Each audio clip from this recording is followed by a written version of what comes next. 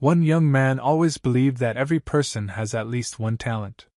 He tried to check it, constantly struggling. He was opposed by tens of thousands of monsters that looked like orcs. They were furious and were ready to finish the boy at any moment. He was not going to retreat even a step and continued the fight. He thought that sooner or later he had to awaken his talent. However, time passed relentlessly, but nothing changed. The young man was very tired after another fight, and could hardly catch his breath. He realized that he never managed to find the talent after so many attempts. This upset the young man a little. He was constantly humiliated, called an F-rank piece of shit. Higher-ranking young men mocked him. The young man had no choice but to endure it. He was constantly told that if he has no talent, then he needs to know his place. These humiliations continued almost every day. A girl even left him because she considered her boyfriend a complete loser. However, the young man was not going to succumb to emotions and panic, despite the cruel world that does not give him any chance. He came to the conclusion that he didn't need any talent, and could handle everything by himself, thanks to some secret. The young man had something that he considered much better than having talent. This thought constantly brought a confident smile to his face. What the young man considered much better than talent were his connections. Behind him stood all his 990,000 past lives. They were all watching him. In a past life, the young man had the talent of wielding a shield, which he could adopt in this life. In addition, another past life gave him the skill of swordsmanship, which opened up many possibilities and added confidence. In a past life, the young man even had such a feature as singing. He could be called too versatile personality. There was also one talent from a past life that really surprised the young man. He didn't understand if it could be a real talent. Body seemed to him too active talent. He looked at himself in the past and felt a little uncomfortable. One of the young man's past lives was a man named Romanui. He was an immortal emperor who constantly watched over the young man. He was also watched by a man named Kasashin, who in his past life was a master of shadows and enjoyed immense popularity. There were also people like Danzig who could not save themselves in a past life. Now he also watched the future life. Among the past lives was even the Killer Reaper, who drowned in blood. He also watched the young man. All these figures were included in the 990,000 past lives of the young man. They stood behind him and helped with their connections. The young man turned his head behind his back and asked one of the lives if it was not time to win after 990,000 attempts. The ally replied to the young man that he believes in him, because in his current form he will definitely be able to defeat the bastards on his way. The young man was a worthless Frank hunter named Kang Hengzhong. He woke up for the 990,000th time and now he could not fail. He had to face a huge army of monsters, armed to the teeth. However, this fact did not scare the young man. Kang Hengzhong rushed into battle at his enemies with loud shouts. It was from this that the adventures of the young warrior began. The battles in the dungeon went on for quite a long time and Kang Hyun-jun is very tired. He was troubled by the thought that he was left alone. All of his allies died except him, the F-rank hunter. He was surrounded by skeletons with swords in their hands. He did not see the exit from the dungeon, which suddenly closed. Moreover, all the monsters around him were high-ranked, but Kang Hyun-jun didn't think this was a reason to give up. He gathered his strength, and promised himself not to die in vain. He reached for his sword that lay on the ground.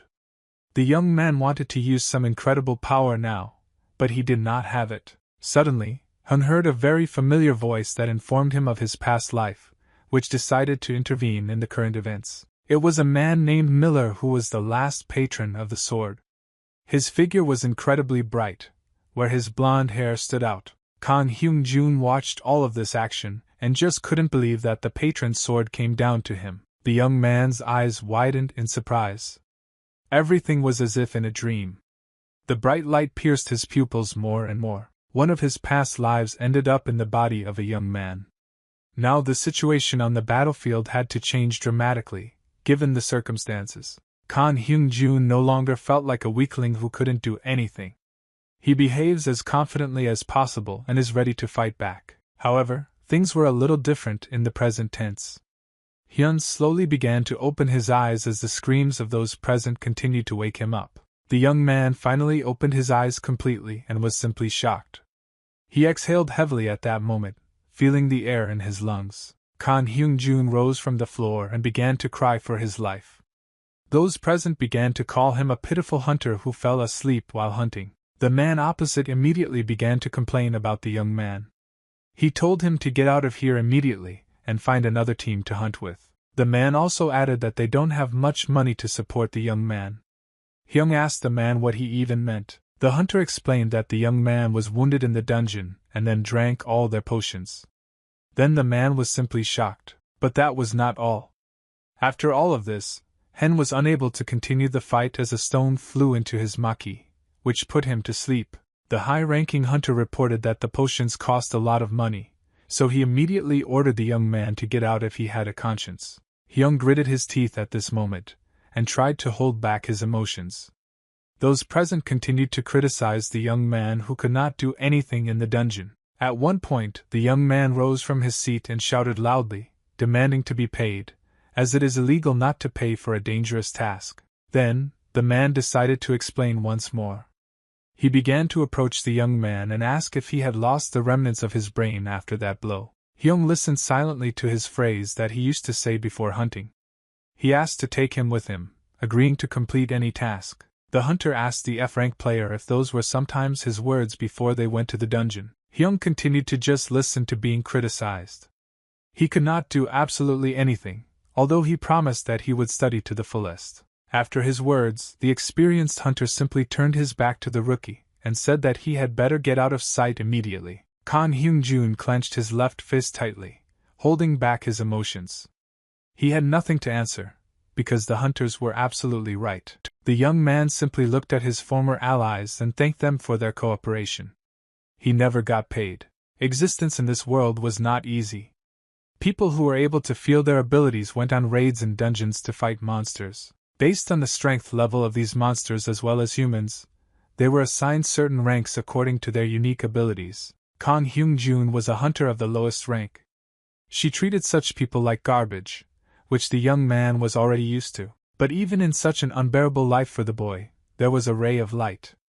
He looked forward to meeting one person every day. When they did meet, Hyun just sat and enjoyed the moment. It was for this reason that he endured all this abuse. Across from him sat his beloved girl named Hee-jin. The young man felt very good when she was near him. Hyung greeted his beloved and said that he was very happy to see her. They had not seen each other for a very long time, as the girl was busy. Continuing to stare at the phone screen, Hee-jin replied that it is better to be busy than to be unemployed all your life. Hyung started apologizing that his rank was still too low. The girl did not listen to the boy and put the phone on the table, interrupting him. Hee-jin asked the young man if he remembers that today is exactly 1 year since they met. Hyung replied that he could not forget such a thing. He immediately informed his lover that he had prepared something interesting for her and took it out of his pocket. However, it was no longer necessary. Hee-jin informed her boyfriend that she had a meeting with another person today, so she offered to get right down to business. The girl told her boyfriend that she wanted to break up with him. After these words, a dead silence reigned between the interlocutors and the local institution. After sitting for a few seconds, Hee-jin got up from her seat and told the young man that it was time for her to leave for another meeting. Hyun-jun didn't want to let his lover go.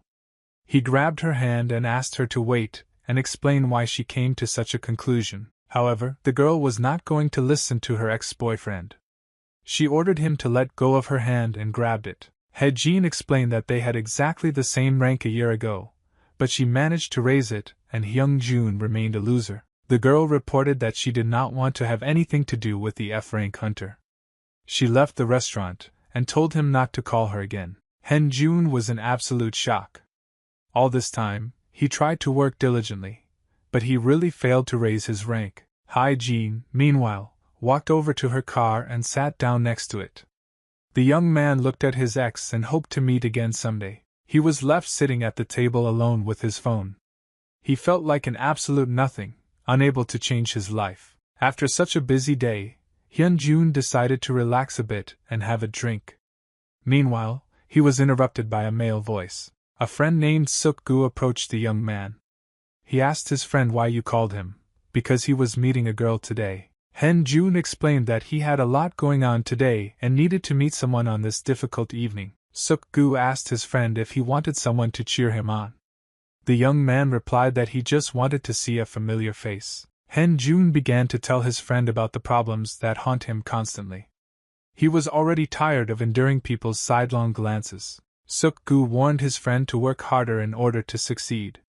Hen Jun asked not to say that, at least for now. Suk-gu immediately noticed that his friend had decided to relax with alcohol. He asked if he didn't have enough money even for a snack. The friend still agreed to help Hen if he had already arrived. He said he would go to the store and buy something for them. Hen Jun was extremely grateful to his friend and thanked him for his support. He was happy to have such a friend. However, Suk-gu liked to remind his comrade of his low rank and the unemployment that had been haunting him for a very long time. When Suk-gu finally retreated to the store, Hyung Jun was left alone with his thoughts. He was perfectly aware that his friend was right at that moment. He constantly tried to find his talent, but he did not succeed.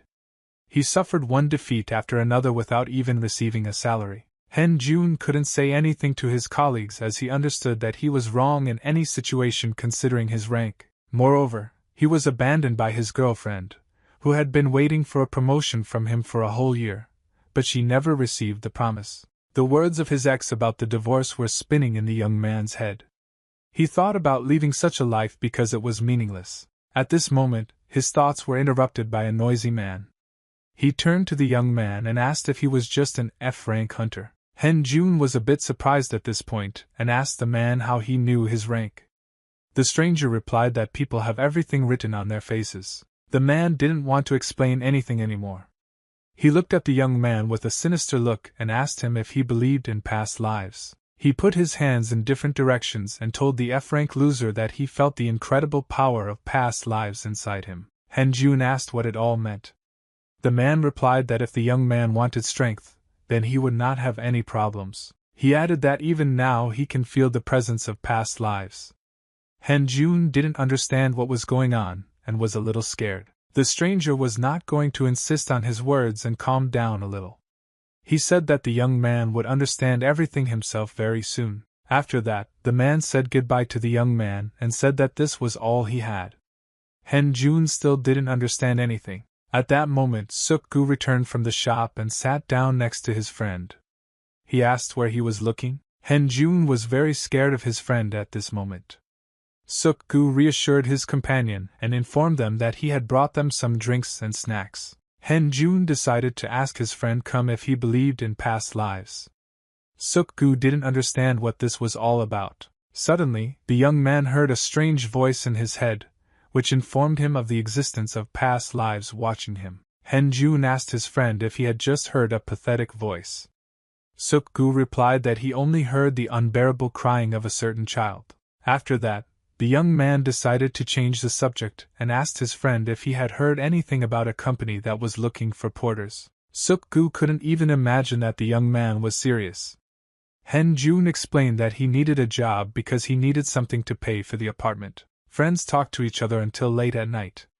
Hen Jun couldn't think about anything but money right now, so the conversations were appropriate. After some time, one of the young men could no longer stand on his feet. They drank quite a lot, so this result was inevitable. Suk-gu was constantly angry with his friend as he had to walk him home. Hen Jun felt as good as possible from the alcohol. Entering the code from his door, Hen Jun offered to drink one more each, but Suk-gu declined as he had already wasted a lot of time. He said goodbye to his friend and told him to stay in touch despite his condition as he would call him about work. Hen Jun was infinitely grateful to fate for such a companion. He began to open the door and promised himself to treat his friend one day. The door to the room slowly opened, from where a bright light appeared. It was very strange, considering the night outside. However, the young man did not realize this because he was drunk.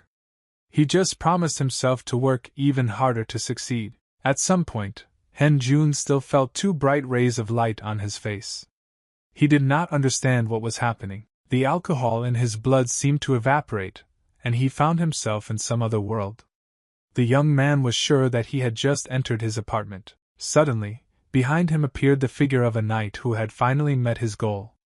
The young man was a little scared at this moment. The ghost looked into the man's eyes with an ominous look and, calling the young man by name, said that he had been waiting for their meeting for a very long time. Han-jun had no idea what was going on.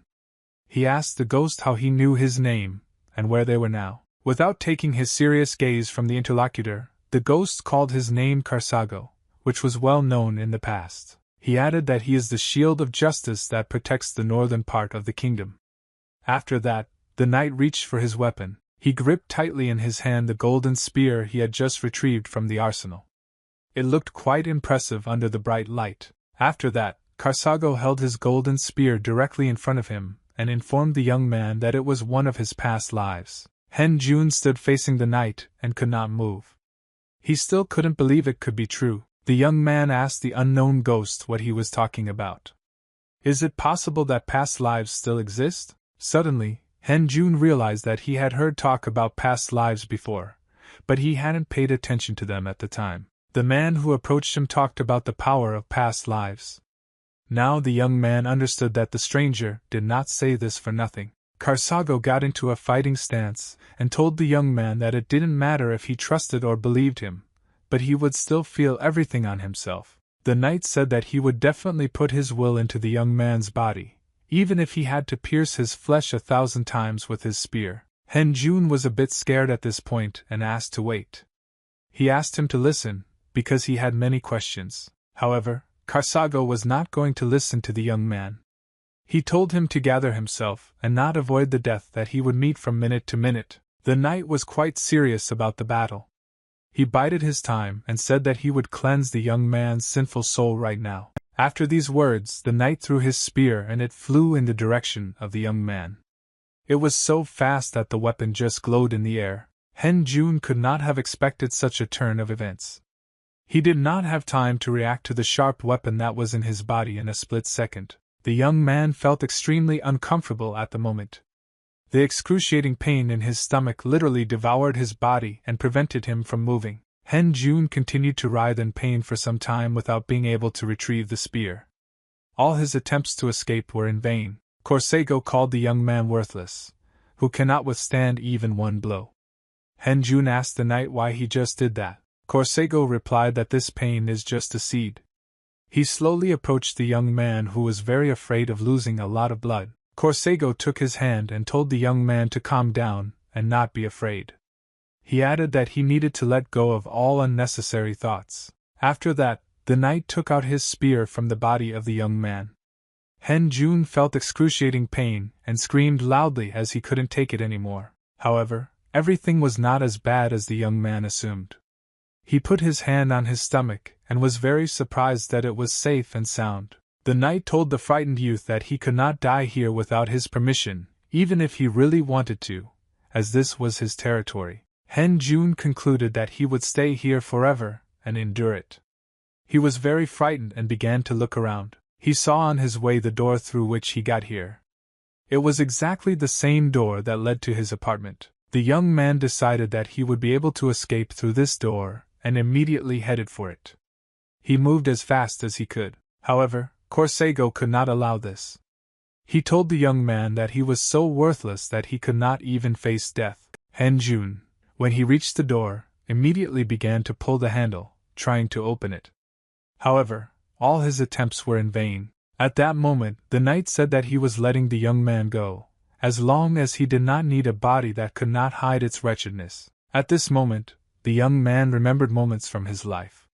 He ordered the knight to shut up as he knew nothing about him. The young man said that since childhood he had no talent, but he believed all his life that he could change it through hard work. He looked confidently into Karsago's face and added that there was no way he would back down from the opportunity, as he was not used to it. Han-jun clenched his fist tightly and told the knight not to speak so easily about the fate of humans, as he didn't know how weak it would be. The young man became very angry and could barely contain his emotions.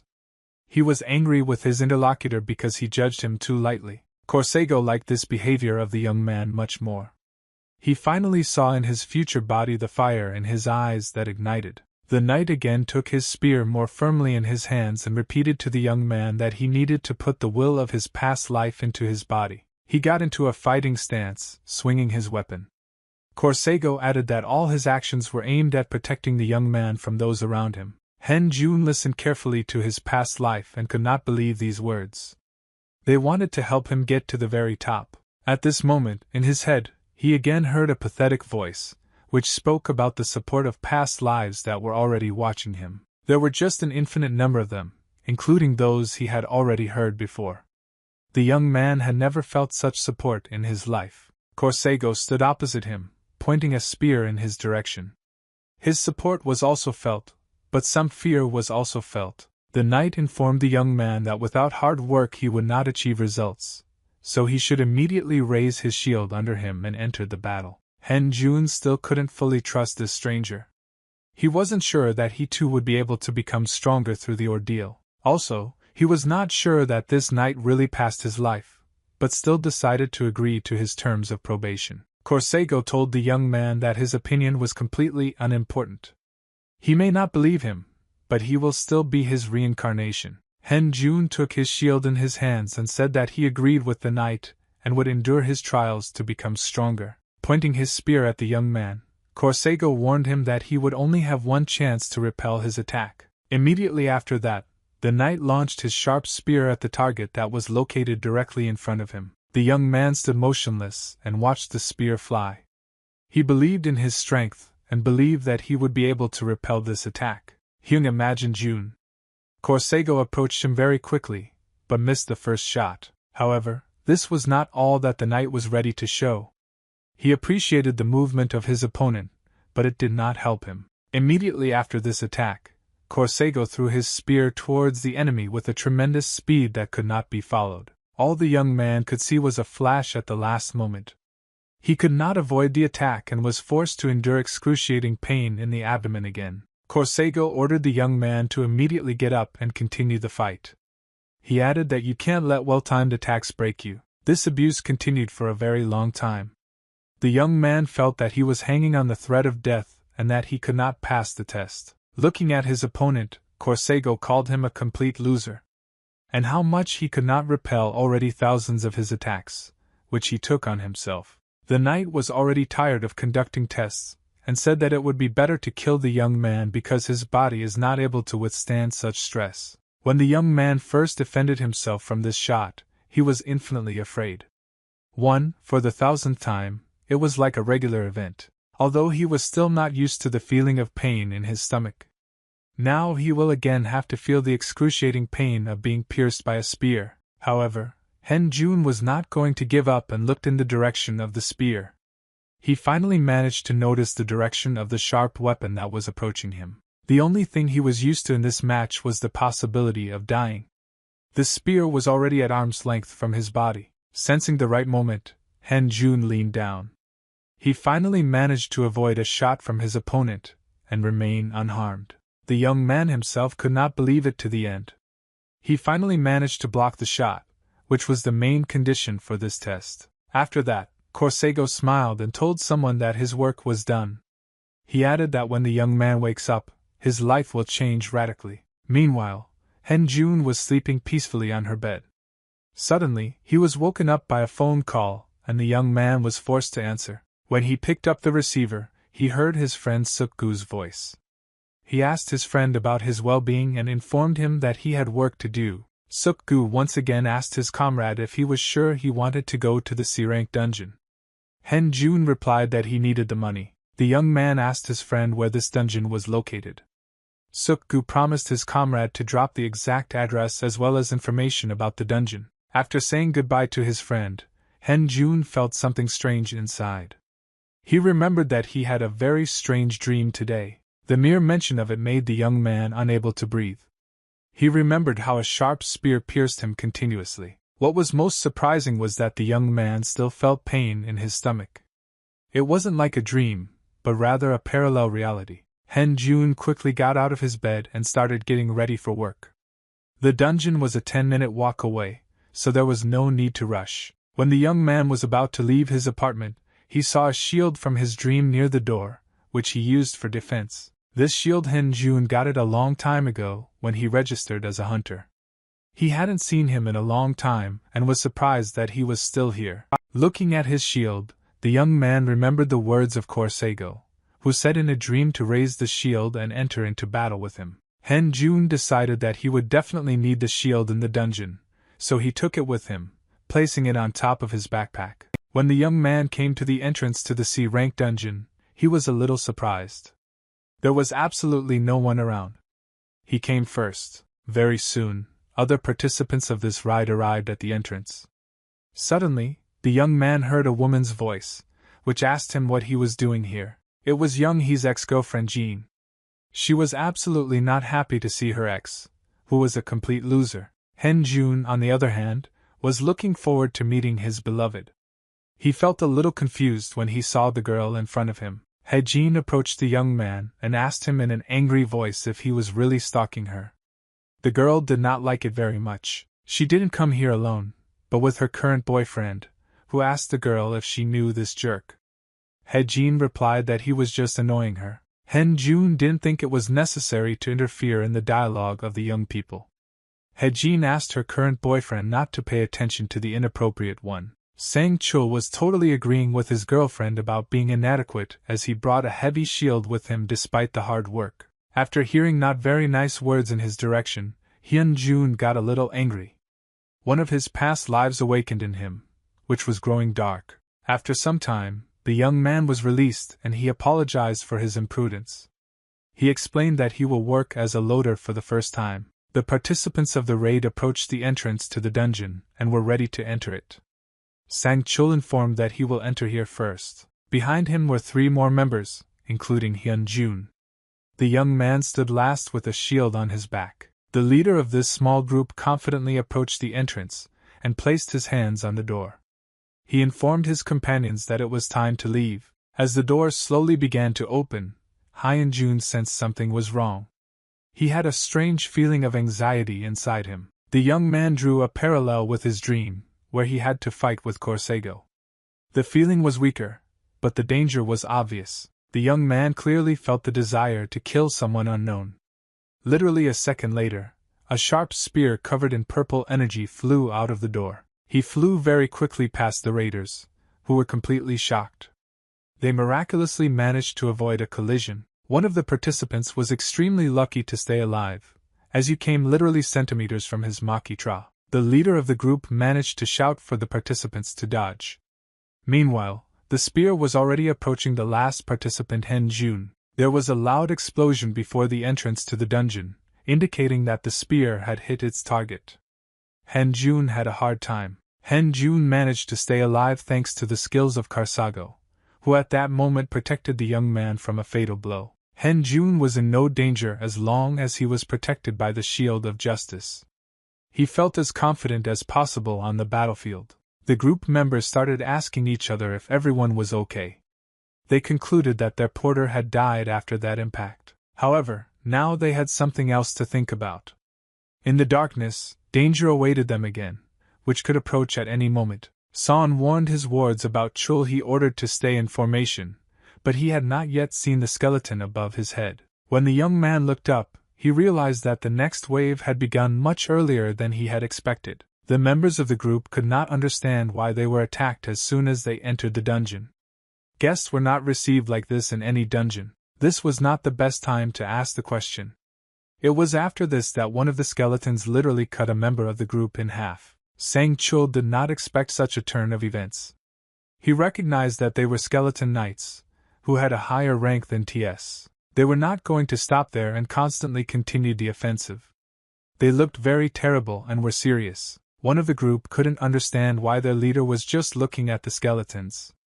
He immediately lit a fire in his right palm. After that, the hunter attacked the skeleton that threatened him. He hit the target, and was able to burn the enemy's face with his attack. After carrying out his previous attack, the young man informed his companions that they now needed to use all their methods in order to survive. Sang Chul completely agreed with his ward. He gave a loud shout, and told all his teammates to give it their all. The youth with the Crimson Orb talent continued to destroy the skeletons one by one. However, there were too many of them to burn them all. The field was like a real hell, where new firewood was constantly thrown. Flame literally filled the space. After such a difficult battle, only 4 members of the group remained. They were sitting at the entrance where they had just entered the dungeon. Sang-chul said that skeleton knights should only be found in B-rank dungeons, but that turned out not to be the case. One of the members of the group explained that the administration of the association made a mistake, which is why they found themselves in such a difficult situation. The hunters assumed that this was an elite dungeon above the rank of village. They believed that the porter managed to avoid the attack thanks to a miracle. Hen Jun showed no emotion, but agreed with the hunters. He really managed to save himself only thanks to the secret voice. However, he was well aware that this might not happen again, so he began to open the door to escape from this dungeon. However, when the young man put his hand on the door, he was simply shocked. The door was locked, which meant huge problems. One of the members of the group became very concerned about their situation. He understood very well that they would not be able to get out of the dungeon now. Sang-chul behaved a little more restrained. He understood that the only way out of this situation would be to clear the dungeon to the end. He-jin was very afraid for herself, and asked the boy to protect her. Sang-chul promised his lover that everything would be fine with them. Hen-jun watched the new couple and for some reason was not surprised that his ex had a new boyfriend whom she was already manipulating. Sang-chul said they needed to clear this dungeon. To begin with, the leader of the group suggested that they rest a little and stick together. Just as the group members were about to sit down for a while, one of the hunters told them not to relax as he heard some strange noises around. They began to look around and could not understand what was happening. Absolutely everyone in the group heard sounds that were creepy. Hen-jun felt something wrong behind him and immediately turned his head back to confirm his worst guesses. Meanwhile, the skeleton wasn't about to reveal its location. He continued to circle around and go behind the enemies. We casters could not understand what was happening at all. Meanwhile, the monster managed to get behind one of the group members. He quickly jumped on the young man and pinned him to the ground. The skeleton pointed his sharp sword at him, which meant imminent death. The other members of the group were perfectly aware of this fact. They screamed loudly when they realized that they would no longer help their friend. Nothing would help the young man. His eyes suddenly turned white, signifying that his life had gone to a better world. The skeleton continued to rage and wasn't going to stop. He was ready to continue the fight and wanted to destroy all the uninvited guests. Hen-jun tried not to panic at this moment and assessed the strength of the enemy. Considering the clothes of the skeleton, he understood that it was a sergeant. Sang-chul ordered his companions to stand in formation and protect each other despite their unequal strength. He-jin started to cry at that moment. She did not believe that they would manage to get out of here alive, and that the defensive formation would not help them. Meanwhile, the monsters were not going to wait long. One of them quickly headed towards Heng-juna, who stood with a shield. After the first attack of the monster, the young man realized that he could defend himself. Moreover, the young man managed to read the movements of his opponents. Hen-jun at this moment was infinitely grateful to Karsago for the training. It still gave its fruits, which can be used in battle. The young man constantly tried to defend himself, and chose the right moment to attack. He perfectly understood that sooner or later it would have to be done. Finally Hen-jun dared the final blow when he saw that the enemy had opened up. He swung his shield with all his might. The monster did not expect such a turn of events. He completely forgot about his defense, and now he will reap the fruits of his actions. The young man delivered a powerful blow and broke the body of the skeleton into small parts. He didn't even imagine that he would ever be able to do that. However, reinforcements did not have to wait long. At this moment, other monsters began to emerge from the darkness and strike. The Son group was injured by one of them. Chul he could not react to the blow from the back and was now forced to say goodbye to life. All the monsters' attention was now focused on the young man who remained standing against them. They needed to focus all their power on him. He-jin, despite the death of her boyfriend, watched over Heng-jun. She couldn't believe it was her ex. Heng-jun has changed a lot since then. He felt very confident on the battlefield and demonstrated skills that were beyond his power. However, now the young man dared to change everything. He believed in his strength, so he repeatedly entered into battle with monsters, from which he came out victorious. Finally, this long-lasting duel is over. Hen Jun himself could not believe that he managed to defeat these monsters. Right after the fight, He Jin turned to her ex and asked how he learned such a thing, since he was an ordinary F-rank hunter. Hen Jun wasn't going to answer and asked how the rest were doing. The girl replied that everyone was dead and they were left alone. She said it without a trace of regret in her voice. After that, the girl moved from her place and began to approach the boy. She once again asked her ex how he managed to defeat a monster of a higher rank than himself. Hen Jun wasn't going to give a comprehensive answer to the girl's question. He told her that it was better to just be glad that she was alive. There was silence in the deep dungeon after the young man's answer. The interlocutors could not find a common language for a long time in such conditions. He Jin decided to be the first to break the silence. She apologized to her ex for the behavior she displayed during their breakup. All this was just to ask the boy for help. She was afraid for her ass, so she asked not to leave her alone. The young man looked at his former lover with contempt. Still, he reassured her and told her that he would not leave her alone. Hen Jun wasn't surprised that the girl was only thinking about herself even in such a situation. Now he no longer regretted their breakup. The hunters who managed to survive decided that they needed to go further. They moved from their place and headed forward. After walking some distance, the hunter found herself in front of a door. They weren't entirely sure that this was the way out of the dungeon. After all, Hen Jun decided to check it out for himself. He ordered the girl to stay away while he opened the door. He Jin only had her own benefit in mind. When the young man was not looking, she smiled sinisterly and wanted to take the shield from him for protection. The girl watched the young man and apologized to him earlier for using him to get out of here alive. When the young man opened the front door, he saw a bridge in front of him that led to the next door through the acid on the floor. He Jin suggested that the boy go first, explaining her decision by the fact that she would protect both of them from behind in case of an attack by monsters. Hen Jun perfectly understood that the girl was afraid, but still you agreed and you were the first. The young lady was pleased with this turn of events. After all, she only wanted to use the young man as bait. Hen Jun, despite all the danger, set foot on the bridge first. On his way, the young man caught a stone, which fell into the water. Despite this, he continues his forward movement without paying attention. Hen Jun felt as confident as possible, and was completely unafraid. He passed almost the middle of the bridge without feeling anything dangerous. After that, he turned to face He Jin, told her that the bridge was completely safe, so she could follow him. The girl slightly forgot that she was supposed to follow the boy right away. She apologized and explained that she was just thinking a little. Of course, she was waiting for the boy to deal with all the danger in his way, and then she would calmly pass through the safe bridge. She thought only about who would get out of here alive. He Jin was ready to use any methods for this, even betrayal. But even such methods could not help the girl to notice the danger in the water. The danger was lurking and waiting for the right moment. He Jin was a little worried as she crossed the bridge. She wanted to live more than anything, so it was no surprise. She was just walking in front of the path that the young man had just taken.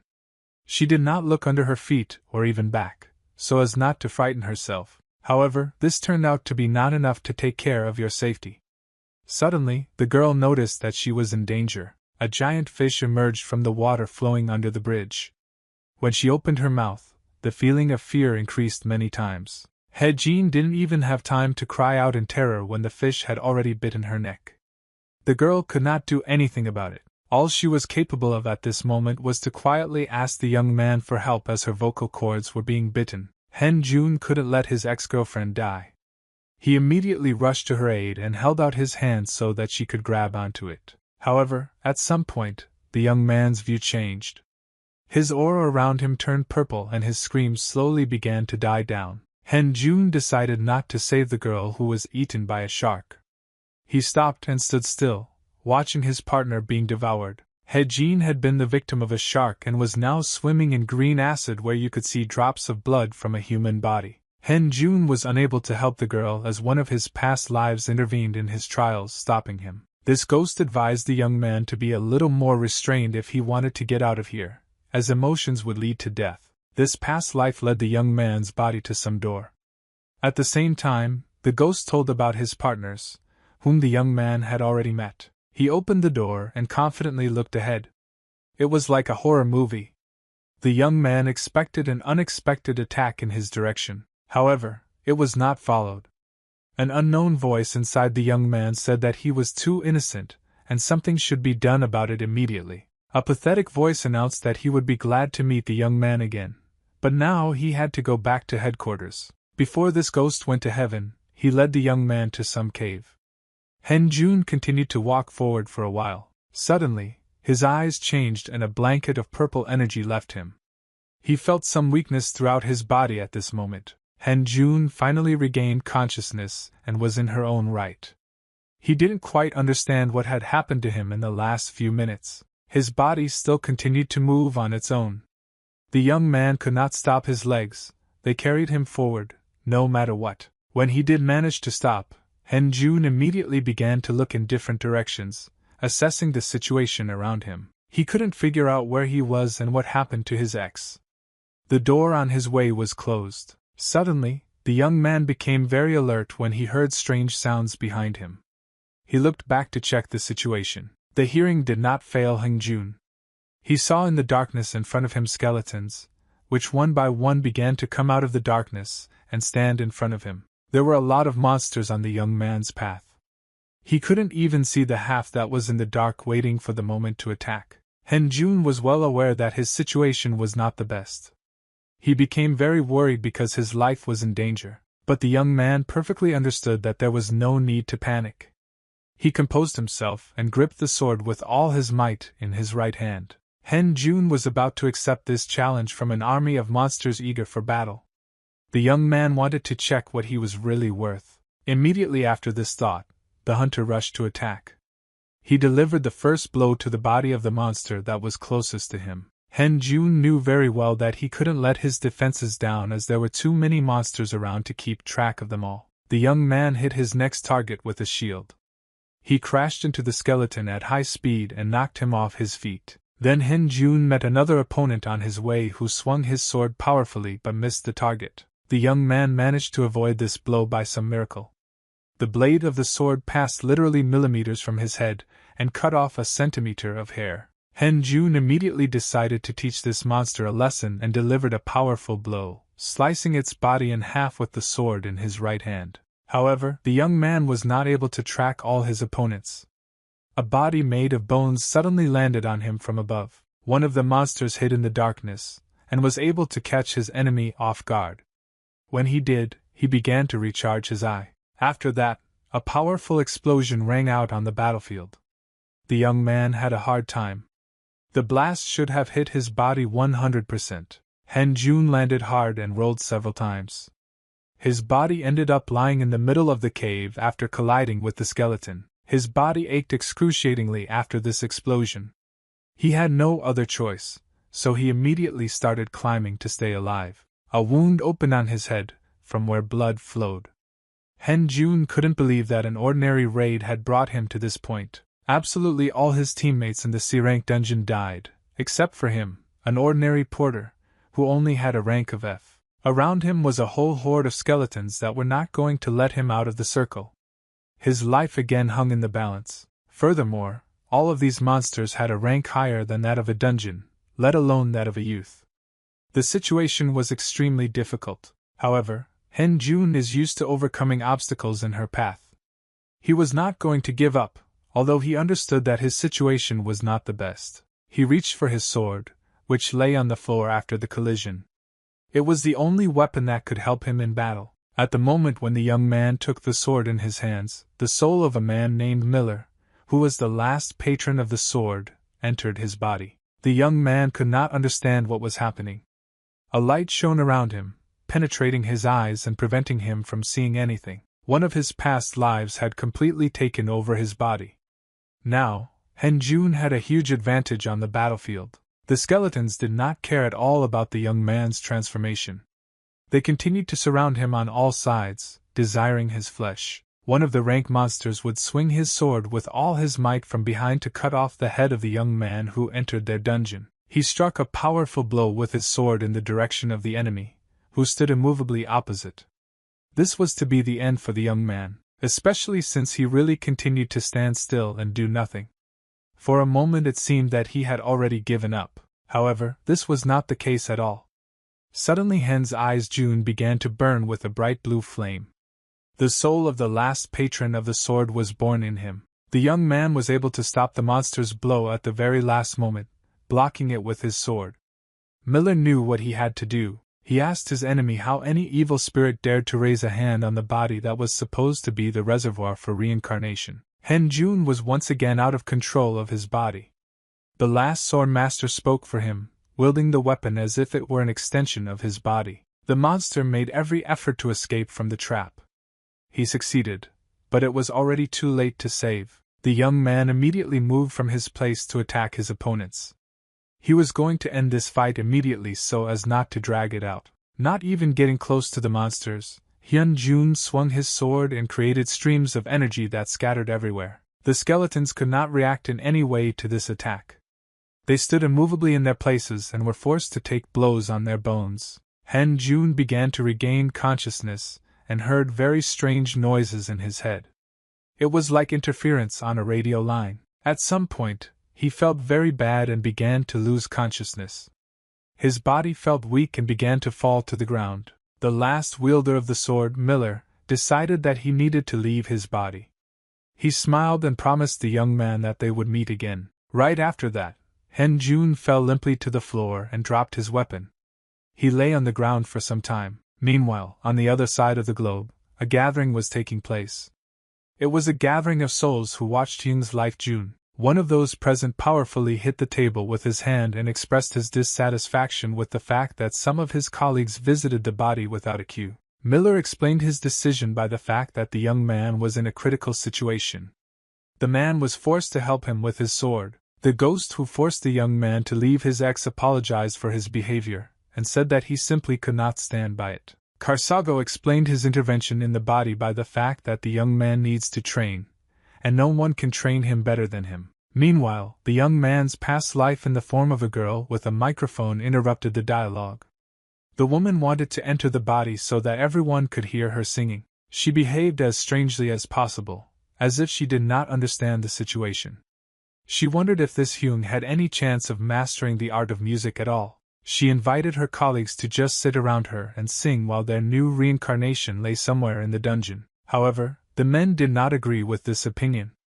Ignoring the girl, one of them suggested that someone immediately go to the young man's body to help him. Miller absolutely supported this opinion, and told someone that the young man has quite a strong fighting spirit, so he will be able to withstand Karsago's training. Meanwhile, the woman with the microphone took offense at her colleagues and went to the door. She made it as invisible as possible to other eyes. The door was a portal that led straight to Hen's body. Jun. She was about to penetrate the young man while her colleagues continued to chat. Just as the woman was about to enter the portal, she felt the presence of someone's hand on her shoulder. One of her colleagues stopped her. It was Korazaga, who behaved rather roughly with the woman. He pulled her by the shoulder and landed her hard so she wouldn't let that happen again. After that, the man informed his colleagues that now it was definitely his turn. Absolutely no one was against such a turn of events. Korsego slowly and confidently approached the portal, holding his hands out in front of him. He was preparing to come to the body of a young man who needed help. When the man was right in front of the door, a bright light began to completely engulf his body. All that was left of him was a red cloak. Eventually, that piece of clothing also disappeared. Korsego went to his reincarnation and closed the portal behind him, which became a door again. Meanwhile, Hen Jun was able to recover, but in a completely different world. He opened his eyes and immediately assessed the situation around him. The young man realized that he was in the same place where he had previously met with Korsego, who tormented him. So the main hero of this world appeared on the horizon. He appeared in the air and greeted his reincarnation. Hen Jun asked the knight what was going on, since he had just been in the dungeon and now he was here again. Korsego asked the young man if he did not think that these were too many questions and that he had better worry about what to do next. After that, the young man clenched his fist and asked to ask another question. He asked his mentor what he needed to do here. Korsego looked at his reincarnation with a serious look and said in a confident voice that the young man should become stronger than anyone in this world. Hen Jun was simply shocked, because he had just a frank He believed that becoming the strongest in this world was impossible for him. Corsago did not let the young man finish his thought and thumped his spear loudly on the ground, thereby stopping his speech. The man squeezed the spear tightly in his hand, covering it with energy, and told the young man to carefully watch his actions now. Jun didn't contradict his mentor in this world and watched intently as the knight continued to build energy around his weapon. At some point, lightning appeared above the soldiers' heads. It was more like a crack that split the sky in half. Jun looked at that lightning bolt and wondered what had happened. After some time, the young man realized that a crack had appeared. Corsago told his reincarnation that he could do the same and stand at the top if he gave his best in training. After this split in the sky, a relic in the form of a crystal descended to earth.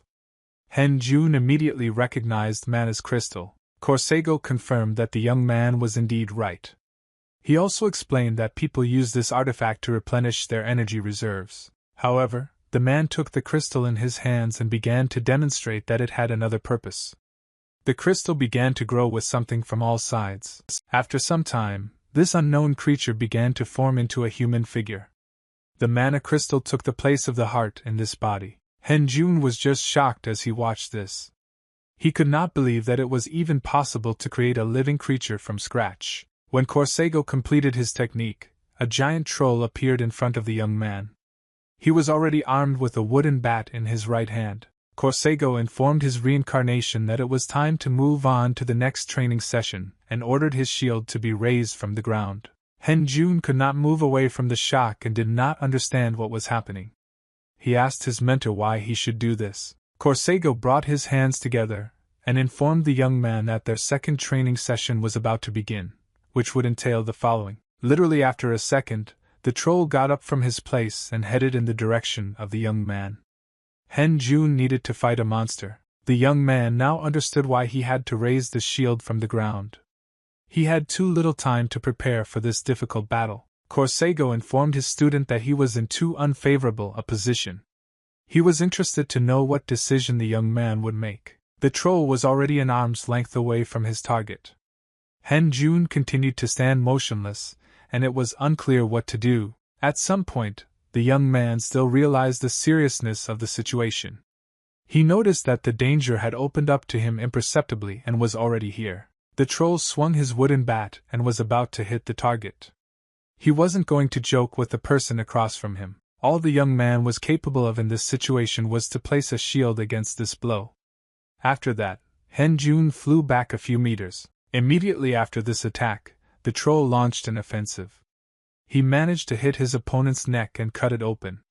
First blood was spilled on the battlefield. However, the battle did not stop there. The young man constantly climbed on the orders of his mentor, but each time he lost in the encounter. Again and again Jun got to his feet, but kept falling. The troll was too strong an opponent for him, which he could not overcome. He had already lost to this monster 50 times. Too much blood was shed on the battlefield, and Jun was still far from victory. The young man understood very well that to attack with a shield, he needed a long time to swing. It was too simple. The situation was hopeless. He watched his opponent who was constantly winning. Jun knew perfectly well that the troll was much stronger than him, so he could not win. Moreover, the monster changed the trajectories of its attacks very quickly, so it was difficult to follow them. The young man could not continue for long. In the end, he decided to counterattack with one punch. Jun knew very well that if he failed to hit, he would literally be a corpse. The young man put the maximum amount of energy into his shield and rose into the air to attack. He was going to attack head-on, despite the strength of the enemy. The troll looked at his opponent as if he were a complete fool. He simply swung his battle to repel the opponent's attack. Jun was well aware that his attack was too simple, but he relied on its quality, and continued to move forward no matter what. Literally in a second, the young man found himself right in front of his opponent, who was ready to counterattack him at any moment of the encounter. The troll placed his wooden bat under the powerful blow of the young man, but everything did not turn out as planned by the monster. His block immediately broke. Awry at that moment. His block was broken, and the enemy's energy wave was coming towards his face. Hen Jun was able to hit his enemy with tremendous speed as well as the powerful energy he put into his strike. The young man landed behind the enemy, whose body was cut in two. That was the end of their fight. Hen Jun himself couldn't believe that he finally managed to win. The young man passed the second stage of training, certainly not without problems. Korsego, who was constantly watching this fight, now approached his ward. He admitted that he was really impressed with his progress. Hen Jun was barely able to stay on his feet and caught his breath. He wanted to find out one thing from the man: why he was helping him. Immediately after the young man said these words, he would fall hard on the floor. The mentor continued to stand over him. Korsego answered the young man's question, but not completely. He simply told him that he would soon be able to understand everything himself without hints. Meanwhile, the young man's real body was all that was in the C-rank dungeon. He wiped out almost all the monsters, so he remained intact. At some point, Hen Jun suddenly opened his eyes, which showed fear and surprise. He again experienced a rather unusual dream. The young man could not understand whether he had turned off at this very place. Turning his head back, he saw a bright shining stone. After a very realistic dream, Hen Jun felt his whole body again, where he could feel the pain from the troll's powerful blows. Despite all the realism, his body remained a body and intact. The young man could not understand how it even worked. He bent just over the crystal, which returned to this world with his soul. It was the same mana crystal from the troll's body. Hen Jun received a very nice reward for defeating his opponent. He took the stone in his hands and took it for himself, with the hope of selling it for a good sum. The young man is already confused in the events that revolve around him. He dismissed all thoughts and concentrated on getting out of this dungeon alive. Just before his eyes there was a huge door, on the sides of which there were columns. It looked like the door to the main boss room. Hen Jun wasn't the least bit afraid to enter this room. He slowly pushed his head, followed by his body, into the room. After examining the area around him, the young man was a little surprised, since everything here was too clean for the room where the main monster should live. Hen Jun was really not wrong, and danger was waiting for him here. As always, she hid in the dark and waited for the right moment to attack. Suddenly, the young man began to worry about his situation, when everything around him began to shake. It was like a very powerful earthquake. Literally after a few seconds, someone's figure landed powerfully on the floor. Judging by the sound, the figure was really huge. The young man watched the events around him with horror in his eyes. He did not expect to see such a giant in front of him. Just in front of his face landed a huge skeleton with weapons in both hands. Hen Jun realized it was a skeleton champion. The young man began to take out a shield from behind his back and curse the people who had sent him to this dungeon, because they must have mistaken his level. However, now was not an inappropriate time to think about it. The young man had to face a giant skeleton that could kill him with one blow. Hen Jun felt extremely insecure on the battlefield. His body was shaking with fear, and he just held that void shield in front of him. At that moment, a familiar voice sounded in the young man's head. He told him to gather his strength and stop being afraid, because he would remain a coward. It was Korsego who instilled confidence in the young man's body. He told him that one should never doubt one's own strength on the battlefield. After that, the young man began to feel much more confident. A lightning-like aura appeared around him, surrounding him from all sides. Korsego's defense was activated at full strength, which gave the young man confidence. He was ready to blow his enemy to pieces. Covering his shield with the maximum amount of energy, the young man immediately rushed into battle against the giant skeleton standing in front of him. Hen Jun was forced to stop immediately after his start. His attack proved ineffective, so he made this decision. The huge monster turned out to be too difficult an opponent. The young man realized that it was absolutely useless to fight him at short range. The skeleton champion was in no rush to attack his opponent yet, and silently watched what he would do when faced with such an enemy. Hen Jun decided to keep his distance and circle around the enemy, forcing him to open up for a fatal blow. However, when the young man began his circular movement, he realized that his plan was far from ideal. He saw an obstacle in his way, which was created by a skeleton. He delivered a powerful blow with his sword that went very far. Hung didn't expect the attack radius to be so huge. The young man did not have time to react to this attack, so he decided to use his shield to block the attack and soften his fall. The skeleton champion delivered a powerful blow with his sword directly at the enemy's shield, which he closed with. He was completely indifferent to this defense. The monster remained standing with a sword in his hands. Instead, his opponent flew back a few meters after the impact. Han Jun landed hard, feeling the full force of the monster on him. His back crashed into the column, which even cracked as a result. The young man did not understand how he could defeat this monster. He was too strong for him, so the boy almost dropped his hands. However, remembering the words of his mentor, he nevertheless decided to get up, despite the fact that there was almost no energy left in his body. There was very little mana left, so Han Jun couldn't last long. He perfectly understood that he would only have enough for a few blows. After thinking about his strategy a bit, the young man immediately rose from his seat, using his maneuverability against a much larger and immobile opponent. However, this did not become a big problem for the skeleton. He saw the moment the young man started and calculated his location, so he could strike. By some miracle, Han Jun still managed to avoid a collision with a sharp sword. He didn't expect the monster to be able to calculate his movements. Each of the skeleton's attacks was deadly, but the young man managed to dodge it. He himself did not understand how easily it was given to him. The skeleton champion continued to attack and was not going to stop at one attack. He swung his sword to launch his next attack. The blade of the skeleton's sword passed at a distance of several centimeters from the enemy's body.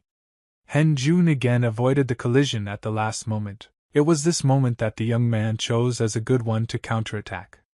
The enemy had opened up, so it was time to begin his plan. Han Jun put a large amount of energy into his next strike and used his shield to cut off the hand of the enemy who was motionless. The young man did not understand what had happened.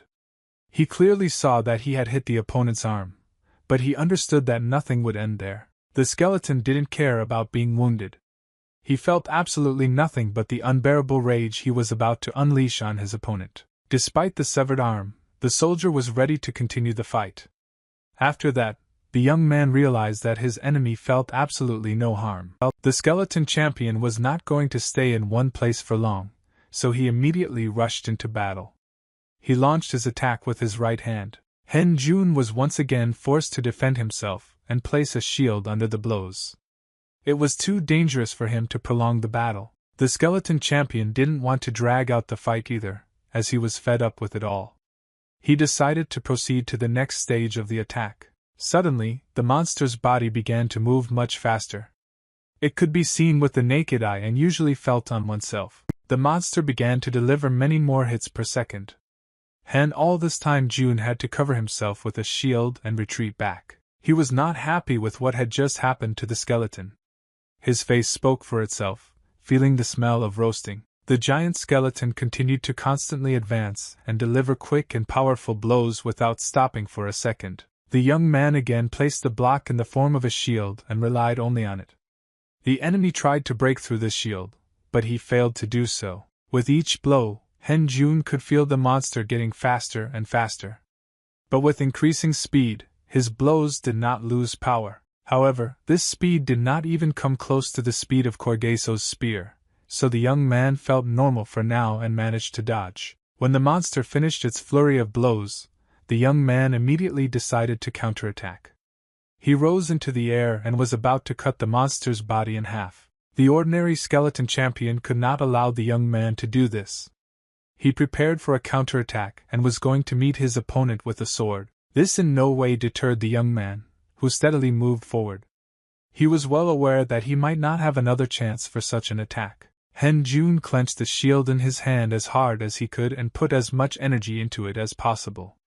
It was supposed to be the final blow that would end this fight. Despite his previous speed, the rascal didn't have time to react to this attack and his body split apart after Han's attack. The young man finished his attack and could finally catch his breath.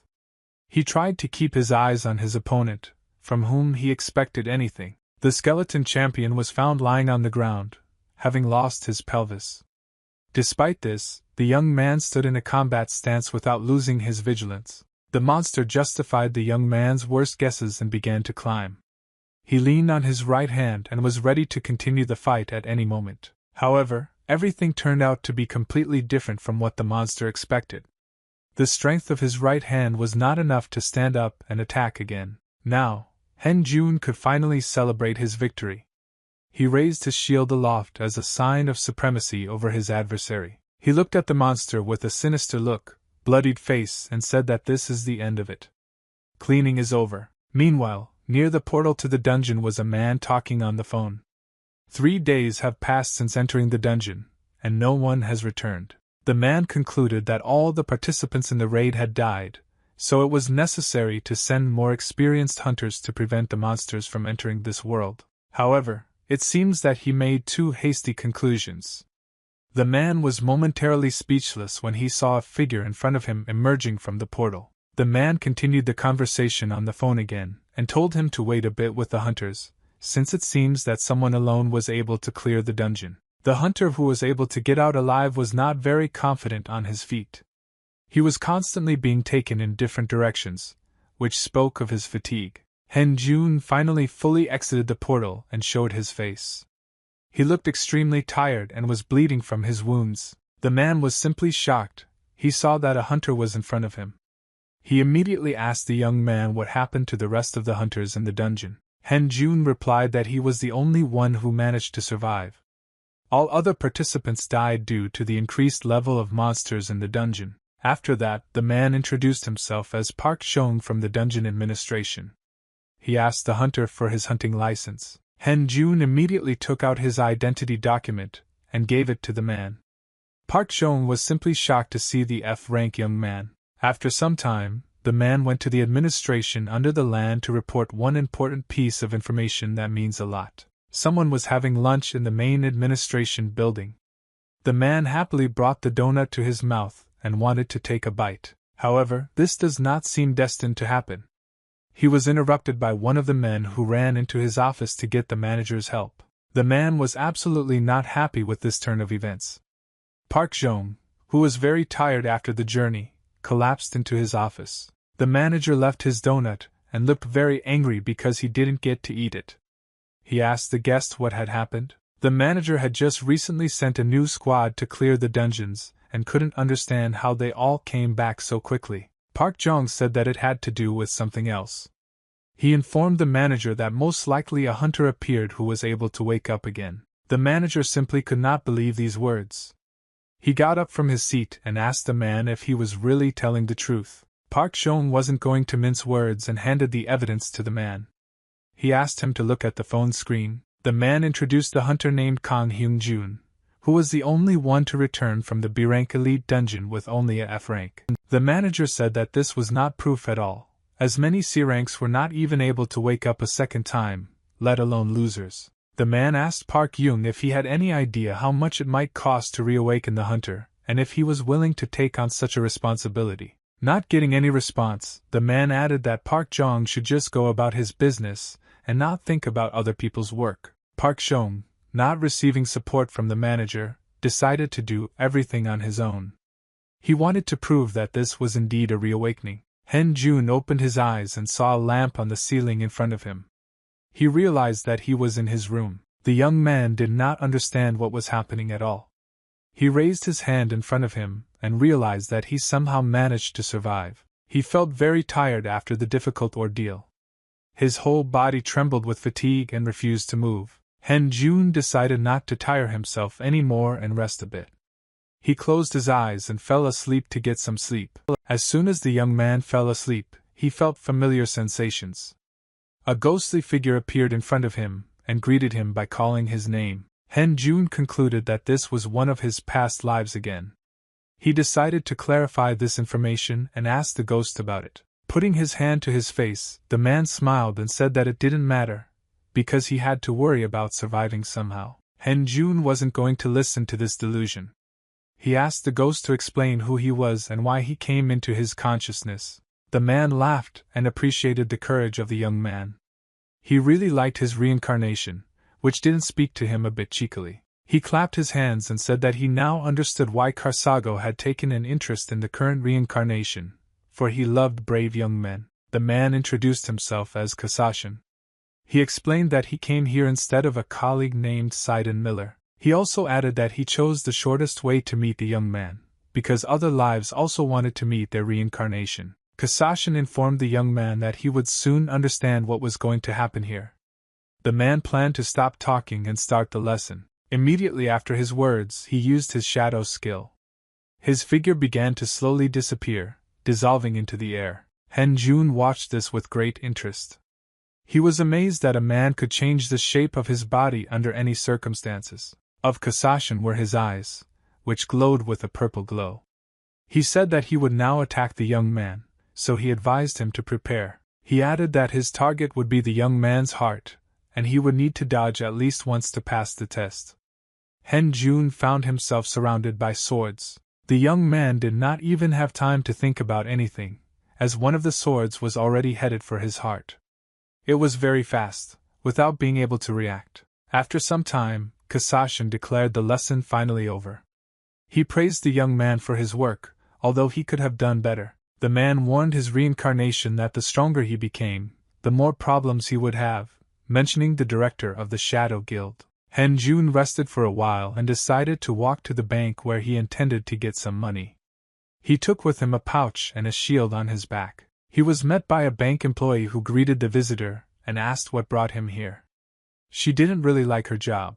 Han Jun did not answer the woman, but decided to demonstrate. He immediately picked up his mishka and put it on the table. The woman was shocked. In this bag were mana crystals, which the young man managed to get from the dungeon.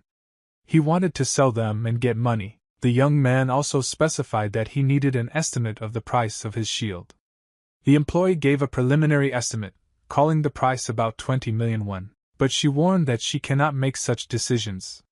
The woman reported that the visitor needs to pay 1 million for the assessment of his jewels. Immediately after that, the bank employee asked the young man to provide his hunting license.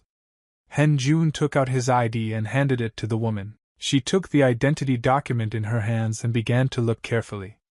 She thanked the young man for the information provided. After that, the bank employee explained that she needed some time to fix everything. She asked the guest to sit down and wait. Han Jun had no choice but to do so. Meanwhile, the woman made a phone call, in which she informed one man about an unexpected guest. Meanwhile, one man was very worried about Hee-jin. He literally could not find a place for himself, since the girl had not responded to messages for a long time. He was already starting to get angry as his emotions went over the edge. Hee-jin disappeared a few days ago and there was no news from her. He summoned his ward named Hyun-suk and ordered him to find out information about the dungeon that Hai had recently gone to. The man immediately took out his phone and started checking. He first sent a message to the dungeon administration to get information. After that, Hyun-suk answered the phone. To the men who waited for Hee-jin was the director of the guild John Song-min. After some time, the ward managed to find out some information. He turned to his boss and told him that he had something to report. However, this information was not very pleasant for the director. Hyun-suk reported that all the hunters who entered that dungeon died. Song-min was just shocked to hear this information. He couldn't understand how this was even possible, because it was just a C-rank dungeon. Hyun-suk did not feel very comfortable in such conditions.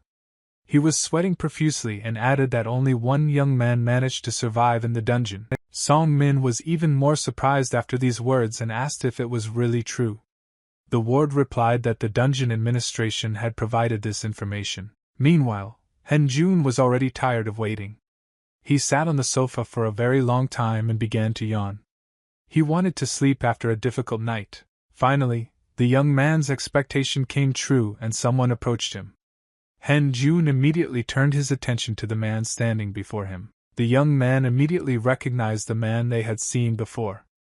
Park Cheong decided to introduce himself once more just in case. The man informed the hunter that he had very important information for him. The representative of the administration offered to move to a slightly different place. After that, the interlocutors left the building of the central bank and went outside. Park Young wanted to talk to Hyun alone. They sat down in a cozy chapel, where the man was able to explain to the young men the process of researching dungeons, in which many inexperienced hunters unfortunately died. Park Jong put the documents on the bench and said that they had finished the investigation process with that. He thanked the young man for his help in this. After that, the man asked me to wait a little longer. He had something important for him and reached into his inner pocket for a gift. Park Jong made a new ID for the young man and gave it to the hunter. Hen Jun just took this card and still didn't understand anything. When he looked closely, he saw that he now had a new C-rank hunter license. It was a pretty good gift. Park Jong scratched his head and said that he thought the young man was much stronger than this rank, but that was all he could do for him right now. Hen Jun continued to look at his ID with a smile on his face. He replied to the man that this was quite enough for him for now. He raised his confident gaze to the man and thanked him for taking care of him. It was sincere gratitude to the representative of the administration. Meanwhile, Director Song Min called his ward again. He asked if he was sure that the administration had provided the correct information. Hyun Suk bowed his head and replied that there could be no mistake. After that, the director clenched his fists and said that he had an important task. Turning his head towards his charge, Song Ming ordered him to immediately bring the young man who had managed to survive the dungeon to him. Han Jun got some money and was finally able to treat his friend. They went to a restaurant where they ordered food. Suk-gu raised his glass to his friend and congratulated him on his promotion. He was overjoyed that Hen Jun finally got C rank. While drinking, the young man asked his friend how he even knew about these events, since he was not a member of the hunter department. Suk-gu replied that he was quite famous. He explained that now everyone was talking about the only F-rank porter who was able to survive and get out of a C-rank elite dungeon. Hen Jun was very surprised by this information. He asked why everyone was talking about him, because there was absolutely nothing special about it. Suk-gu explained that there was one case similar to this. He met the most famous SS rank hunter named Han Jinwoo. The hunter said that this same man founded the supreme guild of the country, which used to be called Ashura and was very famous. Jinwoo was the first and only SS rank hunter in their country, helping the guild become famous with his strength and confident work. Suk-gu told his friend about the rumors about the unpleasant personality of the man who still hasn't left the guild, so he is well taken care of. Suk-gu asked his friend if the dungeon administration had contacted him yet. He thought that the young man should have already received a special job offer. Hen Jun was surprised at such a suggestion, because he had not expected anything. He replied that he had not received anything like that in the coming days. After drinking a glass, Suk-gu assumed that these were all incomprehensible actions of their manager, who constantly interfered with the normal work of his charges. After a while, Suk-gu was already quite drunk. He continued to tell his friend about the administration, which had also treated him quite unfairly. He said that Jinwoo had been immediately promoted to A rank in the past, and he had been treated unfairly, especially since he had already suffered so much. Placing a glass under the bottle, Suk-gu remembered the difficult past of his friend who was an orphan. No one ever cared about him. Hen Jun asked his friend to stop talking nonsense and change the subject.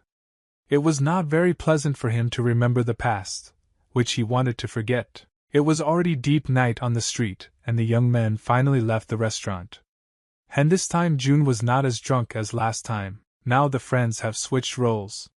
Suk-gu could barely move his legs and his friend was leading him by the hand, trying to get him into a taxi. Suddenly, Suk-gu put his hand on his friend's shoulder and asked him to wait a little. Hen Jun was a bit shocked and didn't expect this turn of events. Suk-gu simply smiled at his comrade's face and informed him that everything would be fine now that he could fend for himself. After that, the young man got into a taxi and the car drove off. A rather pleasant evening for friends is over. One of them went home. Hen Jun stood still for a while and looked at the car. He thanked fate again for having such a friend. After poking at one point for some time, the young man came to his senses and realized that he also needed to rest a little, of course not in this place. Hen Jun headed home through the city blocks. He strode confidently through the yards. A purple aura began to form around him. The young man felt someone's presence near him. These were the two people who had been chasing him from the bar itself for quite some time. Hen Jun decided not to take these people to his home and stopped. After that, he ordered the pursuers to show their faces and come to him. At that moment, his consciousness went out of control and transferred to one of his past lives. His pupils, which changed color, spoke about this. Kasashin decided to inject some confidence into his reincarnation. He turned his head in the direction of one of the pursuers, and told him to leave immediately. 2 robbers in black suits immediately showed themselves. They surrounded the young man from different sides, whom they considered an unusual guy. One of the men, who had no hair on his head, but had a cigarette in his hands, said that a young man named Kan Hyung-jun is to go with them today. The boy was not very happy with this turn of events. He asked under what conditions he should go somewhere with strange men. After these words, the robber used the spatial pocket and took out a sword from it.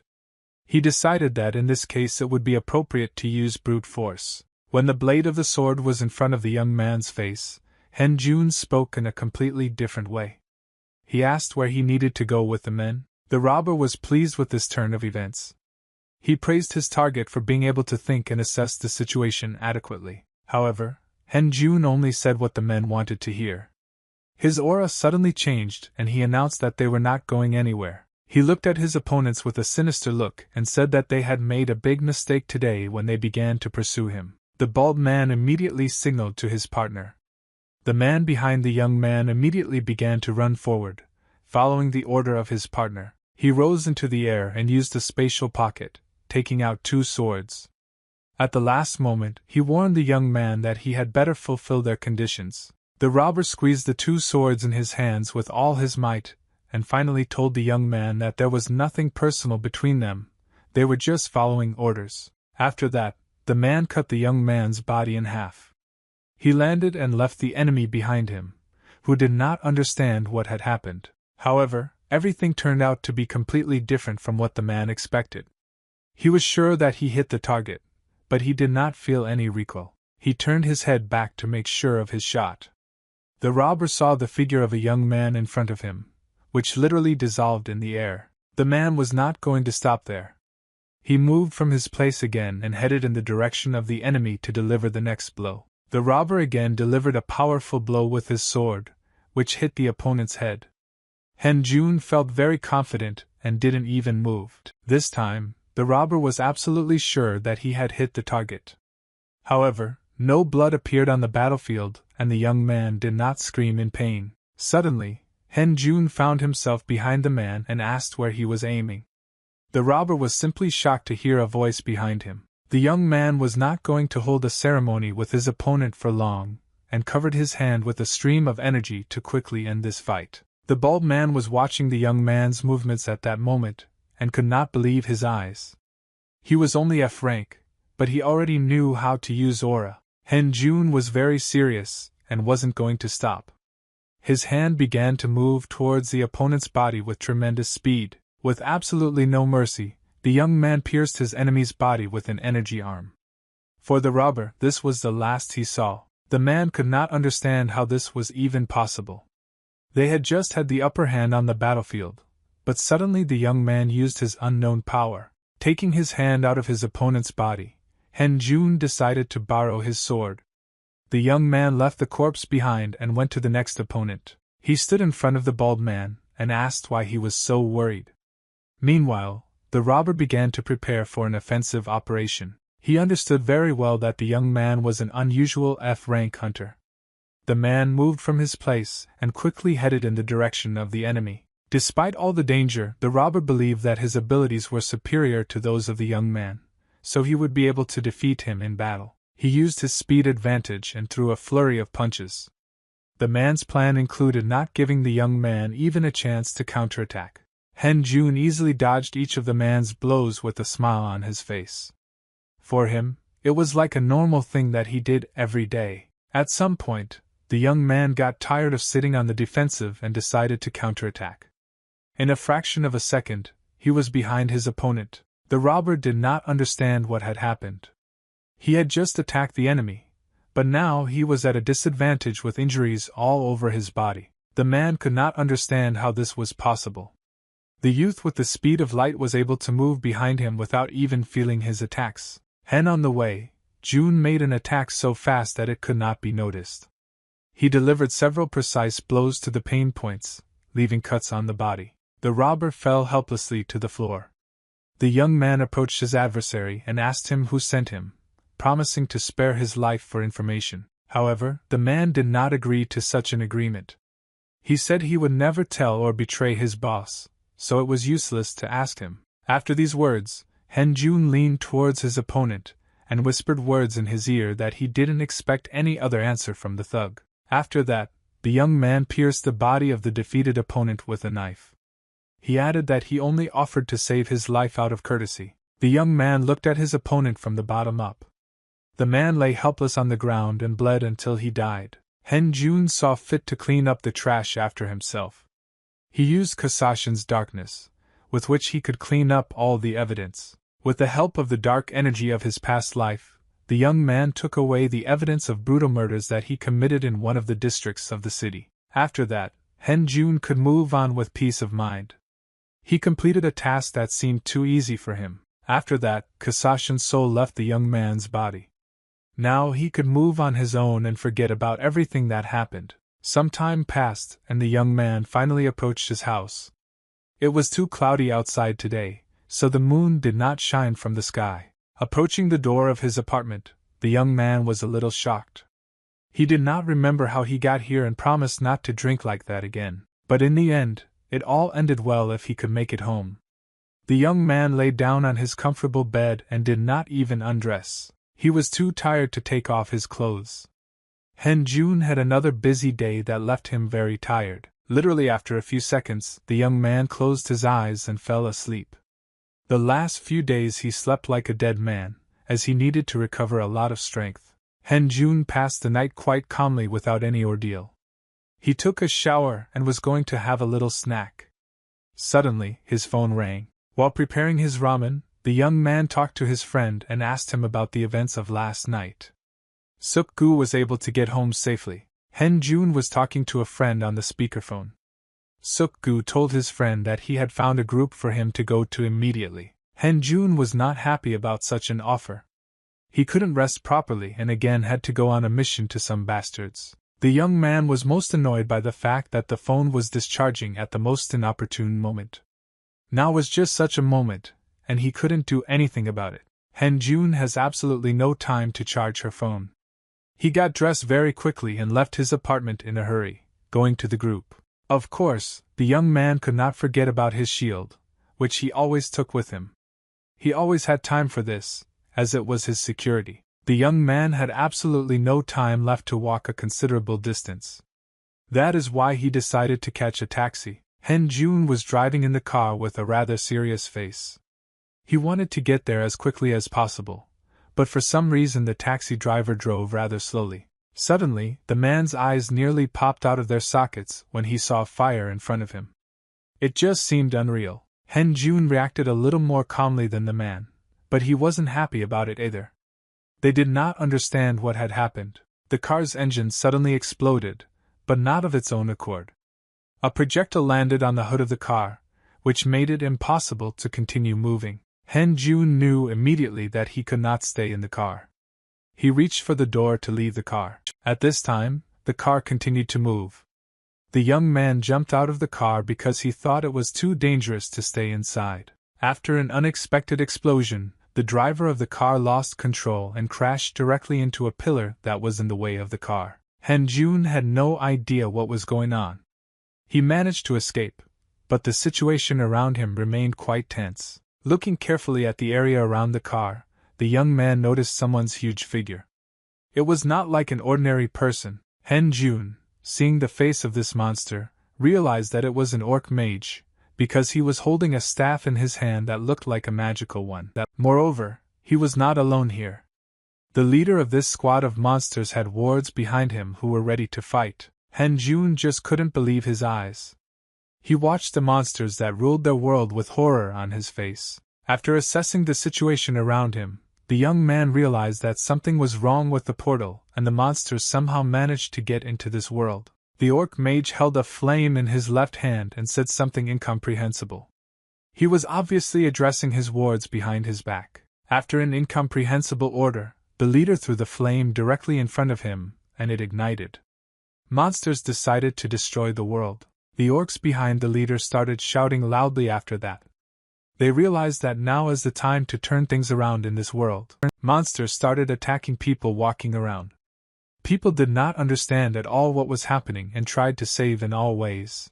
For the time being, June simply stood aside and watched the events. He was already late for the meeting, and now incomprehensible monsters appeared. People ran in different directions, and the young man remained standing in place. He decided to meet the orcs as no one had met them. June knew perfectly well that he needed to deal with the leader of the monsters, so he immediately moved from his place and headed towards the main orc. However, there were many other monsters on his way. They weren't going to just stand there and watch the young man run past them.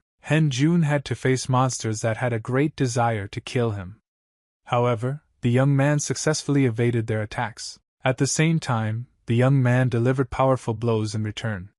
He tried to deal with the monsters as quickly as possible to get to their leader. However, it turned out not to be so easy.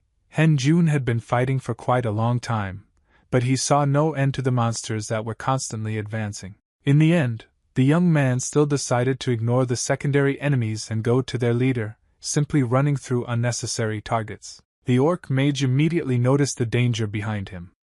He turned his head back as he could clearly see that he was about to be killed. June rose in the air and was above the orc's head. He was rapidly approaching his main goal, which he planned to finish quickly. He delivered a powerful blow with his shield in an attempt to finish off the monster. However, the orc perfectly understood the young man's intentions and blocked the blow. His staff and the young man's shield collided and stopped in place. The opponents had absolutely equal strength. No one was going to give in. However, June had a smarter head on his shoulders and put more effort into his attack, causing a powerful explosion on the battlefield. People who continued to run in different directions suddenly stopped and turned their attention to the battle. They realized that someone stood up for them. After the last encounter, the orc mage found himself lying on the ground. He could not withstand the pressure from the young man and lost their argument. Despite winning the previous fight, June was still upset. He understood that at such a pace he would definitely be late for the meeting. Suddenly, the young man heard a female voice on his right, which praised his abilities. The woman knew that the talented young man did not belong to any of the guilds. She smiled and said that the young man's abilities were too strong to be wasted, so she had some suggestion for him. June didn't understand what was going on. He looked at the woman's face and did not understand who she was and what she was talking about. The woman took out a business card from her pocket and handed it to the young man. Thus, she offered him to join the guild in which she was herself. After that, the woman said goodbye and asked to contact her. June tried to stop the interlocutor because he had several questions for her. However, the woman was not going to stay in one place for long, as she was busy. After handing over her business card, she immediately left the scene. June began to study the guild's business card carefully. This guild was called Ace and was quite popular, as the young man also knew. But now he had slightly different problems. He decided to postpone his decision to leave the guild and start fulfilling other duties. Meanwhile, a large number of people were running out of a nearby building. They were all very frightened and begged to be saved. People ran as fast as they could, covering their heads. None of them wanted to die, which was a human thing. June watched these events and did not understand how the monsters were able to get into the mall. It seemed a little strange to the young man. Despite the danger, he was in no hurry to help people. Of course, the hunters were obliged to join the battle, but June had slightly different plans. He was well aware that his strength might not be enough to defeat all the monsters. This fight was too risky for him. Then, June remembered the words of his friend who had told him about the hunter Jean Wu who had achieved a rank after returning from the dungeon. The young man perfectly understood that he also needed this rank. That is why he decided to stay at the scene, despite the danger. He wanted to kill all the monsters in order to get a rank. June assumed that the association would raise his rank if he was victorious. Having made up his mind, June went to the mall. He slowly closed the door behind him as he entered the building. After that, the young man began to study the surroundings in detail. Literally everything was not in the best condition, considering the fire. It seemed very strange to the young man that he saw absolutely no one around. He wondered if anyone was even here. He was greatly alarmed by the fact that he did not see any orcs around. Even the corpses were not on the ground, which was very strange. Looking closely at the floor, Hen Jun could see the traces of blood. It looked like someone had cleaned up their tracks. The young man tried to understand what was happening. He wondered who could do such a terrible thing to them all. While the hunter was standing still and trying to come to some conclusion, someone started approaching him from the side. A shadow appeared on the horizon. Hen Jun immediately heard some strange noises to his left and became alert. Turning his head, the young man asked who had sneaked up on him. It was a man holding his shoulder. He warned the young man that it was too dangerous here and advised him to get out of here immediately. The man sat down next to him and explained to the young man that the unexpected opening of the gate was different from those that usually happen. He assumed that someone was involved. It was at this moment that a lot of people appeared in the shopping center. They were all eagerly waiting for one guest, and finally they waited for him. Hen Jun and her husband immediately turned their attention to the people. The stranger asked those present if they were their allies. The young man replied to the man that it seems he asked a not very good question for this situation, because everything becomes clear anyway. The fighters on the opposite side began to take out weapons from their arsenal and prepared for battle. Hen Jun realized perfectly well that they were definitely not allies. The young man turned to face his potential opponents and asked them who they were and who had sent them to this mall. The men in black masks replied that the young man did not need to know this information, since his life would end very soon anyway. The injured man recognized the uninvited guests in the shopping center. He asked if they were not the special forces of the Echo Guild. The squad leader was simply shocked that they were recognized. He told his charges that these two Pokémon could not be left alive with this information. The members of the detachment understood this perfectly even without the order of their leader. After these words, they immediately moved from their seats and headed in the direction of the target. They were quite serious considering the weapons in their hands. The warriors were going to finish off the young man who was their main target right now. One of the squad members struck first with his sword, but it missed. Hen Jun was able to easily avoid the collision with the sharp blade. The partners were not going to stop there and continued to attack their enemy. The previous one was followed by the next blow, which was delivered from above. Hen Jun realized that he would not be able to avoid this blow. Therefore, Kasashin, who used his purple aura, decided to help him. Opponents were shocked that the young man was able to use aura. The order was given not to relax as their enemy proved to be stronger than they expected. The members of the special forces lined up in another position and surrounded the young man. Hen Jun found himself trapped in which his enemies tried to trap him. However, it was not a particular problem for the young man to evade the attacks of his opponents.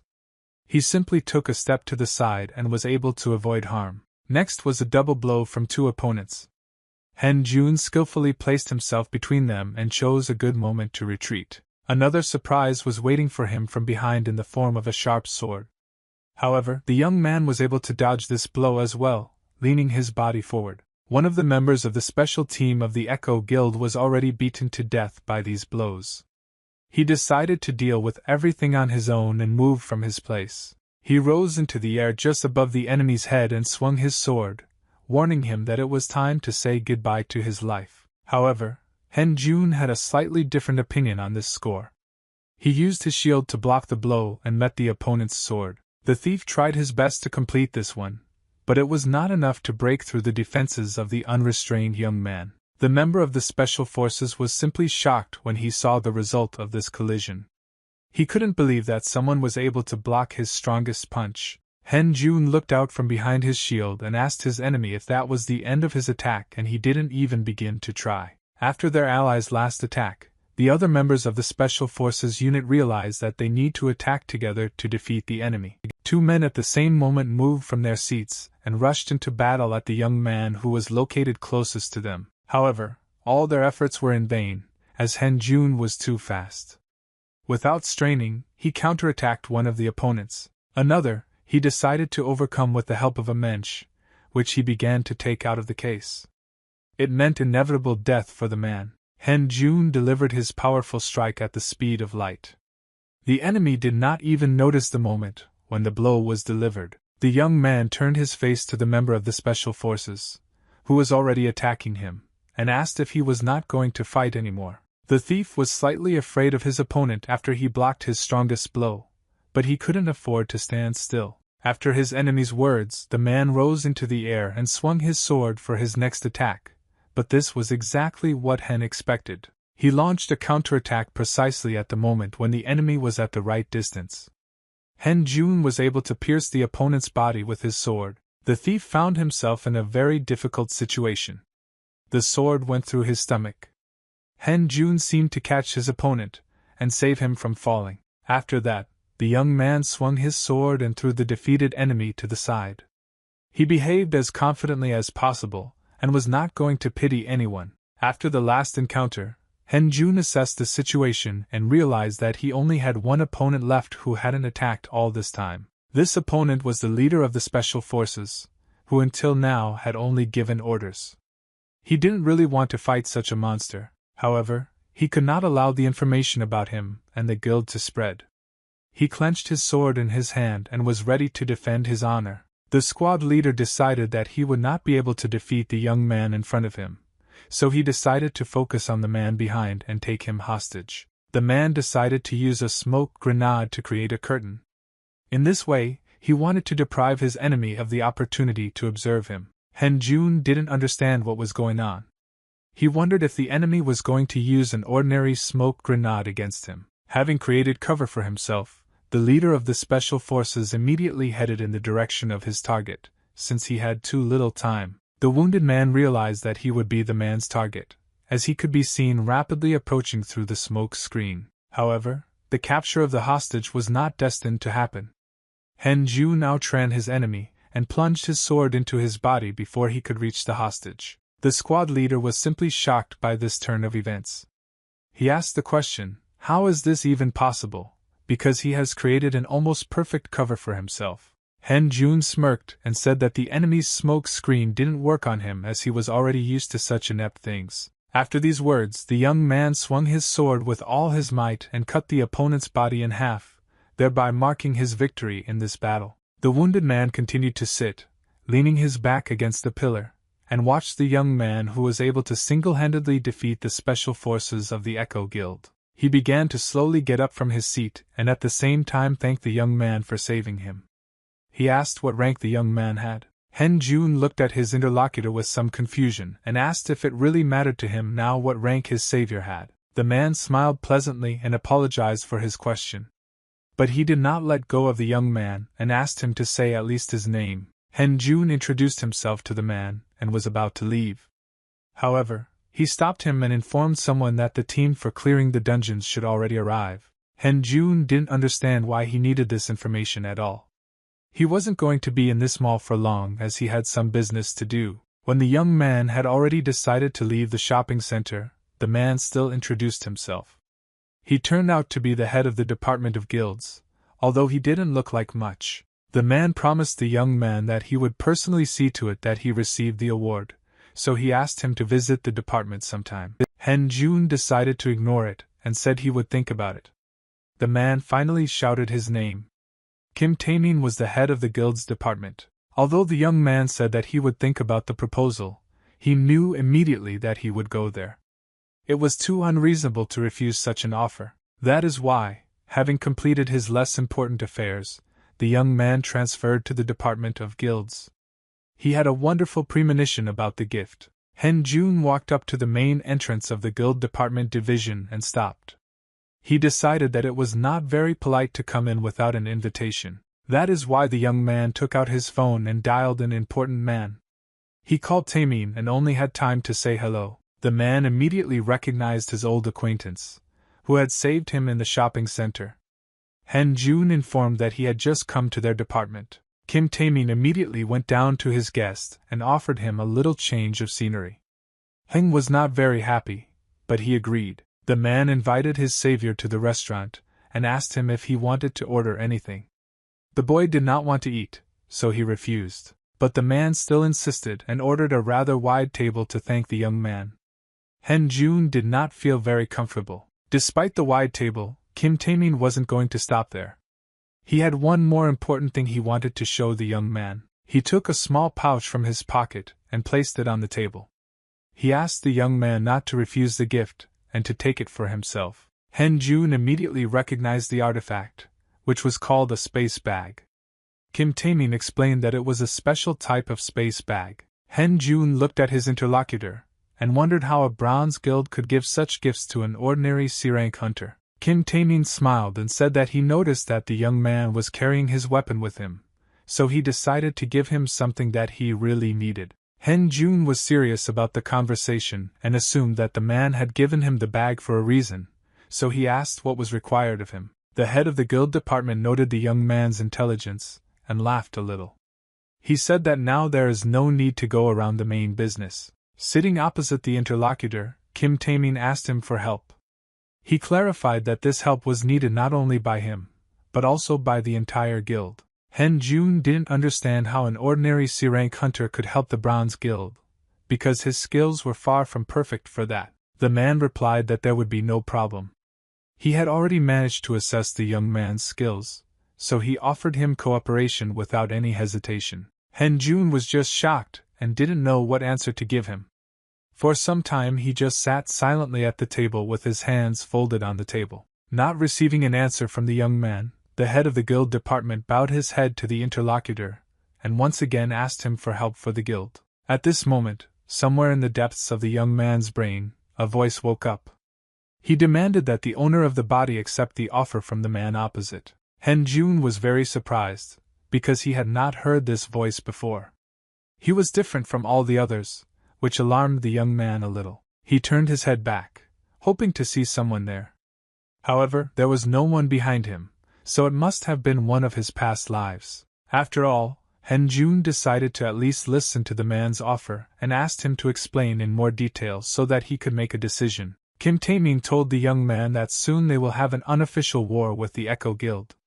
Jun wondered what the term meant exactly. The man explained to someone that the unofficial war is a battle between special forces of both guilds. It is similar to a normal war, but some conditions. Unlike classical warfare, unofficial warfare did not have judges watching the battles, so it was permissible to kill one's opponents. Someone's voice was heard again in the young man's subconscious. The Reaper, who inhabited the young man's body, continued to insist that the young man accept the offer. Jun had his own plans for this conversation and, rising from his seat, said that he was forced to refuse the offer due to his own convictions. He explained that the space bag is of course a very nice gift for him, but participating in the war is also dangerous for his life. Kim Taemin didn't even insist on this request. The young man gave a comprehensive answer to his refusal, so it was impossible to convince him. That is why the head of the guild department offered the young man protection. He said that their special forces would be able to help him at any time. It was a very profitable offer for the young man. Jun asked the man if it was too much for the guild to place such high hopes on a C-rank hunter. Kim Taemin replied that the young man was just getting purr. He also added that the guild master had already given his consent to run such a scam. After these words, a satisfied smile appeared on the young man's face. He struck out for himself the most favorable conditions that could only be imagined in this situation. Now Jun has no doubts about the offer. He put his hand on the table and said that under such conditions he was ready to accept a favorable offer. The next day Jun went to the head office of the Dungeon Association and asked to be promoted to C rank. But he was refused. The employee of the association explained that due to the large number of people who want to enter the dungeon, it is now very difficult. Then the young man asked about the high-ranking people dungeon. The woman apologized in advance and explained that in order to enter a dungeon of rank A and above, you need to have the appropriate rank or be a member of a professional group. Jun didn't get a positive answer, but he was grateful that the woman had given him an idea. He aimed to join a professional group, especially since he already had a business card from the Ace Guild. He decided that this is where they could help him get into a professional group. The young man came to the meeting place and waited for the interlocutor. Suddenly, behind him, he heard a familiar voice that greeted him with his arrival. It was the same woman who handed him a business card on the street and then disappeared.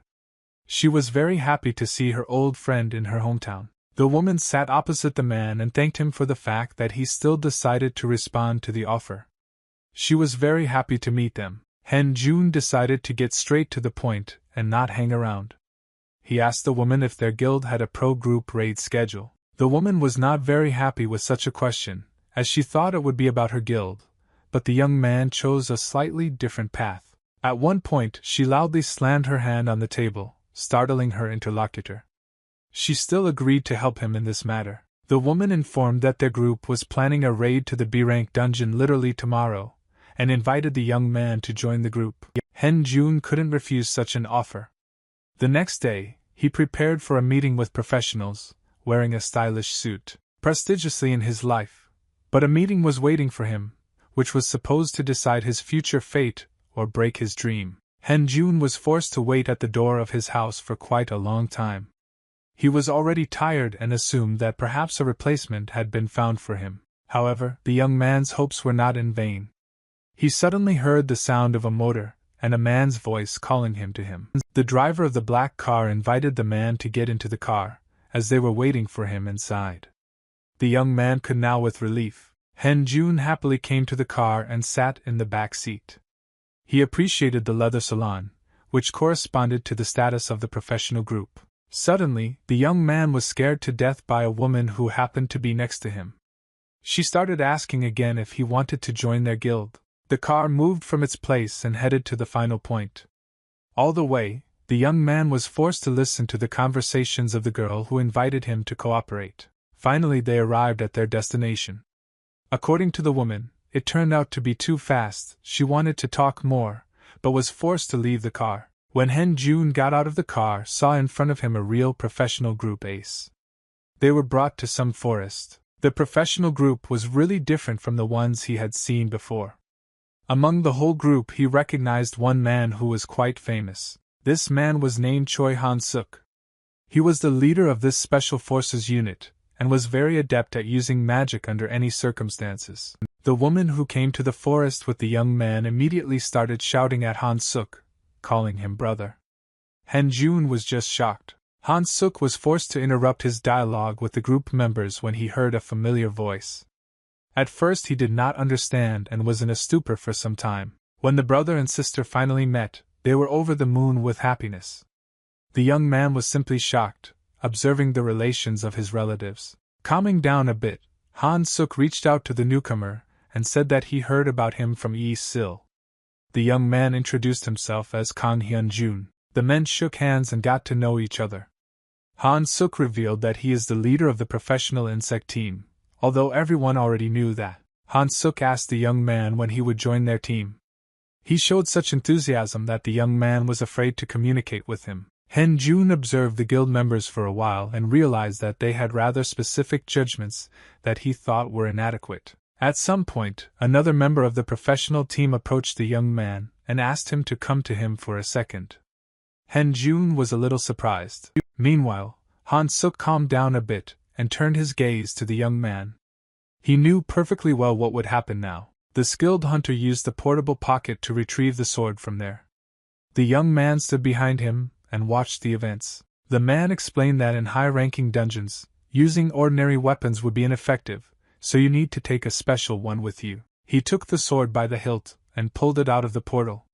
He also knew that this was the young man's first B-rank dungeon, so he needed guidance. The man handed the sword to the newcomer.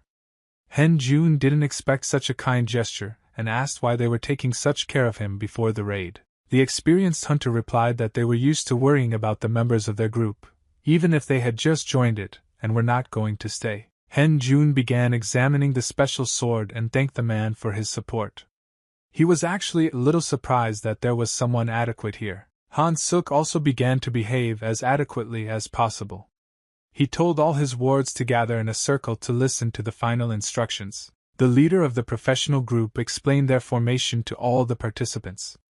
Han Jun was supposed to be at the very end and cover his back. The man also stressed that all his orders must be obeyed without question, as failure to follow orders could cost the life of a participant. Han-suk spoke the last words to his charges before opening the portal. He warned the newcomer to keep as close as possible to the rest. After these words, the man put his right hand forward and began to form a portal. A burst of light appeared in front of his palm, which continued to grow. Hen Jun observed this technique and was simply shocked by the team leader's skills. He did not even think that when he would be able to see it. Han Suk just created a portal in front of him that would take them to the dungeon. After that, the man gave the go-ahead for the team to go inside. The professional group adopted its final formation. Hen Jun was positioned behind everyone, observing the A-rank spatial magic. Ace Guild's special forces entered the B-rank dungeon. They spent some time assessing their surroundings. Han Suk asked his charges to stay close to each other, and suggested that they start with the sweeps since that was what they came here for. At that moment, fireballs appeared on the horizon, rapidly moving towards the people who had just set foot on someone else's territory. And it was the first time June had seen such monsters before him. Before that, he had only heard rumors about monsters from the spiritual realm that had considerable power. The leader of the professional group decided to enter the battle first. He used his magical aura to protect himself and the others. Using his blue magic, the man easily defeated the fire spirits that were moving towards him. It looked pretty impressive. While the group members were laughing at the use of magic singing, Han Jun couldn't believe that B-rank monsters had been defeated by a single punch from a man. However, the adventures in the dungeon did not end there. Fire monsters appeared again on the horizon, which were even more angry after the previous attack. Han Suk ordered his charges to stay in formation and now attack together since he wouldn't be able to deal with all the monsters at once. The member of the group who was located in front was the first to enter the battle. He fell on the block with his shield, deflecting the enemy's attack. The rest of the members of the professional group also did not stand still and joined the battle. They fought off the attack of the monsters with their special weapons. Meanwhile, Han Suk positioned himself behind his charges and gathered a blue stream of energy in his hand to deliver a fatal blow. At some point, the man shouted loudly and ordered his wards to beware of the next attack, advising them to disperse in different directions. After the professional team members gave way, the leader was able to use his magic and destroy the fire monsters in his path. Hen Jun didn't even have to fight. He was impressed by how coordinated the professional group acted in a difficult battle. He stood aside and watched the leader who had the strongest abilities. He didn't expect the man to be so strong. Han Suk periodically glanced towards the newbie and smiled, as if telling him that everything would be fine since their strength was incredible. One of the party members informed his companions that this dungeon was quite small, so they would be fine if they just kept moving forward. It turned out that the dungeon was not as short as it seemed. The partners moved forward and prepared for the final battle with the main boss. All this time, Hen Jun was behind the professional group and was covering his back. All that remained for him was to simply observe the events for the time being. Elsa's professional guild group had almost reached the exit of the dungeon. To the surprise of the group members, it was too quiet. In front of them was a door that was closed. It was they who were to lead them to the final boss, and after that lead them out of the dungeon. As soon as the hunters began to approach the exit, the candles that illuminated their path suddenly went out. This seemed very suspicious. Of course, the squad leader paid attention to this. He confidently strode forward and warned his charges to be extremely careful now. Han Suk's prejudices were not in vain, and the danger did not make itself wait long. An energy arrow suddenly flew out of the front door. She hit the first hunter she met on her way. He turned out to be Quan Bi, who followed the formation and was the first to be located. The members of the professional group immediately looked around and saw many evil eyes.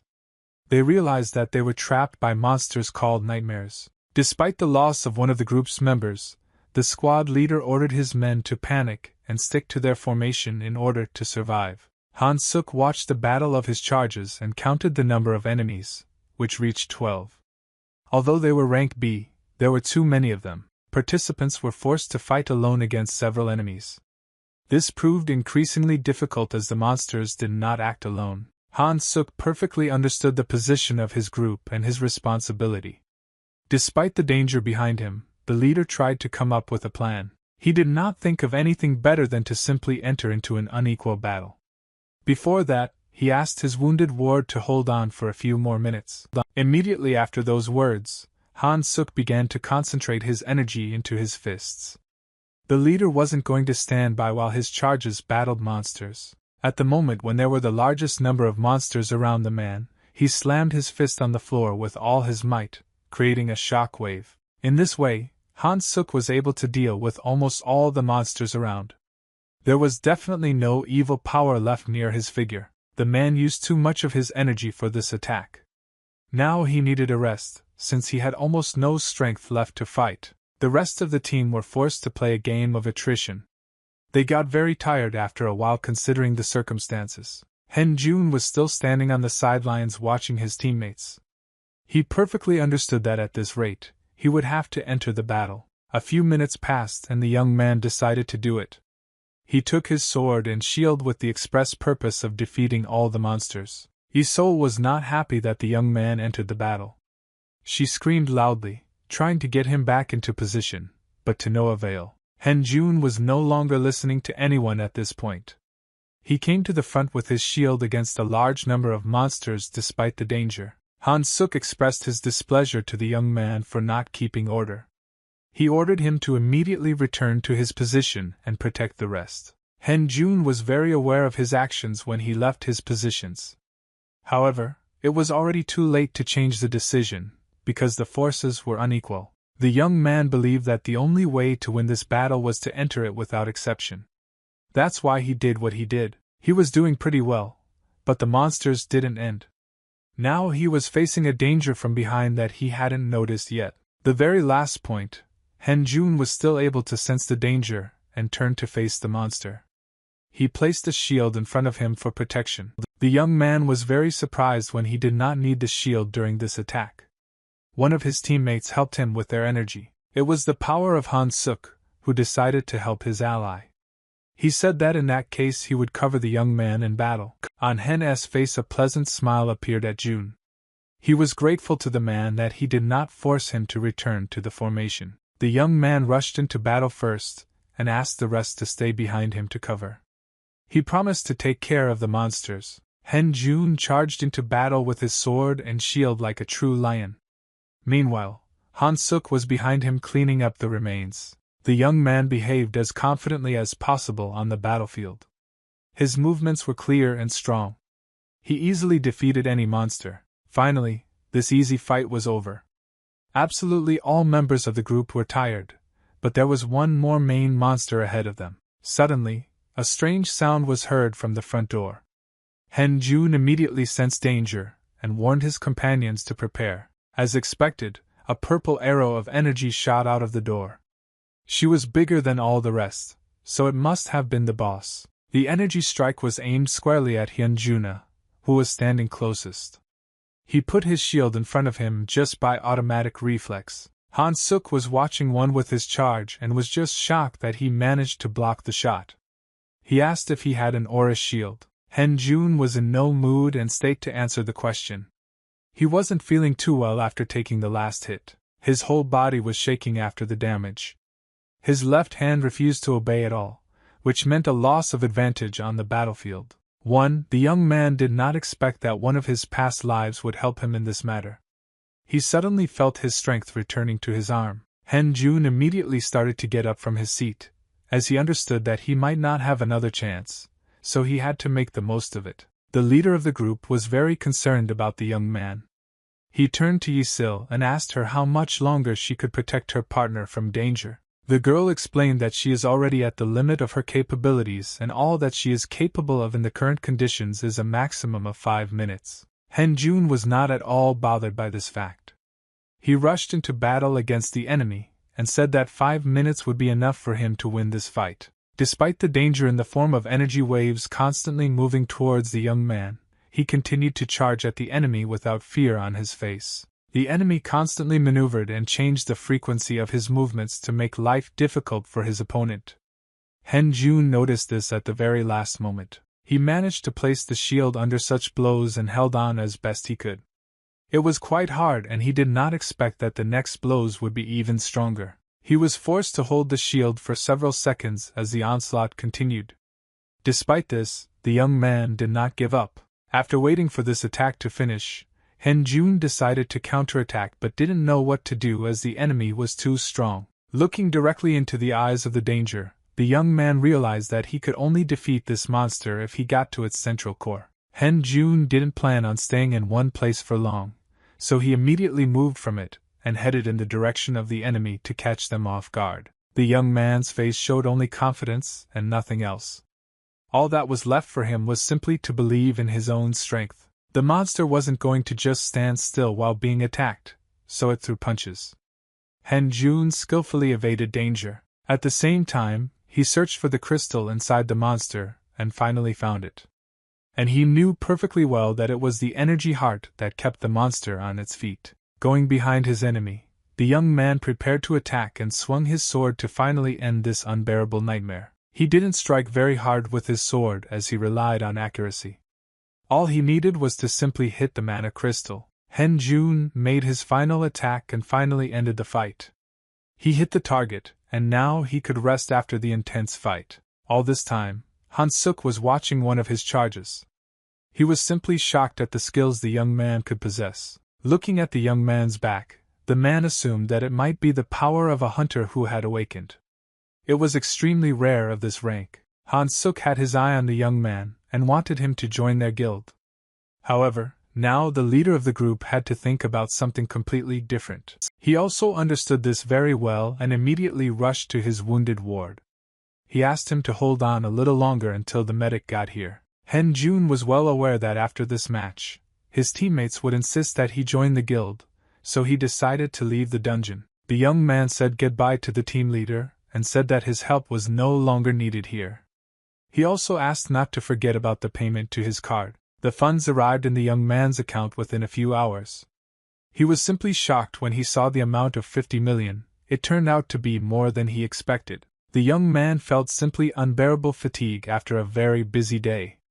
He couldn't take it anymore, and closed his eyes to get some sleep and rest. Just Han Jun was able to fall asleep when he saw a magical gate in front of him.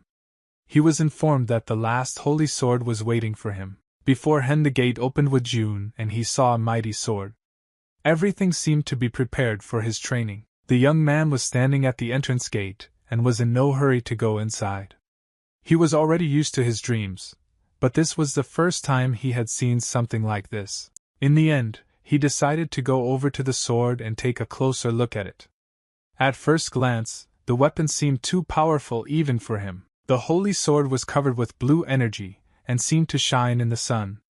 Its hilt was gilded and held a blue crystal. When Han Jun got as close as possible to the weapon, Ben heard someone's voice.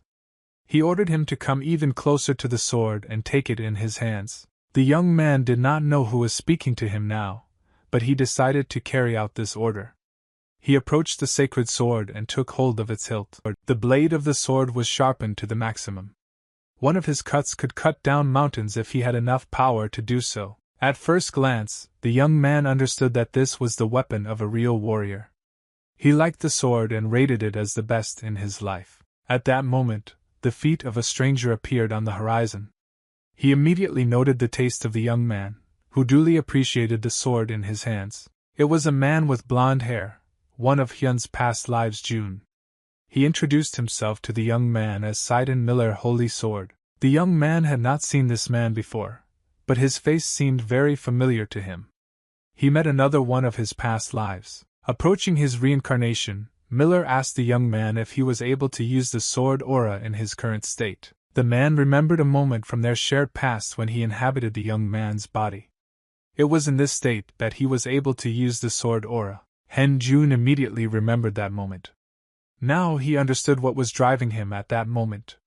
Thanks to those skills, he was able to get out alive. Miller told his reincarnation to demonstrate his skills. The young man put his sword forward and tried to direct the flow of energy. According to the master, he did quite well for the first time. He advised the young man to remember this moment, as he would need it. Han Jun stood still and watched the blade of his sword. He could feel its energy, which was somewhat similar to a shield's aura. The sensations were exactly the same, but the young man was not so good with the sword, unlike the shield he was already used to. Miller praised the young man for the work done. He said that he didn't expect Corsago to prepare their reincarnation together so well. After that, the sword saint asked his disciple to use as much energy as possible. The young man began to use the aura of the sword and emit energy. These sensations were somewhat different from the shield. The aura he felt just now was much more difficult to control than the shield. Miller understood that the young man did not have enough strength to fully show himself, so he decided to help him a little with training. The man came up behind his student and put his hand on his back. Thus, he was able to help him increase the directed flow of energy. Hen Jun was just shocked and amazed by such power. The mentor asked the young man to remember this moment and the flow of magic he used. Energy literally filled the hunter's entire body. He could feel it filling his body, but he was unable to control such power. The sword in his hands became his enemy for a while. Their auras could not coexist and pushed each other away when trying to connect. Miller was behind the young man all this time and gave him advice. He told him to accept the sword rather than push his aura away. The owner of the holy sword explained to the young man such a term as magical resonance. He added that in real life, the young man would have died a long time ago. Hen Jun was quite serious about training. He asked his mentor to repeat the previous aura once more, despite the danger. Miller was pleased with his reincarnation, who took training seriously. A satisfied smile appeared on the man's face. In the end, the Lord of the Holy Sword agreed to help the young man once more. He placed his hand on his back again and repeated the energy filling. Miller constantly observed reincarnation and realized that the past lives were indeed right. Their current reincarnation was quite persistent. Moreover, the young man even began to control the aura of the sword. For the first time, it was simply a colossal result, which is difficult to achieve. Miller turned to his student and informed him that he possessed talent and would definitely be able to master the skill of using sword aura in the future. After quite a bit of training, the sword master regained his weapon. He said that the young man can rest for now. He picked up his holy sword and told his student to watch it carefully, as he would now demonstrate his skill. The master got into a fighting stance and was preparing for a demonstration.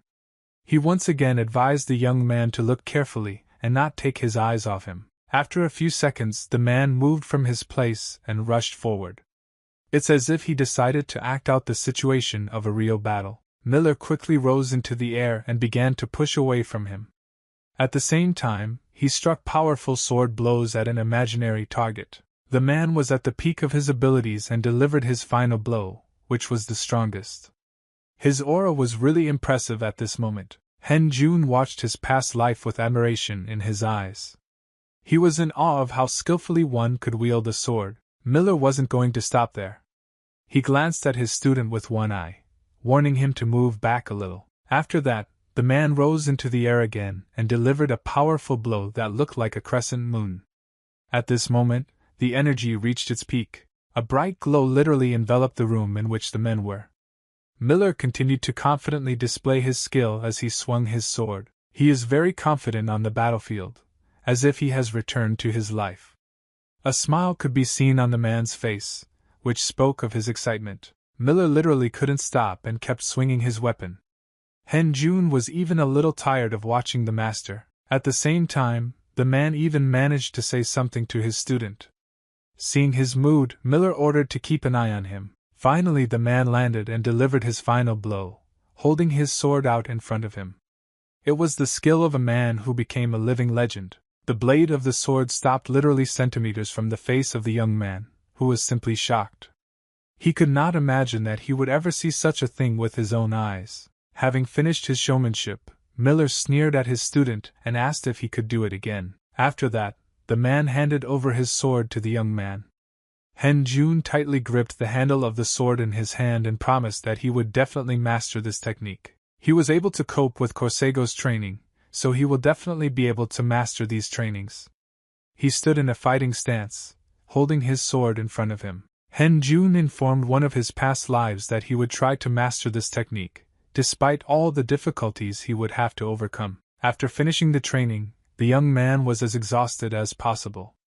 Miller praised him for the job he did and said he expected much worse. The Holy Sword Master suggested ending the training on that rather good note, as it was already time for him to leave for his headquarters. Hen Jun asked his mentor if they could meet again. The master replied that it is possible if the young man is ready for it. After that, Hen Jun headed for the door he entered the room through. The young man said goodbye to his master and went back to the real world. Having entered the door, the insect did not forget to close the door behind him. There was one more gap in the door, which sparkled with a bright glow. The light fell on the face of Sidon Miller, who was escorting his student, after whose meeting he believed that his reincarnation would be able to master everything. The morning of the next day came and Hen Jun immediately decided to travel. He decided to take a walk in the forest, because he had an important task. He confidently stepped forward and was not going to stop. He constantly thought about his dream, in which he underwent a very difficult training. Hen Jun finally reached a completely deserted place, where he was surrounded by trees, among which was a small clearing. The young man came here with only one goal: to train.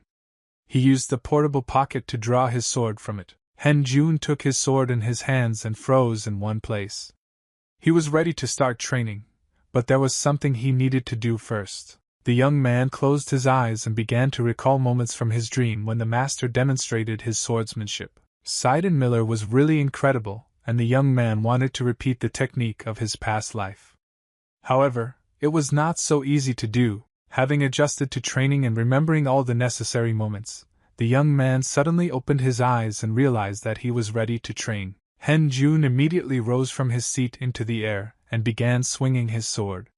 It formed a giant crescent moon that looked like Miller. The young man perfectly understood why he had to undergo all these trainings. He was constantly thinking about the unofficial war, for which he needed to master as many techniques as possible. The young man managed to repeat some of the movements of his past life, although they were a little imprecise. However, the results of the training were already felt. Hen Jun couldn't afford to give up as he vowed to become stronger. He swung the blade of his sword for the final blow. The young man was able to repeat the technique of his master, albeit imperfectly. Hen Jun didn't expect himself to be able to learn a new technique so quickly. Very soon the day of unofficial war came. Hen Jun had done his best to prepare, and now he was being driven by car to the venue. The young man was not alone in the car and asked the head of the guild department if he could assess their strength and the strength of the enemy. Kim Taemin replied that they only had 2 B-rank hunters including him. The enemy forces have a much stronger composition. The man explained that he had talked about this before. Without the help of the young man, they cannot see victory in this war, given the circumstances. Hen Jun thought about the man's words, but it was too late to retreat. It was necessary to fight with the cadres that were there. Kim Taemin added that their guild was in quite a tight spot, so almost all of their hopes were placed on the mercenary right now. When the car has almost arrived, Hen Jun said he was ready to go into battle, but he needed a change of clothes for the war. The form did not suit him very well, but there was no other choice. Moreover, the young man was alarmed by the silence that reigned around. The young man headed forward and constantly looked around. Everything looked like a performance. Hen Jun expected that the enemy might have set traps. Kim Taemin reassured the young man and said that the real war had not yet begun. He put on his mask and announced that they needed to enter the territory. Absolutely all the guild members put on their masks, except for Hen Jun. Entering the surrounding area, Kim Taemin announced that the war was about to begin. Hen Jun didn't just agree to participate in this war. He looked down at his fist and wondered if he should use the new power. The young man was not going to stand in one place for a long time, so he immediately moved from it and went into battle. Kim Taemin didn't expect this from a rookie. However, Hen Jun didn't do anything rashly. He was going to deal first with those who were sitting in the bushes and waiting for the right moment to attack. As the young man approached the forest landing, he summoned a portable pocket and began to take out a weapon from there to enter the battle not barehanded. He was very rapidly approaching the opponents who were hiding in the bushes. They did not expect that the enemy would be able to notice them so quickly. Hen Jun was in front of his opponents in a split second and slashed their bodies. The first blood was spilled on the battlefield literally in the first seconds. The young man's allies were simply shocked by his abilities. They couldn't believe that he had destroyed 2 opponents at once with just one blow. On this, Hen Jun wasn't about to stop. He rushed further into the battle and crushed the enemies on his way. Allies had high hopes for him. One of the enemies just stood and watched as his opponent defeated his allies one after the other. He appreciated the decent skill of the mercenary. However, in the man's opinion, this was not enough for victory. He raised his hand and ordered his wards to enter the battle and spare no one. This man was the leader of the Echo Guild's Special Purpose Unit. So far, He was in no hurry to join the battle, but only managed his wards. Kim Taemin immediately reacted to the gesture from the enemy. He ordered his wards to immediately enter the battle and help Hen in the battle. Members of the special forces immediately went into battle. They came to the defense of their mercenary, who was their main weapon in this unofficial war. They made every effort to postpone their defeat. Only Hen Jun could change the schedule of events on the battlefield. However, despite this, the Allies fought to the death. The fact that behind their backs was their main weapon gave them confidence. Kim Taemin wasn't going to feel sorry for anyone. He went to the breach like a tank despite the fact that their forces were unequal. Echo's guild supporters rushed to attack the mercenary. However, he turned out to be too strong for them and easily defeated his opponents. Guild's special forces leader Echo was still watching the battle from the sidelines. He didn't really like the way things were going on the battlefield. Eventually, the man decided he needed to join the fight as well. He could not rely on his wards, who could not do anything. Continuing the fight, Hen Jun noticed that the enemy commander was about to engage in battle. He understood that he needed to be dealt with immediately. Having finished his small affairs, the young man gathered the maximum amount of energy and was going to confront the leader. He was going to fight with all his might. The leader of the enemies was of the same opinion. The men got up from their seats and headed towards each other, swinging their weapons. Hen Jun took his first sword blow to the nose, but the opponent successfully avoided the collision and entered from below. He had a better position. Hen Jun expected this development, as he understood that the leader of the opponents could not be an ordinary hunter. His skills were different from the rest. Squad leader Echo noted the strength of his opponent. He had no idea that the enemies could afford to hire a young man who knew how to use aura. Hen Jun swung his sword and delivered a powerful blow to his opponent. The man successfully blocked the blow because he could not afford to lose. The first serious skirmish took place on the battlefield. The blades of the swords constantly clashed against each other, creating loud sounds. The advantage in this battle constantly passed from one war participant to another. This went on for some time and took a lot of strength from both of them. The rest of the participants in the unofficial war simply watched this battle. They didn't even get involved in the fight, since it wasn't their level. The leader of the Echo Guild's special forces felt that the enemy was stronger than him. Hen Jun had the upper hand and constantly pushed the enemy further and further back. Continuing the fight, the man turned to his charges and ordered them to continue the fight, as without a mercenary, the enemy guild was absolutely nothing. After this order, one of the supporters of the Echo Guild decided to help his commander, and used the flame he created in his right palm. After that, the hunter sent a stream of fire energy towards the young man who was currently fighting the enemy leader. Hen Jun was in time to notice the danger. He was forced to divert from his main battle to protect himself from the fire shot. The shield was able to save him. Having blocked an attack from one of the enemies, the young man remained whole and unharmed thanks to his shield. He did not understand where the blow came from. Meanwhile, the enemy leader used his advantage and went behind the enemy's back. He rose into the air and was ready to strike. The man pointed the sharp blade of his sword straight at the young fighter who was on the ground and distracted from their fight. However, despite the rather difficult situation, Hen Jun still managed to react to the danger and block the enemy's blow with his sword. When the leader of the special forces of the Guild Echo landed on the ground, he looked into the eyes of his opponent and advised him to give up because he could not win. But he also advised him to turn his head back and look at the situation. Heng decided to listen to his enemy and take the following actions. Casting his gaze behind him, the young man saw that almost all of his allies had been defeated. He didn't think it would end so quickly. The enemy leader reported that the outcome of this battle was known beforehand and advised the young man to beg for mercy, as his end was very near. Hen Jun understood very well that he was in a very difficult position. He looked directly into the eyes of his opponent and pondered over the strategy. Literally a few seconds passed and a smile appeared on the young man's face. He said that the man was right and he was really fed up with this whole war. The leader of the special forces of the Echo Guild did not expect that he would be able to come to an agreement so quickly. Then he told the young man to immediately put down his weapon. However, Hen Jun didn't mean to give up. He lulled his enemy's vigilance and delivered a surprise blow that missed the target. Having evaded the attack, the man began to get very angry. He wanted to spare the young man, but now ordered all his charges to attack the target.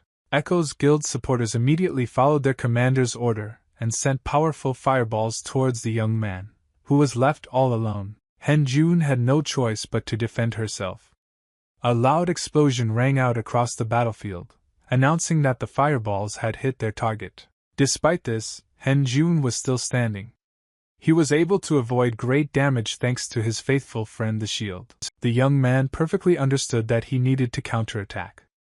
After that, he immediately moved from his place and headed in the direction of the enemies, whom he began to slaughter. Jun was literally at the limit of his abilities.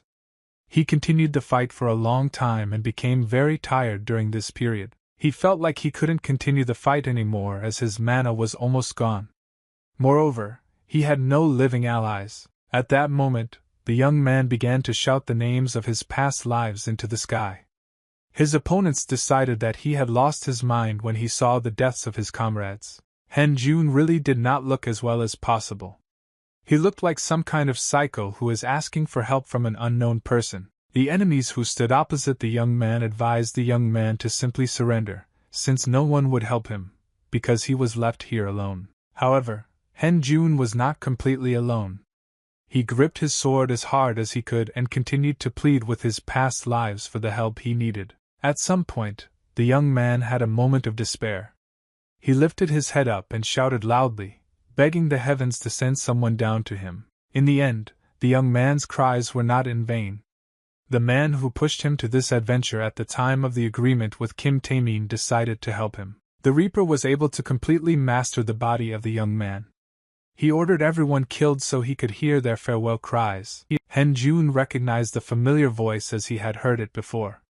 However, it was quite short, so he hardly remembered anything. Suddenly, the young man felt his body fill with energy. It can be almost completely recovered, which was simply an incredible phenomenon. Now the young man could completely change the course of events on the battlefield.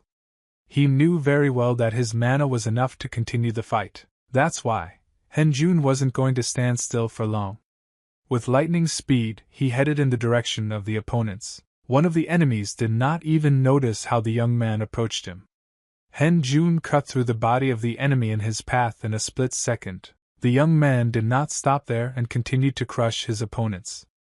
He had enough mana in reserve to end the fight quickly. Reaper was pleased with the progress on the battlefield.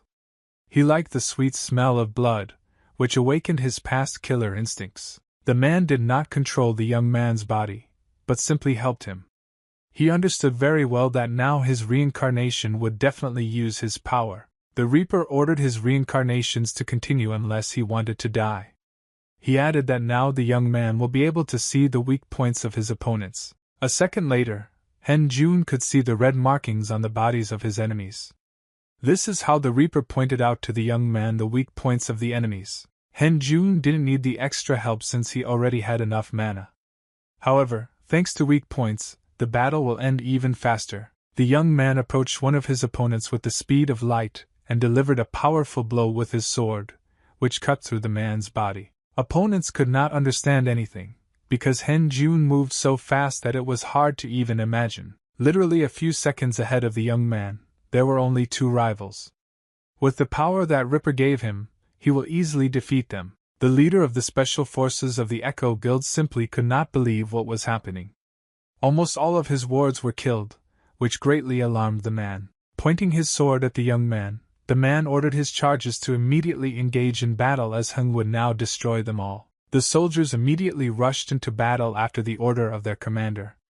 Jun hadn't expected them to be so fast. He barely managed to block the attack. Jun held the shield tightly in his hand and took the blows on it.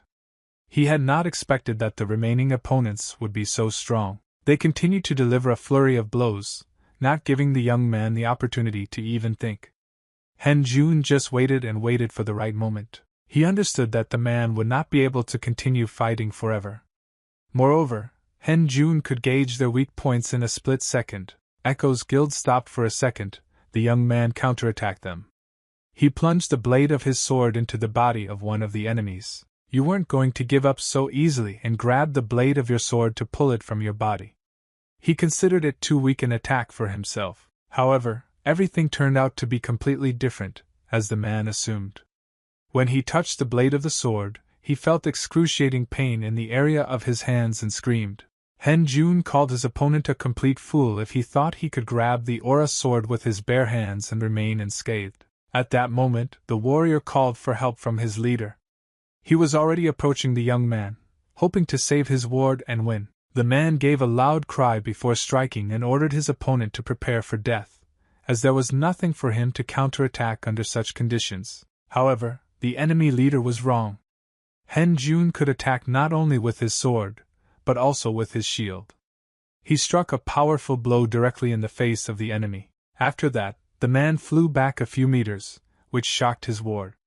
They could do nothing against their common enemy. Leader Hyun Suk could not resist the young man. His wards were shocked that his commander was taken literally from the first blow on the battlefield. Looking at the young man, the warrior realized that he was 100% higher in rank than B, as their leader could be defeated by someone like that. After this attack, Hyun Suk realized that they could not win this unofficial war. He tried to get to his feet and get out of here. However, Hen Jun couldn't let that happen. Raising his sword above his head, the young man asked the man if he really wanted to leave his guild. At this moment, a man in a hat intervened in the young man's consciousness. He told his reincarnation that he should kill everyone on the battlefield. But Hen Jun was in no rush to do so. Of course, he knew that victory in the unofficial war could be won when the enemy guild was completely destroyed. He was supposed to kill absolutely everyone on his way, but the enemy leader stopped him. The young man saw that the man in front of him had no desire to fight. Hyun Suk sat silently on the cold ground with his back against a tree. His pitiful look seemed to beg for mercy. Reaper continued to stand on her own. He asked the young man what made him stop, because he had just killed people on the battlefield with ease. Hyun Suk was very wary when he saw a serious young man in front of him.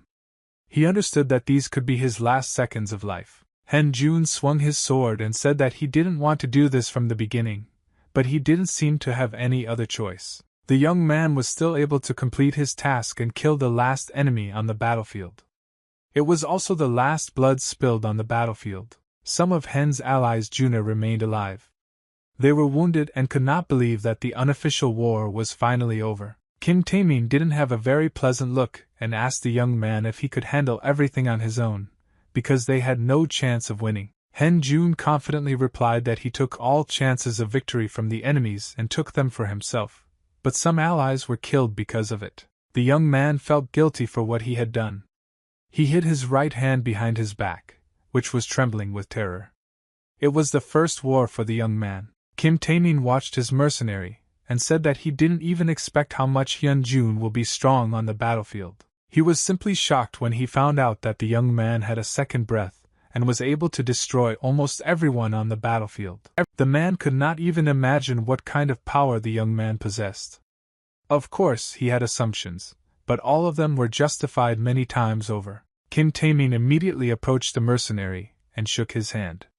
He expressed his immense gratitude to him for bringing them victory in the war. The man also asked not to worry about the victims, who were innocent, because thanks to the actions of the young man, they were able to save the lives of the rest of the people. When the war was finally over, Kim Taemin informed the young man that he could now transfer the payment to him. He asked to check his account. Hen Jun immediately took out his phone and thanked him for earlier.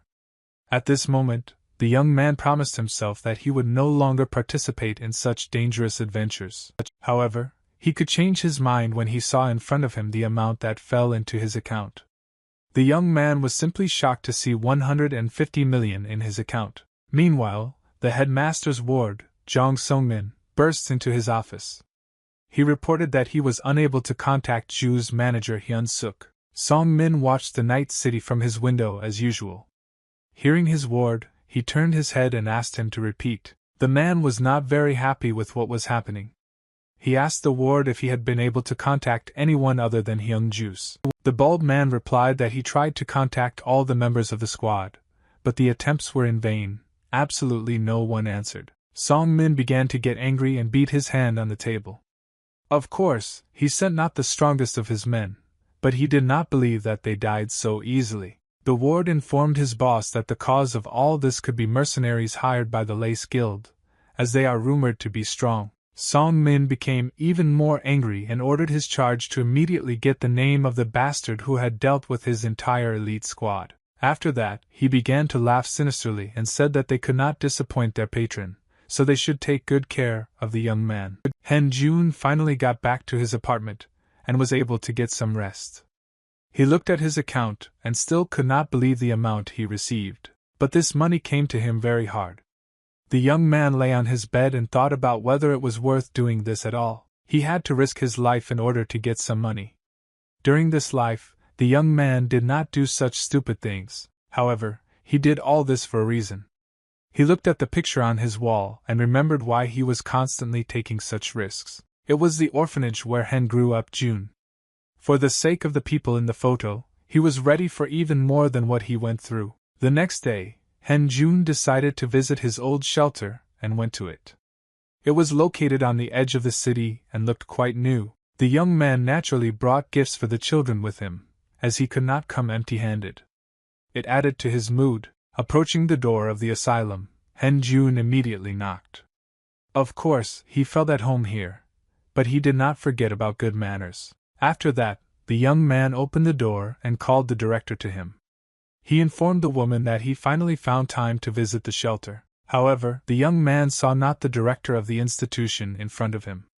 In front of him was a beautiful girl who was his old acquaintance. Hen Jun immediately recognized Seoji Nunu, whom I have not seen for a very long time.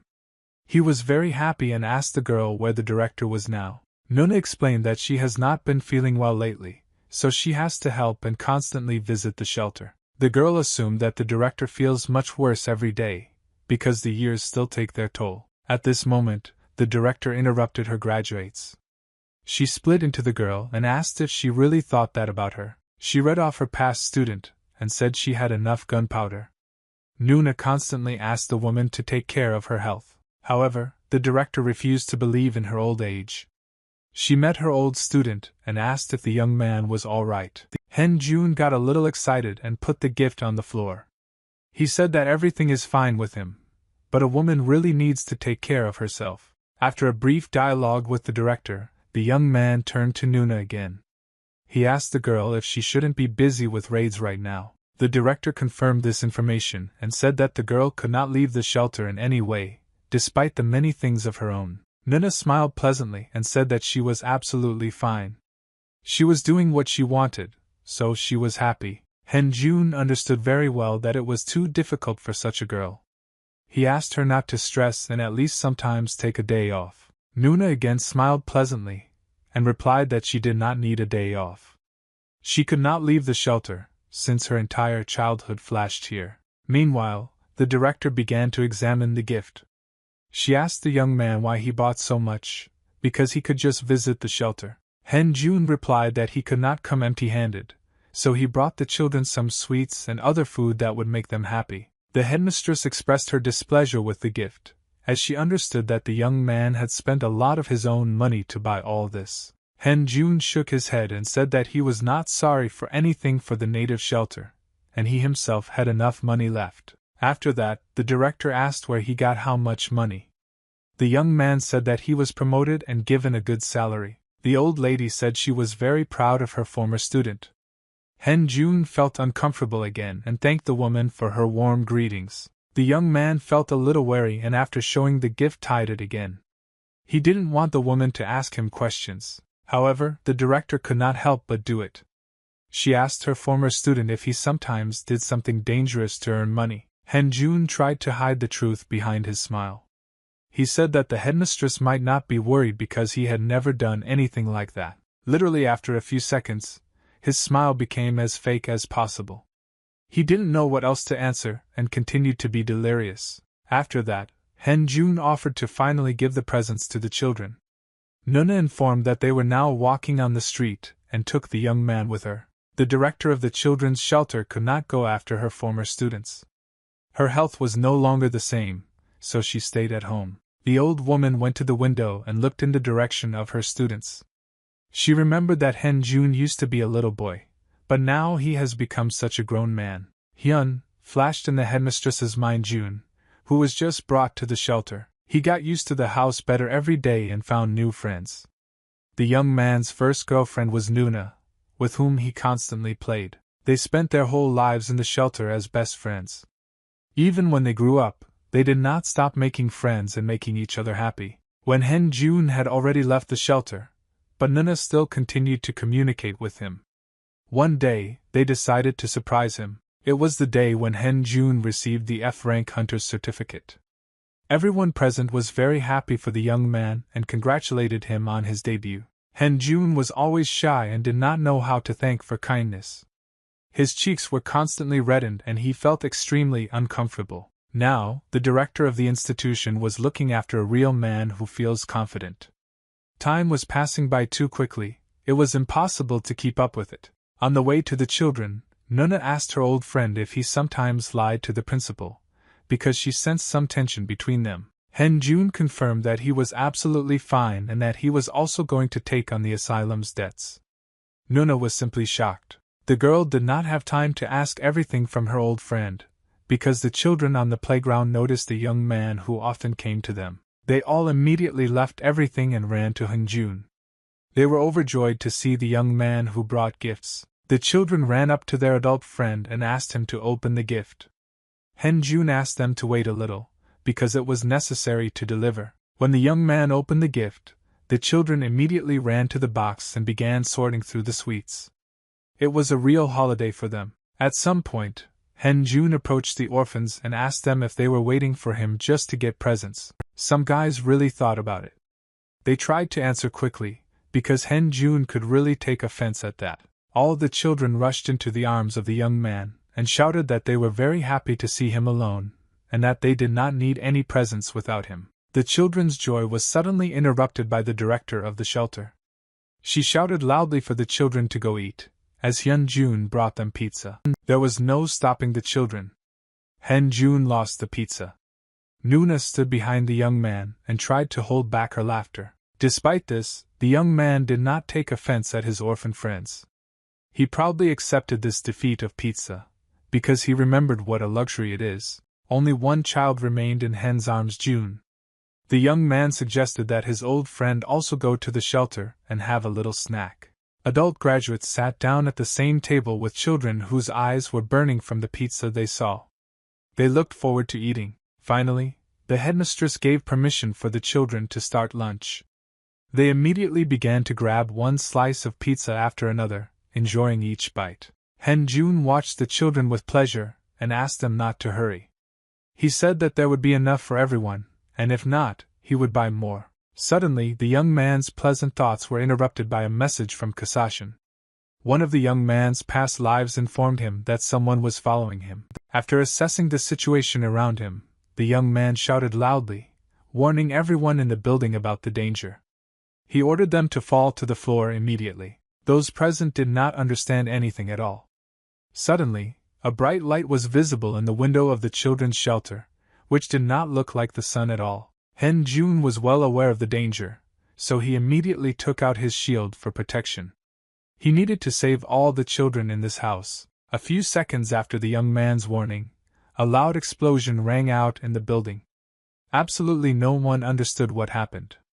It was very scary. After a loud explosion, a smoke screen was formed in the children's shelter. Absolutely no one could be seen through it. Hyun's figure could be seen. June. He was able to protect some of the building with his shield. However, after such an explosion, his B-rank shield was not in the best condition.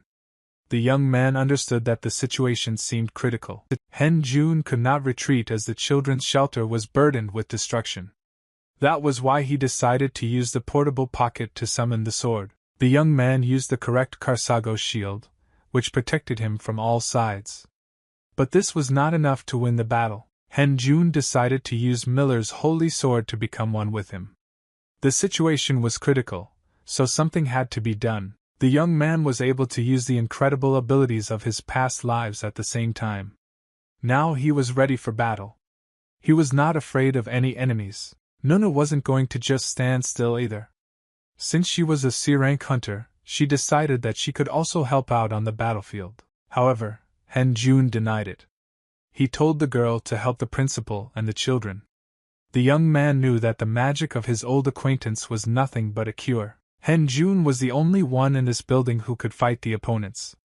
All the responsibility fell on his shoulders. He could not lose this match. Meanwhile, the enemies have already penetrated the children's shelter. They saw how the young man used the aura and did not believe that the rumors were really true. One of the warriors admitted that he was wrong, as he thought the intelligence corps had simply gone mad. But the C-rank youth had indeed proved to be strong. Jun found himself in a very difficult position after a while. In front of him were 20 opponents who were ready to kill him at any moment. The leader of this special squad immediately turned to the young man and told him that he had chosen the wrong opponent, as their boss would grind him to powder. Jun continued to just stand there and look into his opponent's eyes. He said he didn't care what they said. He placed the shield closer to his body and said that he was ready to fight all of them at the same time, despite the superiority of the opponents. The leader of the enemies was absolutely not against this development of events. After the young man's words, he shouted loudly, ordering his wards to join the battle. The squad of assassins immediately began to carry out their leader's order. They used all their capabilities to destroy the enemy. The warriors were not going to stop their onslaught for a second.